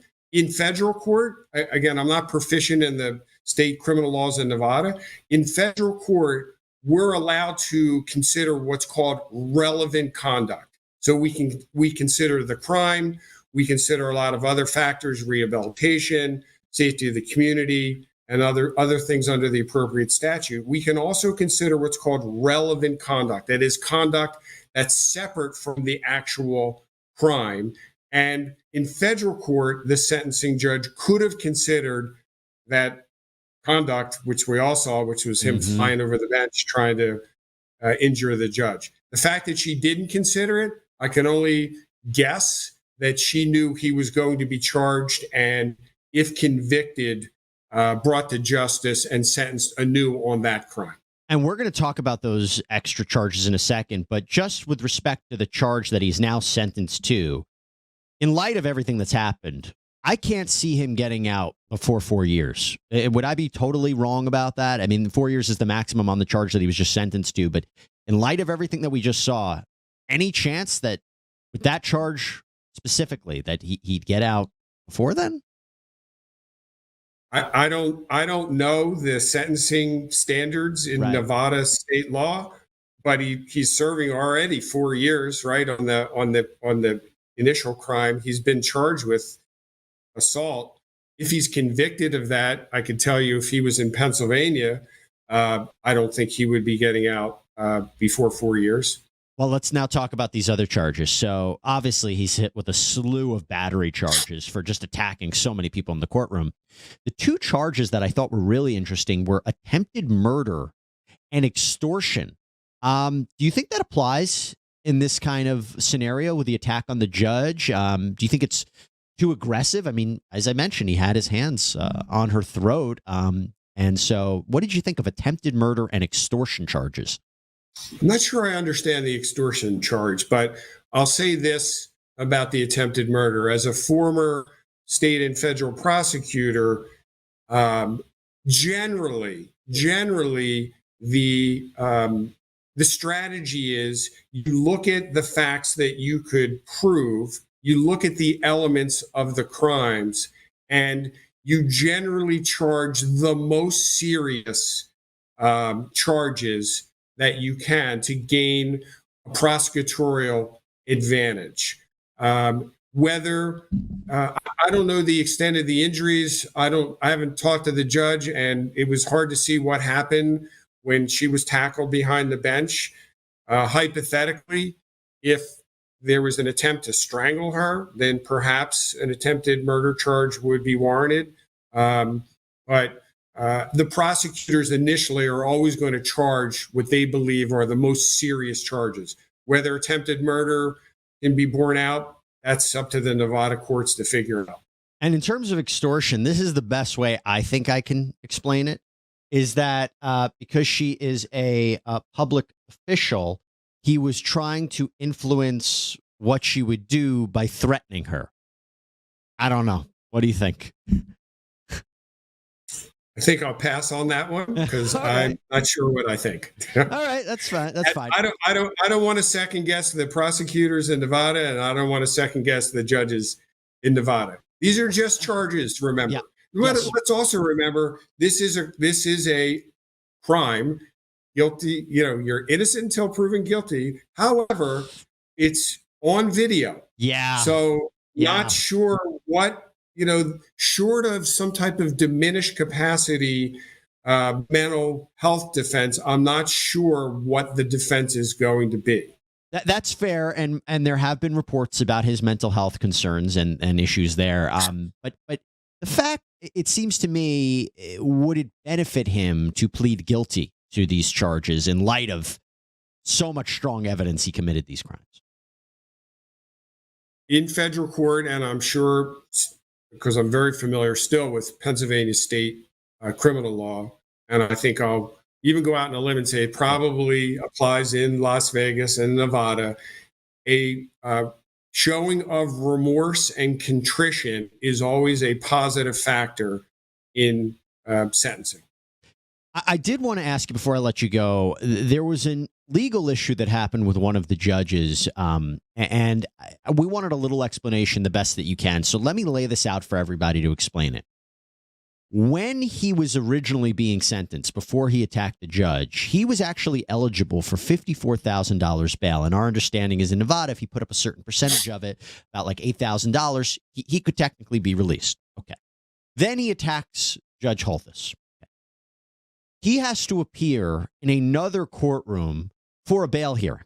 And prosecutors were adamant that they were looking for a no bail setting. In fact, they didn't want him to have any option of bail. The other judge, this was not Judge Holthus, this was another judge that was determining the bail. What happened was she wanted him to be in the courtroom, but Redden refused to leave his jail cell. He wouldn't come to the bail hearing.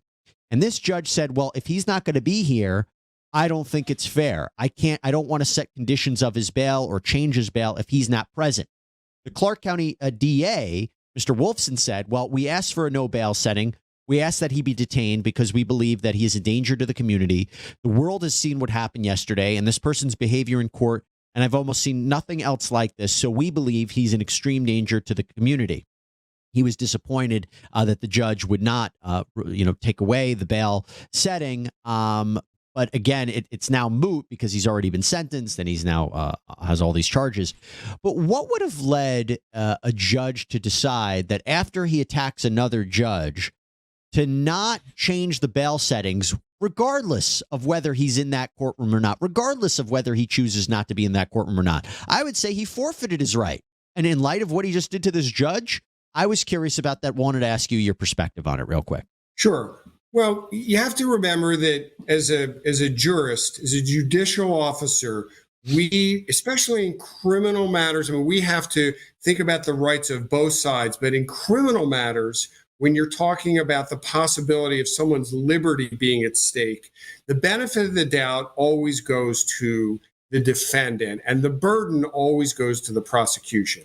Now, Jesse, I can comment on what would happen, the process that I would impart, and I can't really say whether it has or not, so this is more in a hypothetical, but let's suppose in a similar proceeding, let's take the bail proceeding. We have bail proceedings in federal court. And let's say a defendant is brought over to the courthouse, he's in the holding cell, and we say, let's start the proceeding, and it's reported to me by the marshals, the defendant is refusing to appear. So the question I think you're posing is, would I proceed or not? Okay, so what I think I would do in your hypothetical is, and I have done actually, I'll tell you, you have the marshal, you swear in the marshal, and you say, Marshal, I want you, or you've now been sworn in, I want you to go down to the holding cell, and I want you to say the following to the defendant. Mr. Defendant, we are going to conduct a bail hearing. You have an absolute right to be here. I would prefer that you are here. I would prefer that you're here because I want to hear your side of the story. You have a right to come to my courtroom. I do not want to proceed without you. And the marshal relays that to the defendant. The marshal comes back up under oath and relays what is the defendant's position is. And in order to move things along in situations where defendants refuse to be part of a proceeding, after a lot of steps are taken and after a careful record is made, my view is that you can proceed. And I'm not criticizing the Las Vegas judge, but at some point, a defendant can be found to forfeit their very precious right to be in a courtroom during all proceedings. I appreciate that, providing a little bit more clarity on what potential options could it be. In terms of Mr. Redden, I'll let everybody know, he appeared in court this past week before a different judge, and a preliminary hearing has been set for February 14th on all of these new charges that he is going to be facing. The Honorable Mitchell Goldberg, thank you so much for making your sidebar debut. Really appreciate you taking the time. And hopefully the next time we talk, it's not about a judge being attacked, but maybe some other kind of case. But thank you so much, sir. After arrest and before trial comes jail. All suspects are innocent until proven guilty in a court of law. Another night in the streets, another night in this hell. I've been kicking and tripping, the cops threw me in jail. Got my fingers in ink, they got my head on the lights. Dear Lord, please get me out this jail tonight. Get me out, just get me out.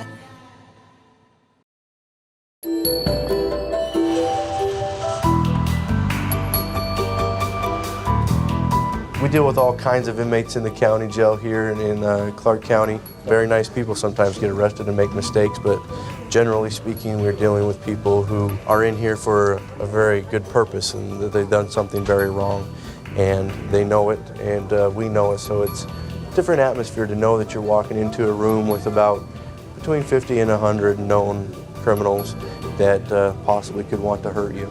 We got one highly intoxicated male. I need your hand on that one. Can you help me out? No problem, man. Come on. All right, let's go do this. All right. What do I do, man? Open up your hand. Relax your hand right now. Relax your hand. What? You're balling your hand up into a fist. I don't need that. I ain't smoking no drugs. No, that's just an aggressive stance, so we don't need that inside the jail. We'll try the ring finger on the left hand. I'm a pretty boy, man. Remember? No, I don't. You remember me, blue eyes? I don't remember you. Yeah, you remember me from last time. Did you get it? All right, you remember me from last time? I really don't. You're not that memorable. Yeah, you are. No, you're really not that memorable. What I do, man? Don't even think about it. Hey, Sarge, we're gonna take Vito out of here. Don't try. Will you stop balling up your fist right now? I work at Ready Ice, man. I want to show you my muscles, man. Okay, well, don't. Okay. I won't do that no more. I promise. No, I promise. Done. Face the wall. I will. I'm sorry. Okay. I'm sorry. I'm sorry. I understand you're I'm sorry. I'm sorry. I'm sorry. Right now, I want you to be quiet. Shut your mouth. Be quiet. Yes, sir. Come on in. Yes, sir. Sit in that corner right there. Yes, sir. Stay nice and quiet. Please don't bother anybody.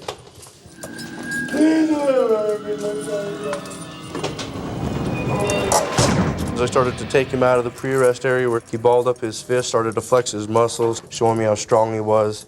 That's why we put him into a wrist lock to bring him down here into this cell. We're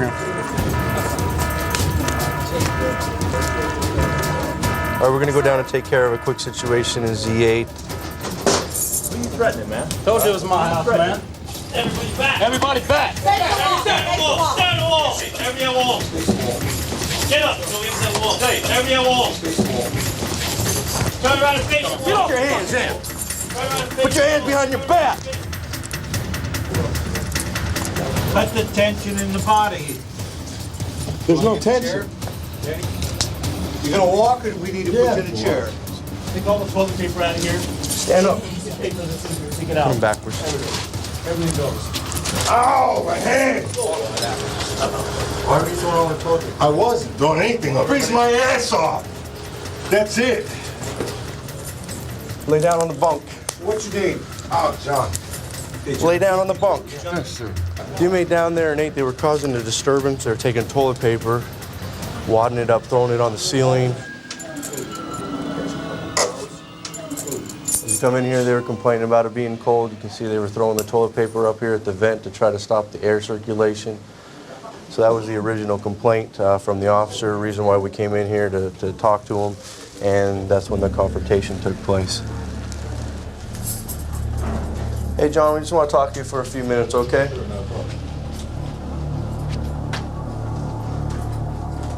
get your side of the story and what was going on and what happened inside the cell and everything else? Colder than nice up in that room. We kept telling them over and over. And, then finally the one officer gave us a bag so we could block the band. And they wouldn't stay because the welds and whatnot. Oh, okay. And then that was pretty much So it. how are you doing now? You doing okay now? Seem pretty mellow. Yeah, that's how I am all the time. And it's not like anybody, gave me any reason to even act that way to begin with. All right, we gotta go. We gotta fight.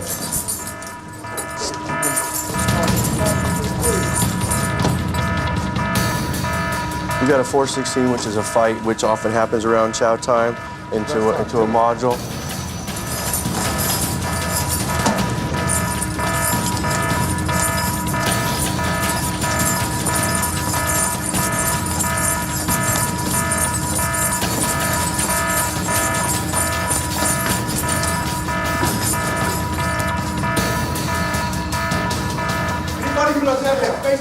Faces should be in the bunk.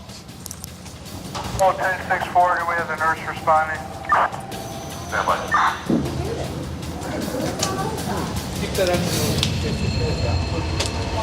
Basically what happened was this guy and the guy in there got into an argument at the table. He went to swing on this guy and hit the old fella inadvertently across the face, going to swing at this guy. So he was an innocent party and just took the brunt of it. He's going to be going off to a disciplinary housing. It's important to keep control in these type of situations whenever there's a fight or whenever there's any kind of issue inside of a module like this. This is dangerous, man. You got kids in here, man. They don't care. They don't care. I got a good job, a wife and a home, 2 nice cars. I got caught up in some promotional things and this is what happens. I'm embarrassed, but this here is crazy. I'm terrified of this stuff, And then I get hit for nothing. I could have been hurt. Really bad. Get hurt, but I did get hurt, but I'm lucky, I've never been in a fight in my life, so you know what I'm saying? Well, we're glad you're okay. The nurse has a little bit of medication for your pain for your nose. The pain down. Let us know if we keep turning, okay? Unfortunately, we weren't able to stop it, but at least we were able to stop it before it went too far and before anything else happened.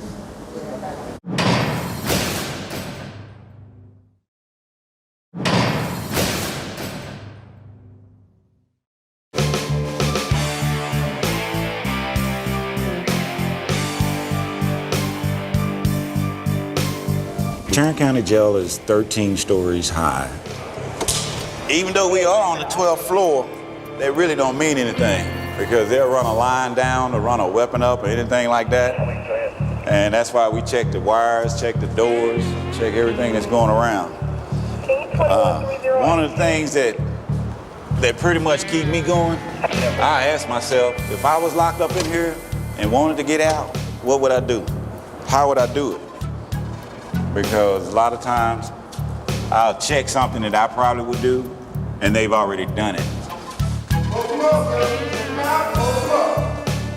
Well, you got an inmate that wants to walk around in tight uniforms enticing the male inmates, and due to his sexual nature, I can understand that, he wants to play the whole role, but we can't let him go around and do that.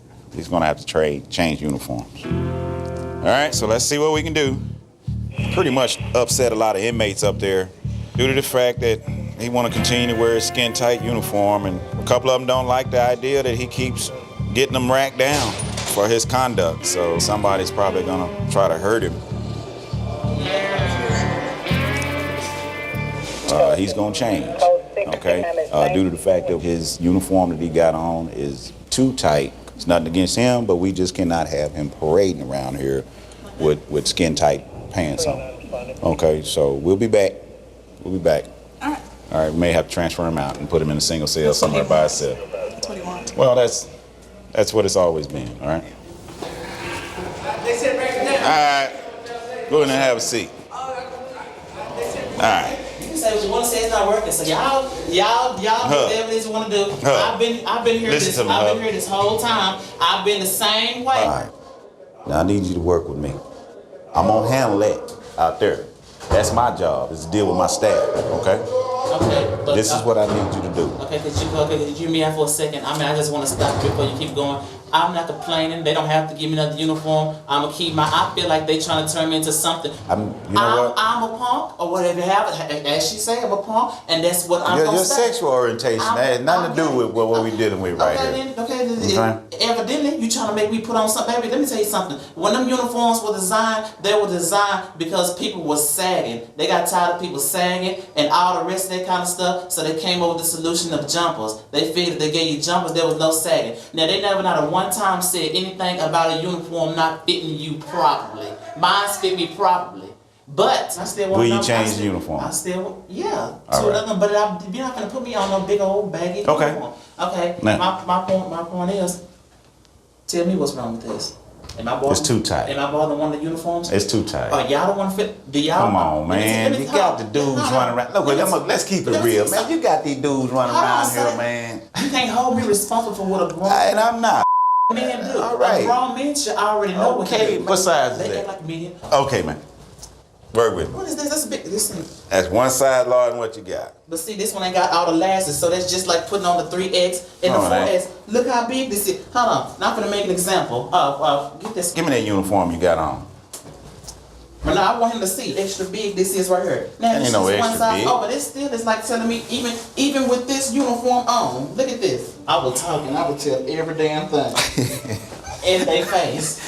Oh, come on, man. Look here. This is a size bigger. Man, you're not going to the prom, man. Look, this thing is working, man. Give me that other uniform for me right quick. Come on. Work with me, man. Please, look. I'm asking you, man. I'm asking. Okay, but look. I'll never work this long with nobody trying to get no uniform. I'm serious. I am being very, very patient with you. You know, even if you call your crew over here, I'm not gonna go through all that. I'm still gonna take it to where I want to take it. And give me this uniform back and give me that one. Switch out. And I still have my have a clean one. This is too big. I'm gonna have a clean one, baby. So I want y'all to go ahead and punish me for not changing uniform. Okay, moving you for your safety. And a few dudes down there hollering and going on and acting crazy. Kind of concerned about that. All right. It wasn't nobody who just love to get attention to somebody who want to say something. Well, I mean, I don't care about getting moved. That's not. That's for your safety. Okay. Oh, okay. I understand. Do something else, man. Come on, let's go. Come on, let's go. Boy, you something else, boy. Hold on. Yeah. Come on around this way. Nah, you can change in there. Step in there. The uniform's too big. Step in there. Put his shoes on. It's all funny now. Take him down in the holding cell over there and put him in there. We have medical do a visual on him. Y'all keep me my back. Y'all ass. All of y'all. Just basically being moved from the pod for his safety. He's even the way it's supposed to be in the camp been brought in before I even been touched. We're gonna have medical personnel come in. The whole thing started over you wanting to wear skin-tight uniforms, enticing the other inmates, and that has caused a problem. This is not his first rodeo, and it's not the last time. And you know, he's gonna do it again. But the main thing is, like I said, is safety. Hopefully we can put him someplace where you're not worried about enticing other folks.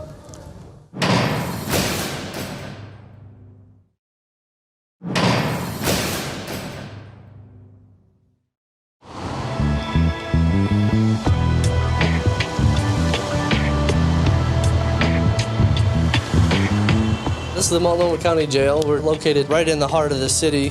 People say here in Portland you have seasonal depression because we get a lot of rain. So you see a lot of intoxicated people, and once you've dealt with it long enough, in order to keep yourself sane to a certain degree, you kind of laugh about it.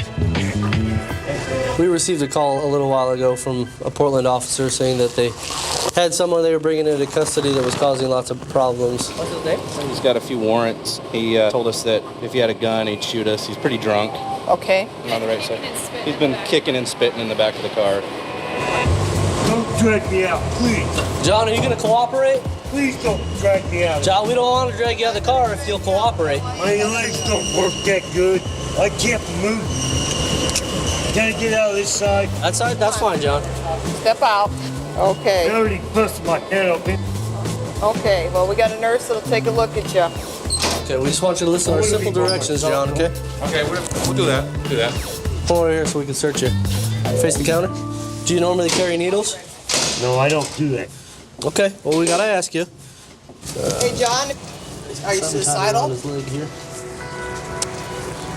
Are you diabetic? All right, you wanna take the handcuffs off? All right, sir, go ahead, spread your feet for me, please. Sir? Yes. John, go ahead, spread your feet. There you Can't go. spam that far now. Please don't. I'm not, we're not. I just want you to spread your feet, that's all. No, please. John. My legs. Don't, please. John, just spread your legs. Don't spam that far, dude. I have to. I have to search you, okay, John? I have to spread them that far so I can search you. Don't spam that hard. All right, John, just search. Put your hands on the counter. Lift your foot up. Put your foot up. Bend the knee. There you go. I'm gonna pass out, dude. I am. Come on. Trying to give you an option so you can get through the process. All right, John, sit down there. Sit down. Sit down. John, sit down. There you go. All right. That was easy. All right. Good. So basically, we put him in an isolation cell. He came in, he's very intoxicated. They picked him up for drinking in public. He had some warrants for his arrest. I think they also charged him with something else, I'm not exactly sure.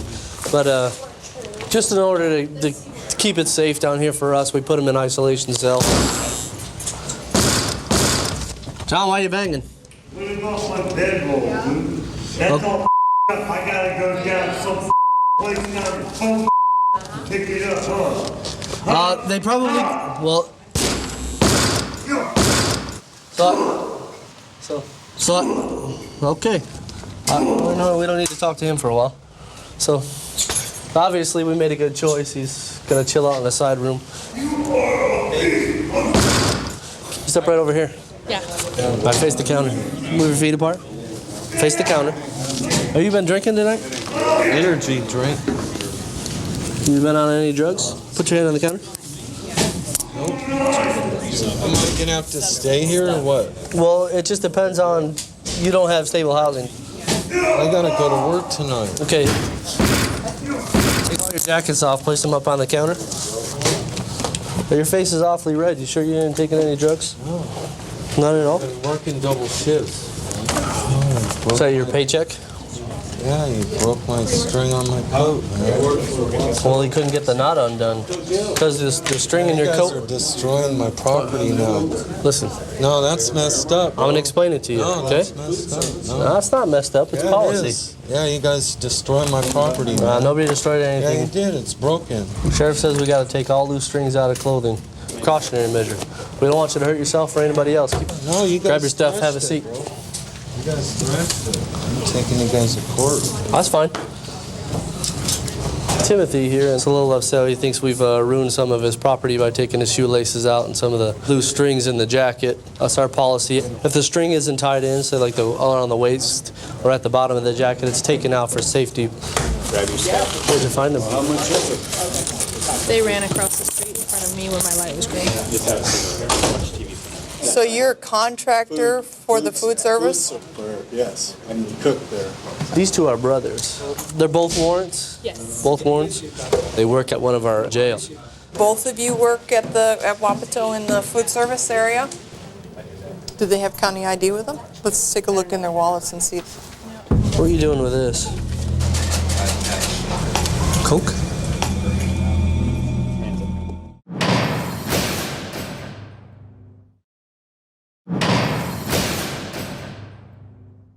What are you doing with this? Coke? I was searching his back area and I just kind of popped right out of his waistband. It's not nothing? Is it fake crack? How much did you pay for that? How much is How do you it? know it's not real? So I tasted it. Oh, I'll go back and test it. I want to be able to report to the commander who's in charge of the food service so that we can pull their access completely. I mean, the warrants are one thing, but possession would be another. Thanks. Doesn't get any easier than that, I guess. No. Apparently, the two gentlemen are contractors that provide the food service for the jail. Deputy Hochtifer was searching him. Inside his waistband was a little baggie. It appears to be powdery substance, probably cocaine. The inmate says that it was, he actually tasted it and tested it. Said it was fake, but they're going to do a test on it anyways to be sure. If it is cocaine, they're going to notify command staff, so they'll probably be terminated if that's the case.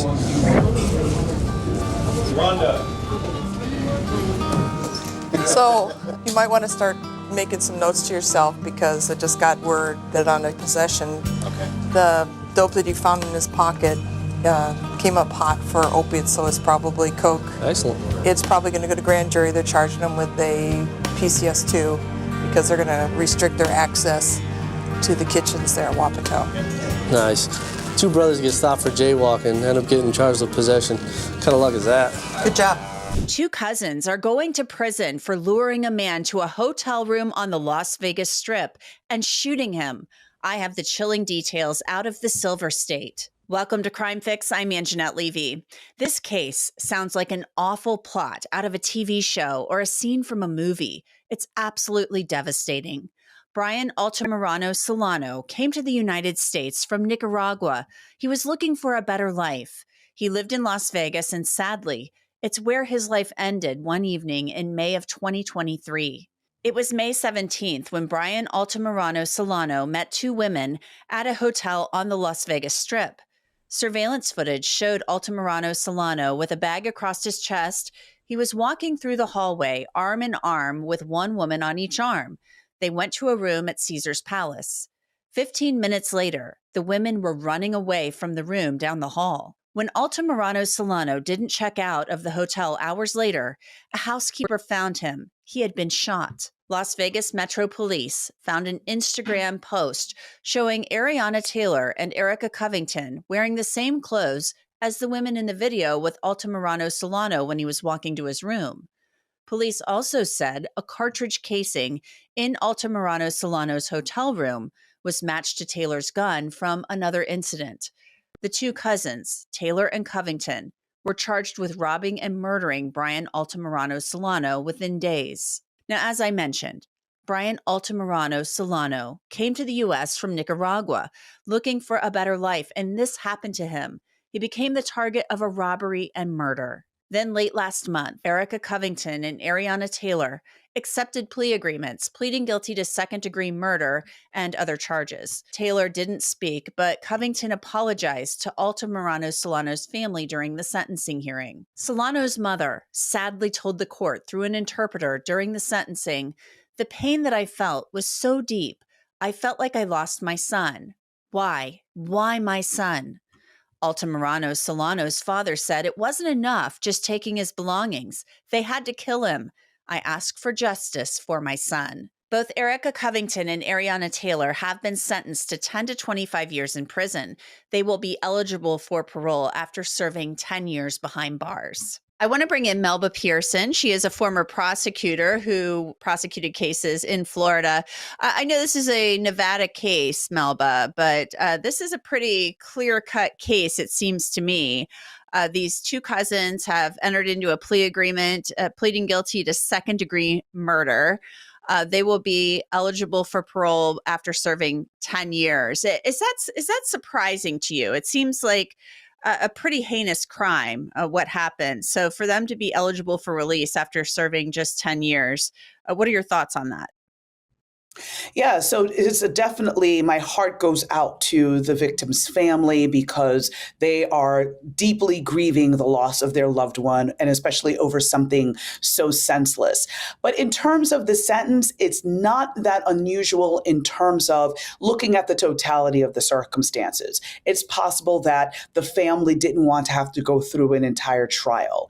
It's possible that the 2 defendants had taken responsibility for their actions and were able as such to be able to craft this plea agreement for them to serve some time in prison, but then have that opportunity to potentially rebuild their lives and maybe make amends for the horrible things that they did. But the key is, just because you're eligible for release after 10 years does not mean you will be released in 10 years. So part of the things that the parole board or whoever the body is in Nevada that is going to be deciding whether or not these two women should be released will be looking at things like, number one, during the time they were incarcerated, did they get an education? So there are GED programs available in many prisons, as well as the ability to get an associate's degree or something like that. Did they try to further their education? Did they engage in going to counseling or something along those lines? What positive things have they done to better their lives and their future during the time they were incarcerated? Did they get into fights? Did they cause problems? All of those things factor in. And if they did not act in a way that was appropriate or try to move their lives forward, it is unlikely that they would get out after 10 years and will more likely serve their entire sentence. Mm-hmm. Both, as you mentioned, they accepted responsibility. They did enter into this plea agreement. They pleaded guilty to the charge. So they did accept responsibility to a degree. But when this first happened and they were first taken into custody, apparently Ariana Taylor said that she had a really bad memory because she had been in a car accident. Erica Covington, her cousin, had said, yeah, we met the guy down by the valet, but had trouble communicating with him. And then she kind of lawyered up, which is her right.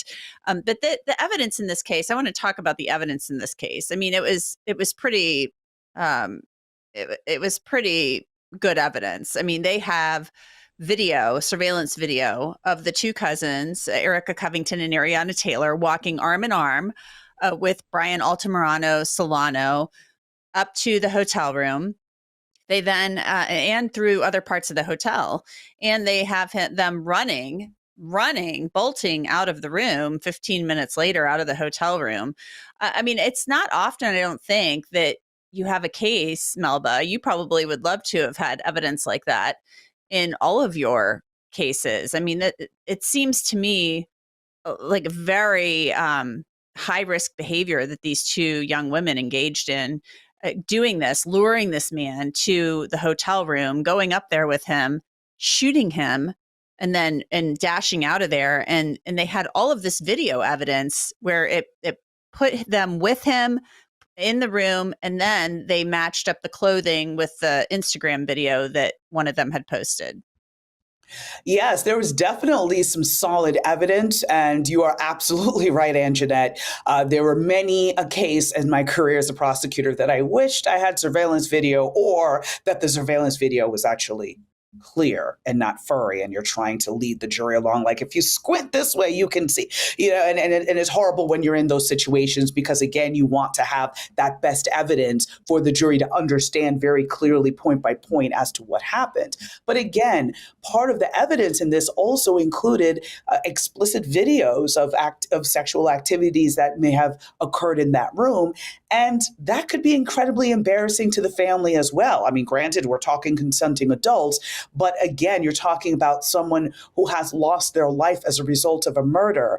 And then to sort of have these very intimate moments being shown to a courtroom of strangers could have been a lot for the family to have to endure and deal with. So it is possible that in order to preserve the dignity of the victim's name, that they didn't want to have all of these videos and all of this discussion around what he may or may not have been doing that night to really enter the public discourse and just focus on his loss and his memory. Yeah, and the family of Brian Altamirano Solano, I mean, they are just, this may bring one chapter to a close, but they will never get over this. It's just so sad. And listening to what his mother had to say via the translator, I mean, she was saying, "Why, my son? Why?" I mean, it's just absolutely heartbreaking. Along with the video evidence, which is probably, to me, just the best evidence in this case, along with some of the denials made by the two cousins when they were first interviewed, because I feel like sometimes denials can make you look worse than a straight admission. But they said that they also recovered one of the cartridge casings in the hotel room. And that cartridge casing, the police were able to match to Ariana Taylor's handgun from another prior incident. So that was pretty good kind of corroborating evidence as well. I still say, in my opinion, the video evidence is the best evidence. But when you have that cartridge casing evidence as well, I mean, that's really good evidence too. Absolutely, absolutely. And, there was some discussion as to whether or not who actually pulled the trigger and who actually was the person that had ended this victim's life. But again, when we think about it from the legal and the charging perspective, it's basically a conspiracy. If the two of you made a plan to go in and rob this person and death resulted, both of you are equally as culpable. It doesn't matter that you weren't the one to pull the trigger. You were involved. So the prosecution did not necessarily have to prove which one of the two cousins pulled the trigger. They just had to prove that it was literally one of them. The cause and manner of death was homicide, and the firearm and the casing was linked to the firearm, which was then linked to the defendant. So and a lot of people don't quite understand that. I mean, that a lot of states have laws like that, whether you're in Nevada, Florida, anywhere else. If you're a part of it and you're there and you're present, you're just as guilty, even if you didn't pull the trigger. Absolutely. Absolutely. And, to go back to a point that you made earlier, this was not only extremely high risk behavior because the victim would have been completely within his right to stand his ground. So if he had a firearm, this could have easily turned the opposite way, and both of them ended up getting shot. And sadly, I'd seen cases the same way where two people went to commit a robbery. The intended victim had a firearm and ended up killing one of the people that attempted to rob them. But then the defendant that was left behind ended up getting charged with their co-defendant's murder, basically. Because again, you went into the situation looking to commit a robbery, a death resulted, you still end up getting held accountable. So this could have gone in so many different directions, but no matter how you cut it, it was going to end as a tragedy. And for what? I mean, the victim's father said it perfectly. Not only did they rob my son, that was not enough for them. They had to take his life as well. And that was just incredibly heartbreaking. Yeah, and one of the cousins' mothers had posted on Facebook kind of defending her daughter, saying basically, you don't know what happened. You don't really know what happened in that room. And his wallet was still with him. She's claiming he still had his wallet with $1,500 in it at the hotel room and that they just got away with the bag. So, Melba, I mean, that to me is just almost, it makes it even more sad if they took off with a bag and it has nothing of value in it and the $1,500. I mean, it's just heartbreaking. It doesn't make it any better or worse, but it's just awful to me that even if the $1,500 in the wallet is remaining in the room, it's even more senseless to me in some ways. Absolutely. And she's absolutely right. We don't know what happened in that room. But we do know several things. Number one, the victim went into that room and never came back out alive and wasn't discovered till 8 hours later by, a poor housekeeping person just walked in, and to that horror of seeing someone deceased in the hotel room. That's the last thing you expect when you go to work in the morning. So you have the trauma of not only the family losing their loved one, but of all the other people that were involved in the situation and had to be witnesses to something so horrible. And, we also know that the last people who saw him alive were these two women. And so they're in possession of stolen items from him. They're in possession of the gun, or at least the gun is tied back to them. So the family of the defendant knows the facts. They're seeing what's publicly available. Now's not the time to try and double down and defend those actions. It's to at least show grace to the family that has lost a loved one and let the justice system take its course. Yeah, it's a heartbreaking case, just absolutely heartbreaking. And Brian Altamirano Solanos should still be here. And my heart goes out to his family. And these young women could be in prison for up to 25 years. Melba Pearson, thank you so much for joining me. I really appreciate it.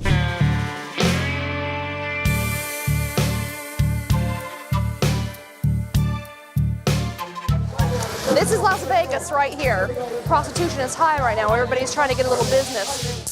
20 minutes ago, it was just quiet and peaceful in here, but out on the streets, Vice are picking up all the prostitutes, and they hold on to them and leave them in the wagon until they collect enough, then they'll come and drop them off. This is the first load of prostitutes coming in. All these ladies are dressed to impress. Notice the shoes, it always says about them. They've got a lot of the bling going on, dressing good, using their money makers. So we're slammed right now. Gentlemen, turn around and look forward! One of the problems that we do have in here is because the males and females are in the same room, females are in the back rows, males are in the front. Males are always looking back, trying to check out all these girls because, yeah, there are some good-looking girls here. Sir, turn around and face forward. Nothing to look at. Thank you. Look forward. You couldn't afford it anyway. So, prostitutes are coming in large amounts tonight. We've got to go through their purses. We need to take out anything that, as far as money, cards, things that can go on their property. Got to be prepared. Safe sex. This is nothing surprising. Another bag, we had a personal device. And it's nothing new, but this is like a prostitute's bag. She's prepared for anything for her job. What's wrong? Ma'am, I understand that. That's what I'm working with you. Don't freak out on me. They're freaking out because, you know, this is their property. This is what they work for. What a mess. It's only going to get worse tonight. Are you ready for me to call her? Yeah, call her in. Before we need to get your picture. It's glamour shots. All right, she's done. All right. All right, so what brings you to jail tonight? Prostitution. Prostitution? How? You're pretty young. Yeah. How old are you? It's my 18th birthday 2 days ago. You just barely turned 18? So you came in with her? Yeah, I came in first, and then 5 minutes later, she rolled up. Did you guys just get together and say, hey, let's go to Vegas and do some business? So what brought you to Vegas then? To get a little bit of extra money. How much do you charge? Like $130, $140. In California? 100. Have you been making enough money here though? I just got out, made some money yesterday, like $500. $500 in the night? Well, that's pretty good. Part of the process here in booking is that they get medically screened. So this prostitute's here. The nurse is going to ask her just various questions about any reason that she should be here and not be medically rejected. But they all go through this. Nothing personal as far as prostitutes go, but they just don't want to say hi. Ah, back again. All right, tell me the story tonight. Was at the Rio. Yes. Got arrested for prostitution. Okay, if you don't mind me asking, how much do you charge? Minimum is $300 for me. I knew you'd be a lot more pricier because these girls. They were saying less. Oh, they were saying $100. For so sex? You could just full yes, service? for sex because you can see the different class of prostitutes. The minimum I'll take is $300 upstairs. Okay, what about? It depends on the guy whether or not I'll have sex. Okay, she called your name, so. Go back to the book. Yeah. Have you had your picture taken yet? Yeah. Okay, yeah. Go through the process. These girls are just gonna get processed and they'll be kicked out again, so it's not gonna take much time for them. They know what they're doing here, know the process, know what they need to do just to get out, so. Why this career choice? I'm just curious. What makes you decide to do this instead of like something else? Because I love sex. We figured that one out. So why not like go to a brothel house where it's legal? Because I just turned 18. Are you gonna look into that? Yeah. You are? Yeah. Wow, you just really like sex. Yes. So you have no other career goals, aspirations out of life? No, I want to own a child daycare.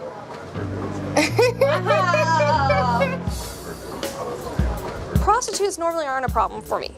The higher class prostitutes, you guys that dress Too good to be nice. here? Well, you're a hoe. prostitute. It doesn't matter. Yeah. Anyway, but you come in, you guys know the rules, you know what to do, you're quiet, you're not wearing much clothing, so it's not much for me to search. No. It's very easy. I love my job. Why do you love it so much? Tell me about it. It's easy money. You can pick. How long have you been doing it for? 6 months. Only 6 months, really? You haven't been here before that?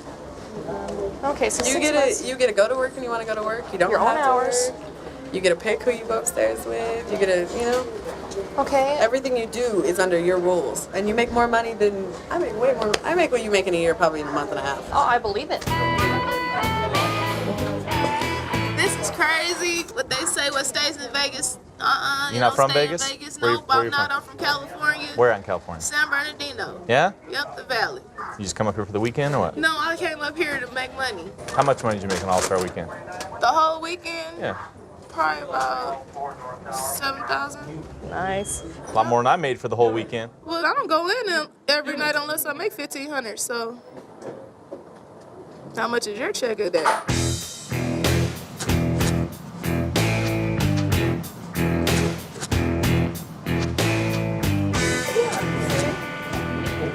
So my girlfriend told me I had to dress hot to get into opium. So I'm dressed hot to get into opium. You are dressed hot. But what happened? I've been arrested. I know, because I thought you were a prostitute. But I'm not a prostitute. But you're not a prostitute because you're just trying to get to the club. Yeah, I just wanted to get off my feet, get something cold to drink that I didn't pay for myself because I've been paying for everything on this trip. Yeah. I'm sorry, hon. You're very pretty. And the guys are looking at you a lot. So I'm gonna put these clothes, you're gonna put these clothes on you. Yeah. Okay? And Justice, I tell you what. Come on. You're funny. I was not going to have sex with them. Yeah, they thought they were. Too bad for them, huh? Well, I mean, I might have. Here, we can open this up now.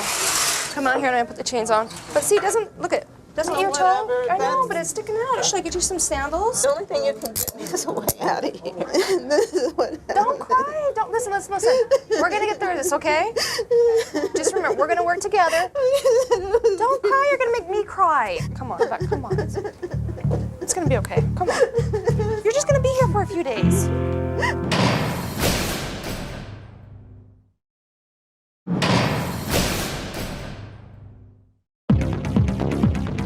If you're not a people person, you're not going to like this job. It's kind of got an aggressive nature to it, which is contradictory to the job, because working in the job, your job is to de-escalate, not escalate. So you kind of got to have an aggressive nature, but be able to take it down. What's going on? We've got an officer outside requesting assistance with a mail that he's bringing in for a new booking. We're going to go see what's going on.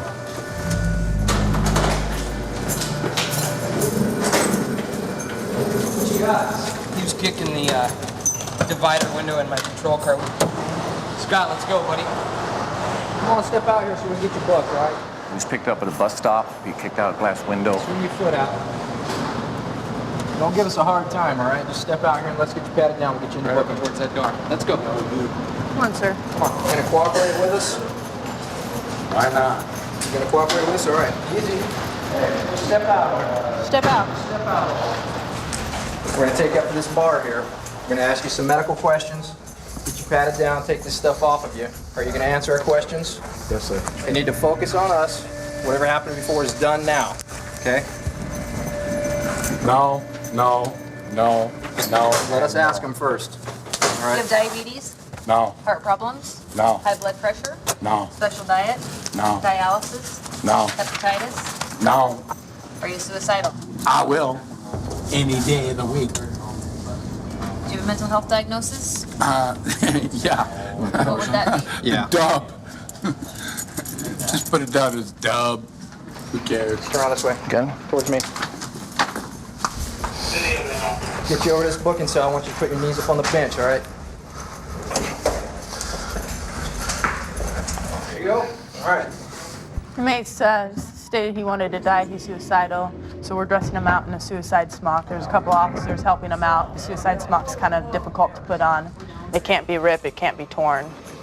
They can't hang themselves or do anything else with it. There's nothing hidden in it. Made suicidal statements. Yeah, we're going to have to. Okay. That was a stupid move! Wasn't it? Very stupid! Here, let me have his hand.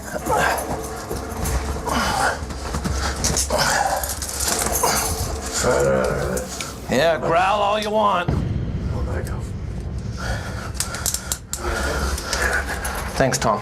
All right, stay right there. Go ahead. Back out. No problem. We got through with the basic medical questions. He would not say that he wasn't suicidal, but he said he would try it any time. So we took him into the booking cell, got all the stuff off, and when I don't know if he saw the smock or I think it was knew what when it was I about. said he was suicidal, guys. Yeah. He tried to turn, and he started growling, went just rigid. Officer Dickerson and myself both grabbed an arm and just immediately took him to the ground, and then we just backed out of there and left him there, let him sober up. Now we just got to book him in. We have to maintain safety and security within the facility. If we don't maintain control from the onset, it can progress very easily, very quickly, and someone can get hurt. It looks like this gentleman here is very hysterical. We don't know for sure if he's on drugs. We'll have to wait till we get the booking sheet to find out what's going on. He is trying to convince the officer that he doesn't want to be here. We'll assume that he's going to stay with us. We may have to hold him down here in booking because he's not going to make it in general population with the condition that he's in. As soon as it opens up, come on in, young man.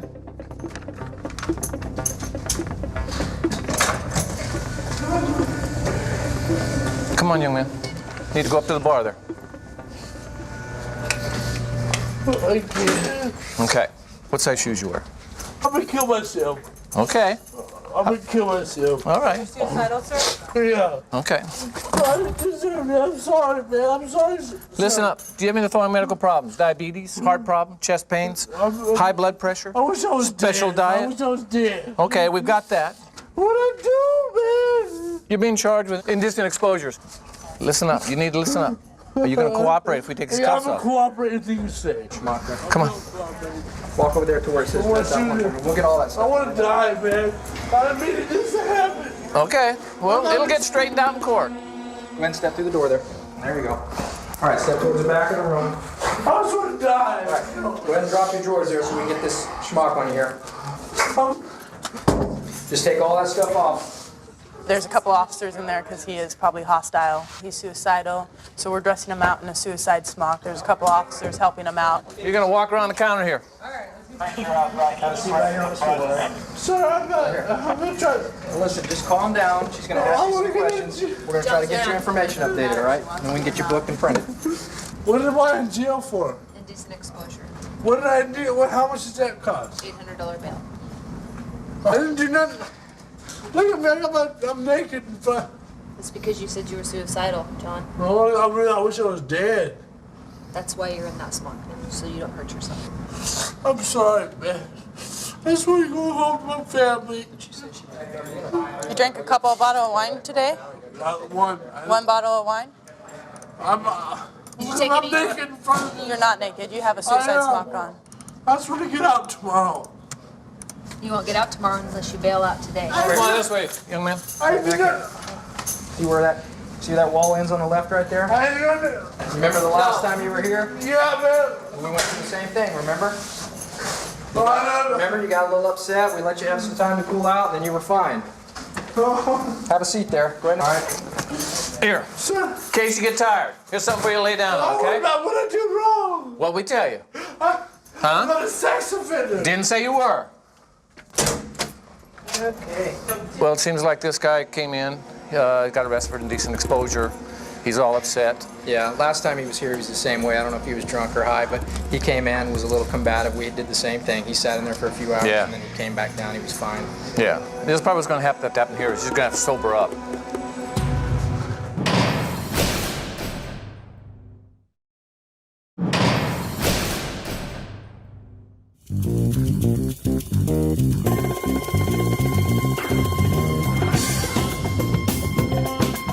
I work for the Hamilton County Sheriff's Department in Central Intake, Corrections in downtown Cincinnati.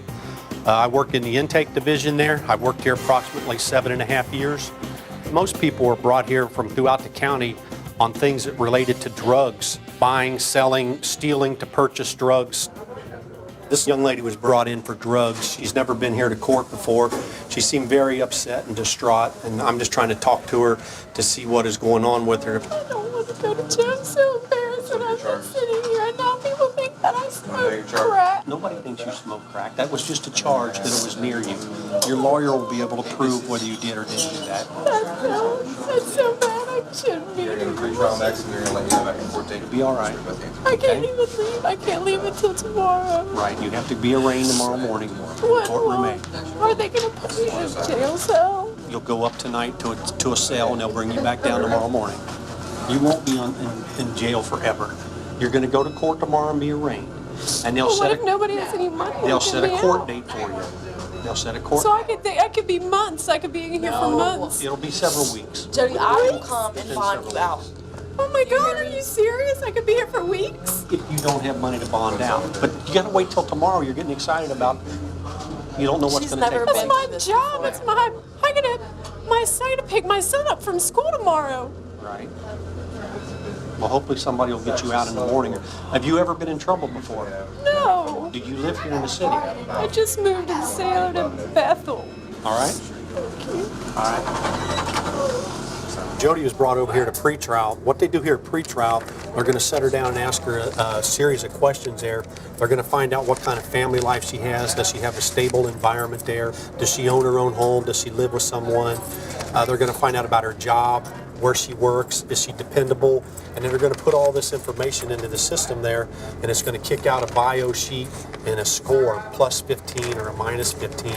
The higher the score, the lower the bond will probably be.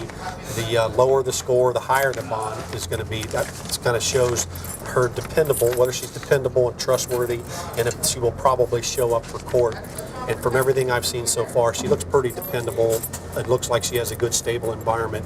So I'm assuming that the bond will be pretty low. They're going to put you in here for a little while, and then they'll move you upstairs and put you in a cell upstairs, all right? In here you will, but when you get upstairs, there'll be people next to you up there. This is probably the worst thing that's ever happened to me in my life. I don't know what I'll tell my son. He's going to know that I did something. He's going to know that I did something wrong that kept him, because nothing would keep me from him. And he's going to know, and he's going to want to know what it was. She'll be brought back down here tomorrow morning where she'll meet her public defender, and he'll go over things with her, and then she'll be taken into arraignment court about 9 o'clock in the morning. Yeah, this gentleman there was brought in for hitting his wife in the head with an empty Coke bottle, a plastic bottle there, and he was charged with domestic violence. 73 years old, haven't been to jail. Now you hit your old lady in the head with a pop bottle. Well, it was empty. It was empty pop bottle, okay. And plastic, it wasn't glass, okay. And I'm going to get rid of it, too. You going to get rid of her? You're damn right. Plastic bottle or the white? Both of them. All right. How long have you been married? I ain't talking on ground game, cleaning it myself. Okay. Come here a minute, I'll put you in here and then they'll call you back out here in just a second, all right? Believe me, I didn't do it. Have a seat, they'll be right here and get you in just a minute, all right? All right. All right, take it easy, Jay. We'll try to get you up here in just a minute. He'll be arraigned tomorrow morning at 9 o'clock. They'll read his charges, he'll plead, and then he'll get a bond and be released and told when he's going to come back to court.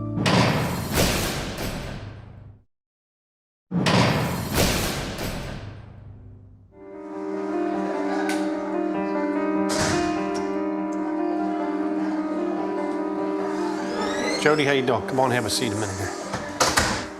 Just following up, I'll see how things are going with you. What's obviously. what's going on with your bond? They haven't paid it yet, so. Is that what the holdup is? Your bond or bail? Yeah.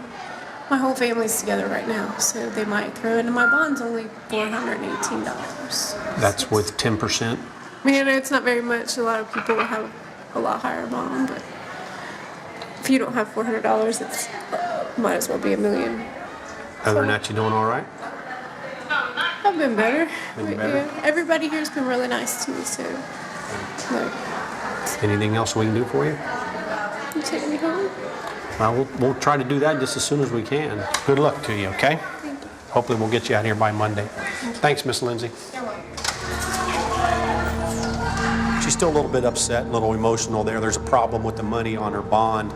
Once her bond is paid, then they have to contact EMU, which is our electronic monitoring unit, and then they'll come and contact her here, get her leg bracelet put on, and then she'll be taken out and taken home there. But hopefully this is a significant event. It will change perceptions, and she won't go down this road here anymore at all. BP-18, in the front of the vehicle. Front pursuit! He's going towards you, what's up? Got up in each other's face, and then she grabbed me, and just all of a sudden just said, boom, like this. Did he strike you?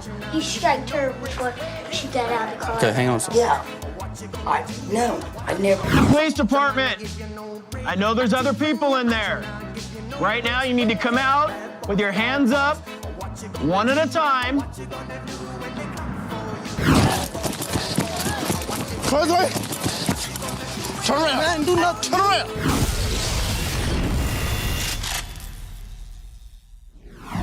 This car in front of me just cut across 2 lanes of traffic to make a right-hand turn, and he's making some crazy motions here in his vehicle, so we're gonna stop him and see what he's all about. 3128-467. 3128.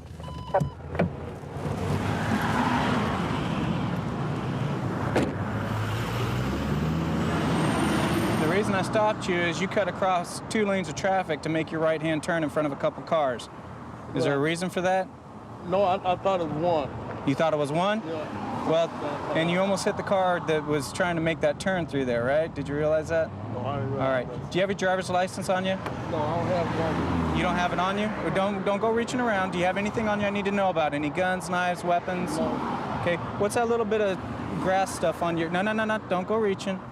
What's that little bit of grass stuff on your... On my what? On your pants right there, on your lap? No grass stuff on my lap. Okay. There's no marijuana or anything in this car, is there? Yeah, it's water. You have a blunt? Because I can smell it. Don't go reaching for it.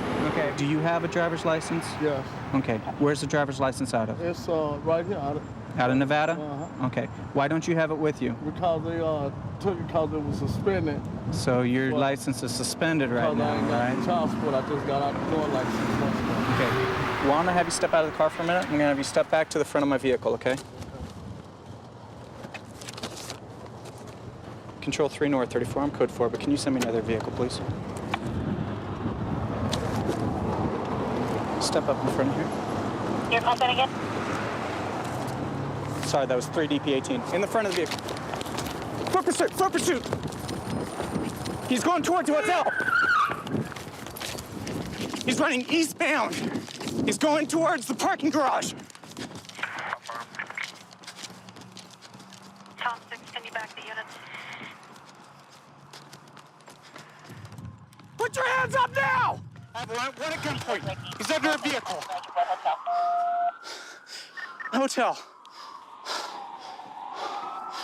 Don't read it well.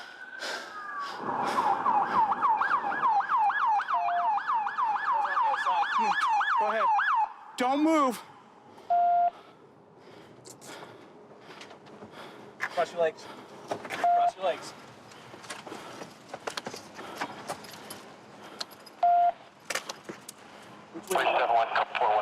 Huh? Which way did you come from? We're back there. My car's, the truck's out there. Tompkins, go get his car. Go secure it. All right, man, why'd you run from me? I thought I heard a warrant. Okay.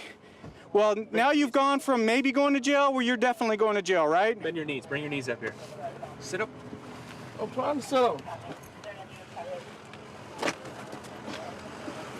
As the suspect was running down this area, he has a small registration packet right there with his pre-packaged baggies of marijuana. And that and some paperwork in there. They tried to hide under the car, as well as the registration for the places where he's going to deliver to or pick up drugs are all laying over there on the ground. So canvassing the area, we were able to pick all that up. There's a small package with looks like 3 or 4 dope baggies in it. There's no warrant for your arrest, man. You ran and there's no warrant. But you ran because you knew I was going to find the weed on you, didn't you? Yeah. Yeah. Just another charge. We're going to add to the rest of the charge we got stemmed from this whole case. So. How many charges do I have? Well, let's see. You got the traffic violations, which was the reason for the stops. Okay. You got the possession of the marijuana, the little bit that's in the car. You got the possession of the prepackaged narcotics that's enough to show that it was for sales. So that's a possession charge with sales. You got the obstructing charge for running from me. All except for the possession of the controlled substance for sales, all of it was misdemeanors. As the officers came back to check out the suspect vehicle, it appears as if there's a .22 caliber semi-automatic that's sitting underneath the driver's seat, and he knew that we're going to find all this stuff, so that's what led to him running from here. What's going on? We got up in each other's face, and then she grabbed me. Did you strike him? No. No. All of a sudden just said, boom, like this. All right, we're being dispatched to a physical disturbance between neighbors. Dispatch advised the people are still fighting in the yard at this time. 544.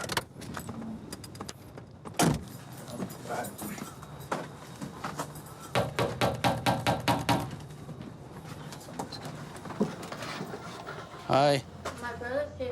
What happened? They all left. They, he hit her in the eye.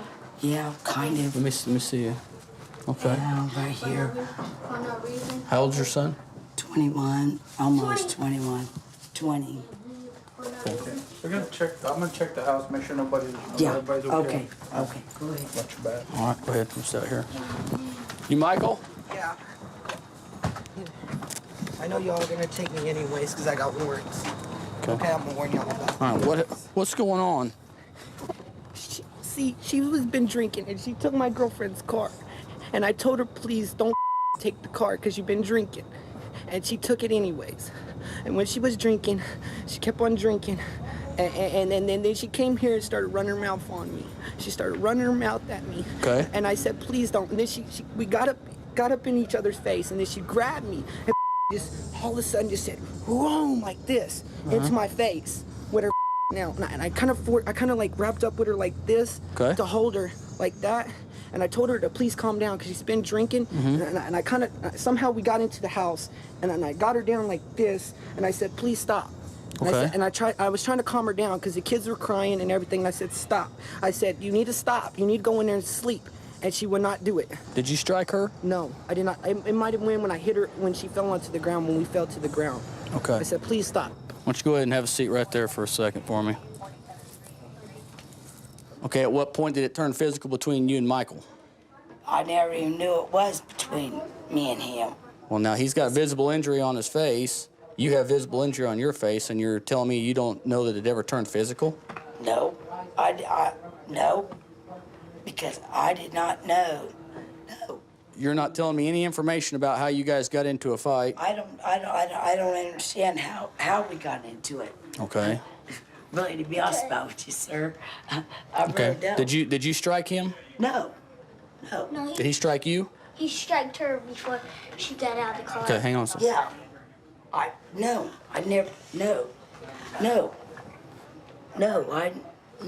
Where did that happen at when they were fighting? Were they on the front porch or were they in here in the house? Part of it was in the house and some of it was outside. Did Michael punch her? Kinda. Kinda? Did he do it with a closed fist or how did he do it? Closed fist. Like this? Just punched her in the face? Okay. What's your name, sir? Ryan. Ryan, I thank you very much for your cooperation, bud. You and your mom are going to be going to jail tonight. It's domestic violence. That's right. It's disorderly conduct because both of you are engaged in a fight. Okay, you're both equally involved in the fight, okay? Call 911. That's what we're here for, okay? All right. Go ahead and stand up. We're going to get you in the car here, okay?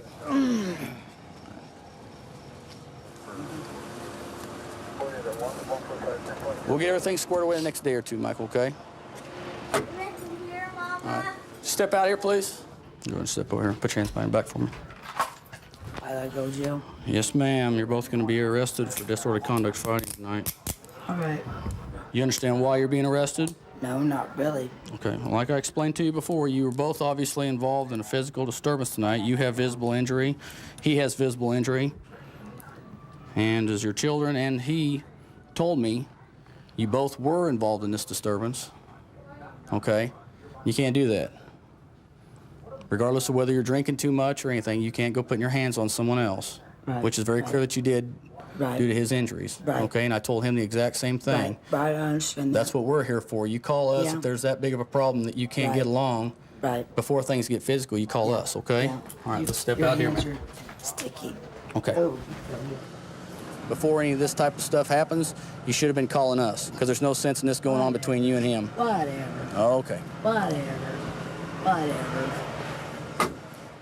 You need to come out with your hands up, one at a time. Turn around. Turn around and walk backwards. Bring the bag, come with us. Who else is in there? Keep walking backwards. Keep your hands up, man. Coming down the east side of town here and saw a known prostitute with a male companion. Was able to identify the male based on his license plate and shows that he's got a warrant locally here. We're gonna knock on the door, try and talk to him and see what they're up to in there.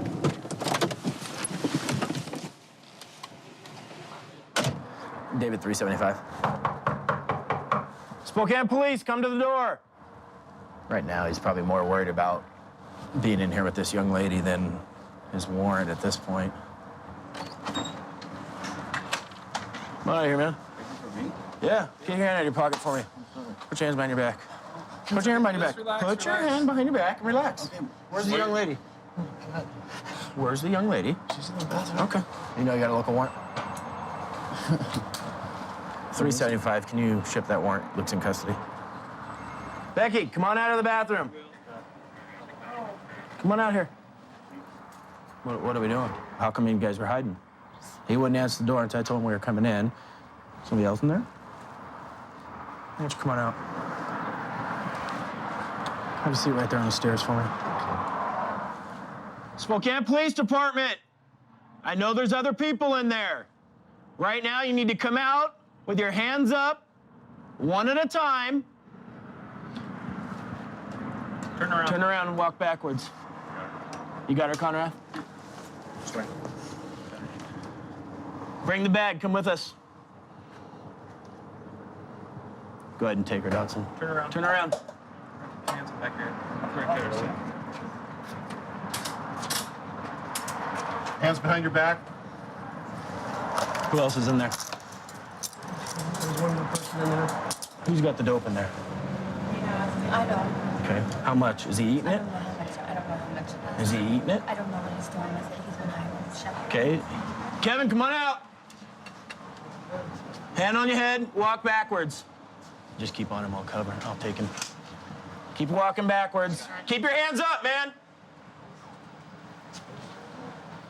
Keep coming. Keep coming. Get back on here so we can watch. Clear. You and I both know that there's drugs in there. There's 4 people refusing to come out of the bathroom. I feel you. And I have a feeling that's where it's going to be. Okay? So. I've already told the other officer that drove off where all the drugs were at in that bathroom.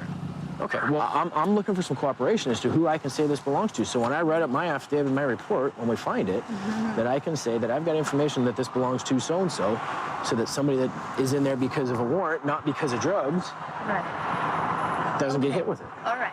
So those drugs and all the needles and all the pipes and everything that was in there belongs to one person, and that is Pepe. And which one is he? The one in the red with the hat. Okay. Everything was on him, so he's the dealer. Pepe is. Okay, and so you came here to buy from him. I've been hanging out all day. I helped him pay for the room for today. Okay. And what did he do with it while you guys were hiding in there? Stashing it in the bathroom. Where at? In the washcloth above the toilet. Okay. First place I'm gonna check is where our witness told me I'm gonna find stuff, which is right up here. And see, now we're getting quite a few big rocks here. This is the first place that she said we'd find stuff. Looks like we got a couple of pills, and who knows what these are. We'll have to find out, identify those. But here we've got what looks like some crystal meth, quite large rocks, is exactly what she said we'd find in here. All right, well, here's the deal, okay? You and I both know there's a lot of drugs in that room right now, okay? So if you want to give me any information as to who it belongs to or take responsibility if it belonged to you, then that will make things easier. You don't know anything in there? What was going on in the bathroom? Huh? Okay. All right, well, these folks are going to talk to you here real quick.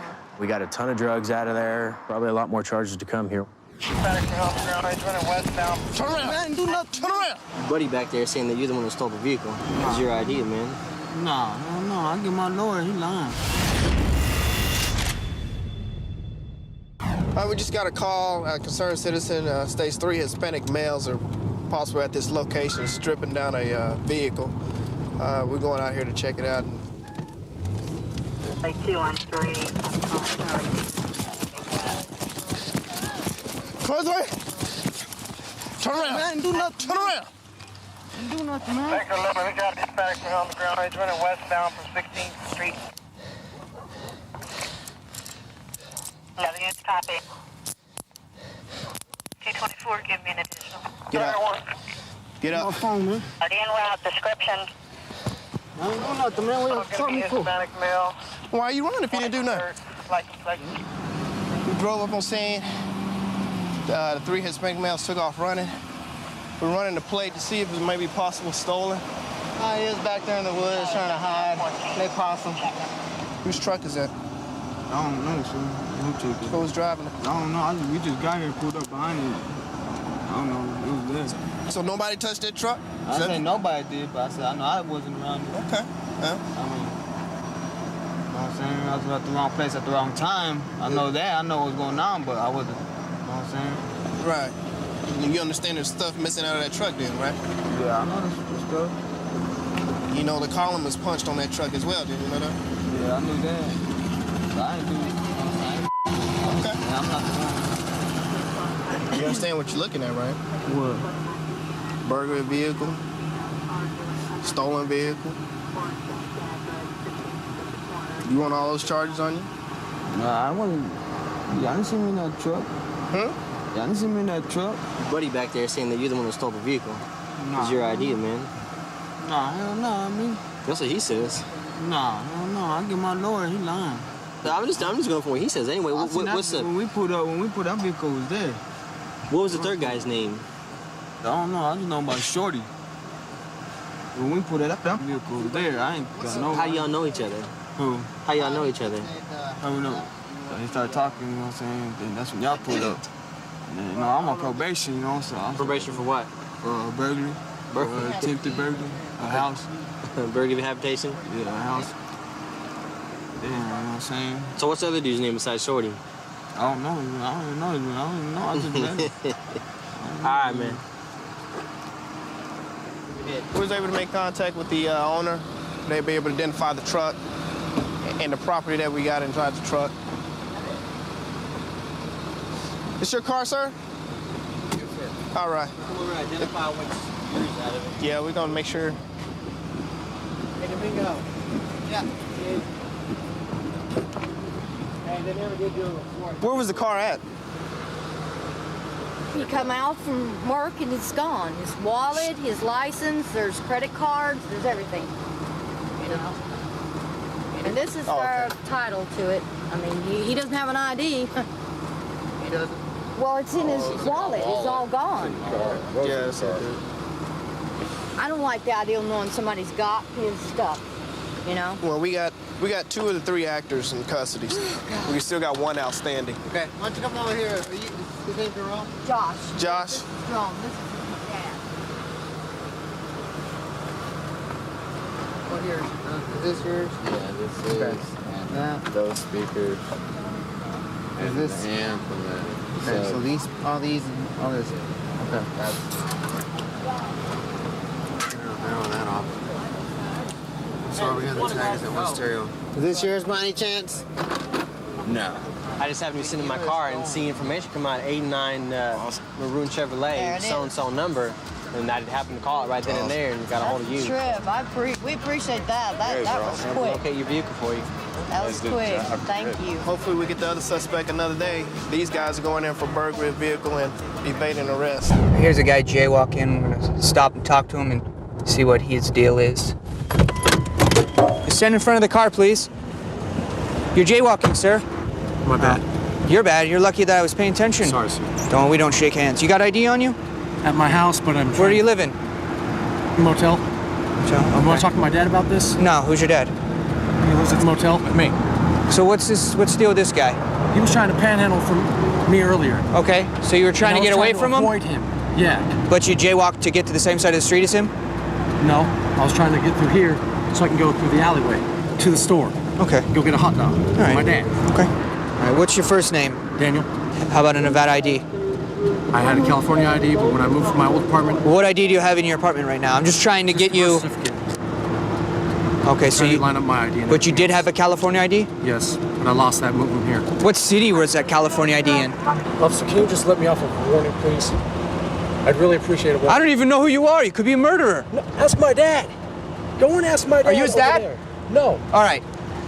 I can't ask another person. Would you? That's not a valid form of ID. Officer, this is my father. Hold on. This is my father. Go away. No. All right. Hold on. I'll have to call you back, apparently. Dad, please handle this? You don't talk to nobody that way. Leave. No. You don't talk to nobody that way, guy. Control 3 Charlie.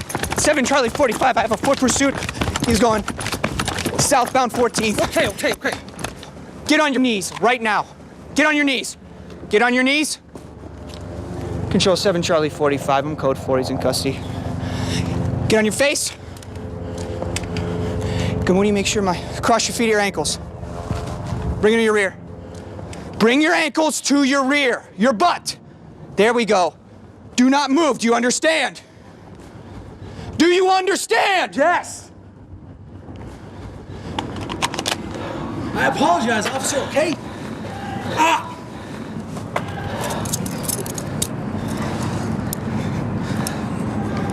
Officer, I apologize for this. I really do, okay? Okay, these are a little tight.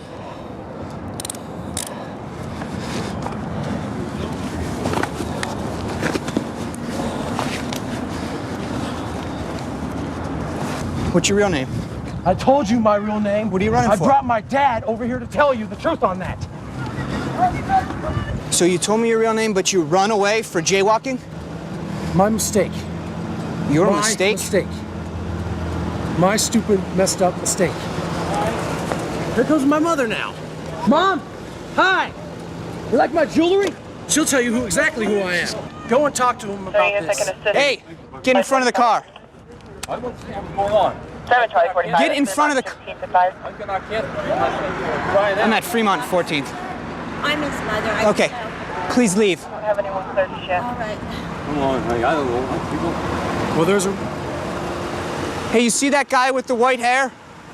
That's this guy's father. He keeps calling him back. Please let that man know that he's going to go to jail for obstructing also. I've just told him. What are you running for? Trying to get my mother to actually get you to believe me on this. That's your name? Yes, my name, my information, everything. So you wanted to run to your mother to have her tell me that was who you really were? I felt it was a viable solution, but I guess it wasn't. What do you want to do with your hot dog? It can't go into jail. That was my father's. Right here. Put your palms together, man. You really can't, huh? A little bit. They're handcuffs, not supposed to be made comfortable, so have a seat, man. It would have been an easy citation for jaywalking, but he wanted to run and pretend he's someone else, and he gets to go to jail. So we're having trouble identifying him? Having trouble identifying who he is. Okay. Chick grabs your thing, what you gonna do, man? I don't know what you did. He offered me $60. $60? He wanted to play with me. Play with you?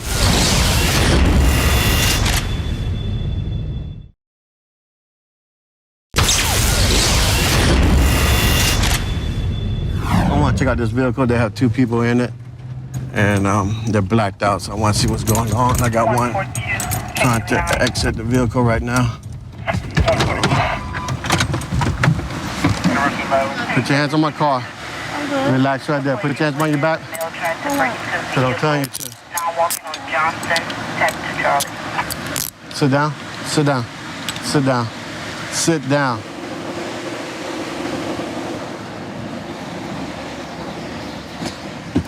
Step out. Face the car. Face the car. Relax. You got anybody else in there? No. Relax right there. Put your hands behind your back. Right now, you're just being simply detained. What's going on back here, man?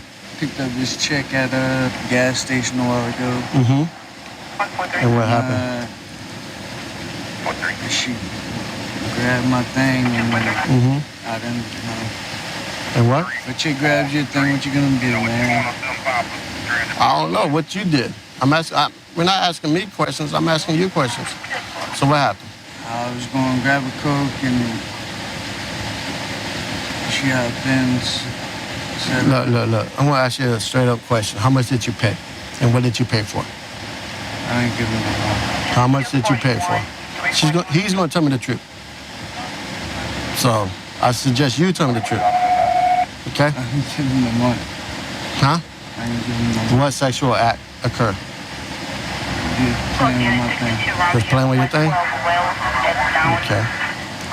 So what was the amount agreement? There was no amount of agreement. There was no amount of agreement. Okay, look. Go ahead and tell me the truth. Tell me how much you pay and what you pay for. She said 20 and I didn't give her nothing yet. But y'all made the agreement for $20, right? Correct? Yes, sir. All right, thank you. Hey, put him in your car, please. What's going on, sir? Tell me the agreement, tell me the price, tell me where he picked you up, everything. What happened? Nothing. He picked me up. Where? I was standing out by one of my friends up on Cedar Crest. On Cedar Crest? Yes. Okay. And he asked, You live right off of Cedar Crest, right? Yes. Okay. And he asked if I needed a ride. Mm-hmm. Because I was trying to come get me a motel room. Mm-hmm. Okay, well, he offered me some money because he wanted to play with me. You want to what? He wanted to play with me. Play with you? How much did he offer you? He offered me $60. $60 to play with you? Yeah, but I didn't get the money. You didn't get the money? But did he touch you yet? No. No. I drove up too soon? Huh? I drove up too soon? No, because I was going to get me a motel room. Okay. But y'all did have an agreement for a sexual act for $60? Well, he wanted to. Well, you agreed to it. I didn't agree to it, but he... But you got in the truck and got over here with him. So pretty much that's agreeing to it. Actually, he told me that when we got here. Okay. And did you say no, sir, and get out the truck? No, you did not, correct? Well, actually, I told him that I was coming to talk to you when y'all pulled up. So he asked you that when he saw me? No. So he saw the police and then said, well, by the way, I'm going to give you $60 for sex. No, he was talking to me, but when I saw y'all pull up, I said, well, I want to go talk to him. Something. You done told me I can't have enough right now to arrest you. So just tell me the truth, please. I am telling you the truth. All right, $60 for what? For him to touch you, right? Yeah, he wanted to give me some. He wanted to give you? Yeah, but Okay. we didn't do anything. Okay. And you agreed to it? Huh? You agreed to it? I hadn't agreed. Yes. Yes. You was going to let him, right? Somebody was going to. All right, thank you. You going to let me go? Right now we're going to arrest them both, solicitation and prostitution. Hey, Sean. Sir. Did you give her the money that you had on you? Or did you already give the $20? Well, how were you going to pay her? I remember my ATM. Oh, you was going to go to the ATM afterwards? Correct? Or no? Yeah? Yeah? Okay. You know when you don't pay a prostitute, especially a male prostitute of that size, you know what could happen to you, man? If you're out here trying to play games with these people, they're going to hurt you, Sean. You understand me? Yes. That was a big man in your truck, man. He would have hurt you, Sean. You understand me? Yes. All right.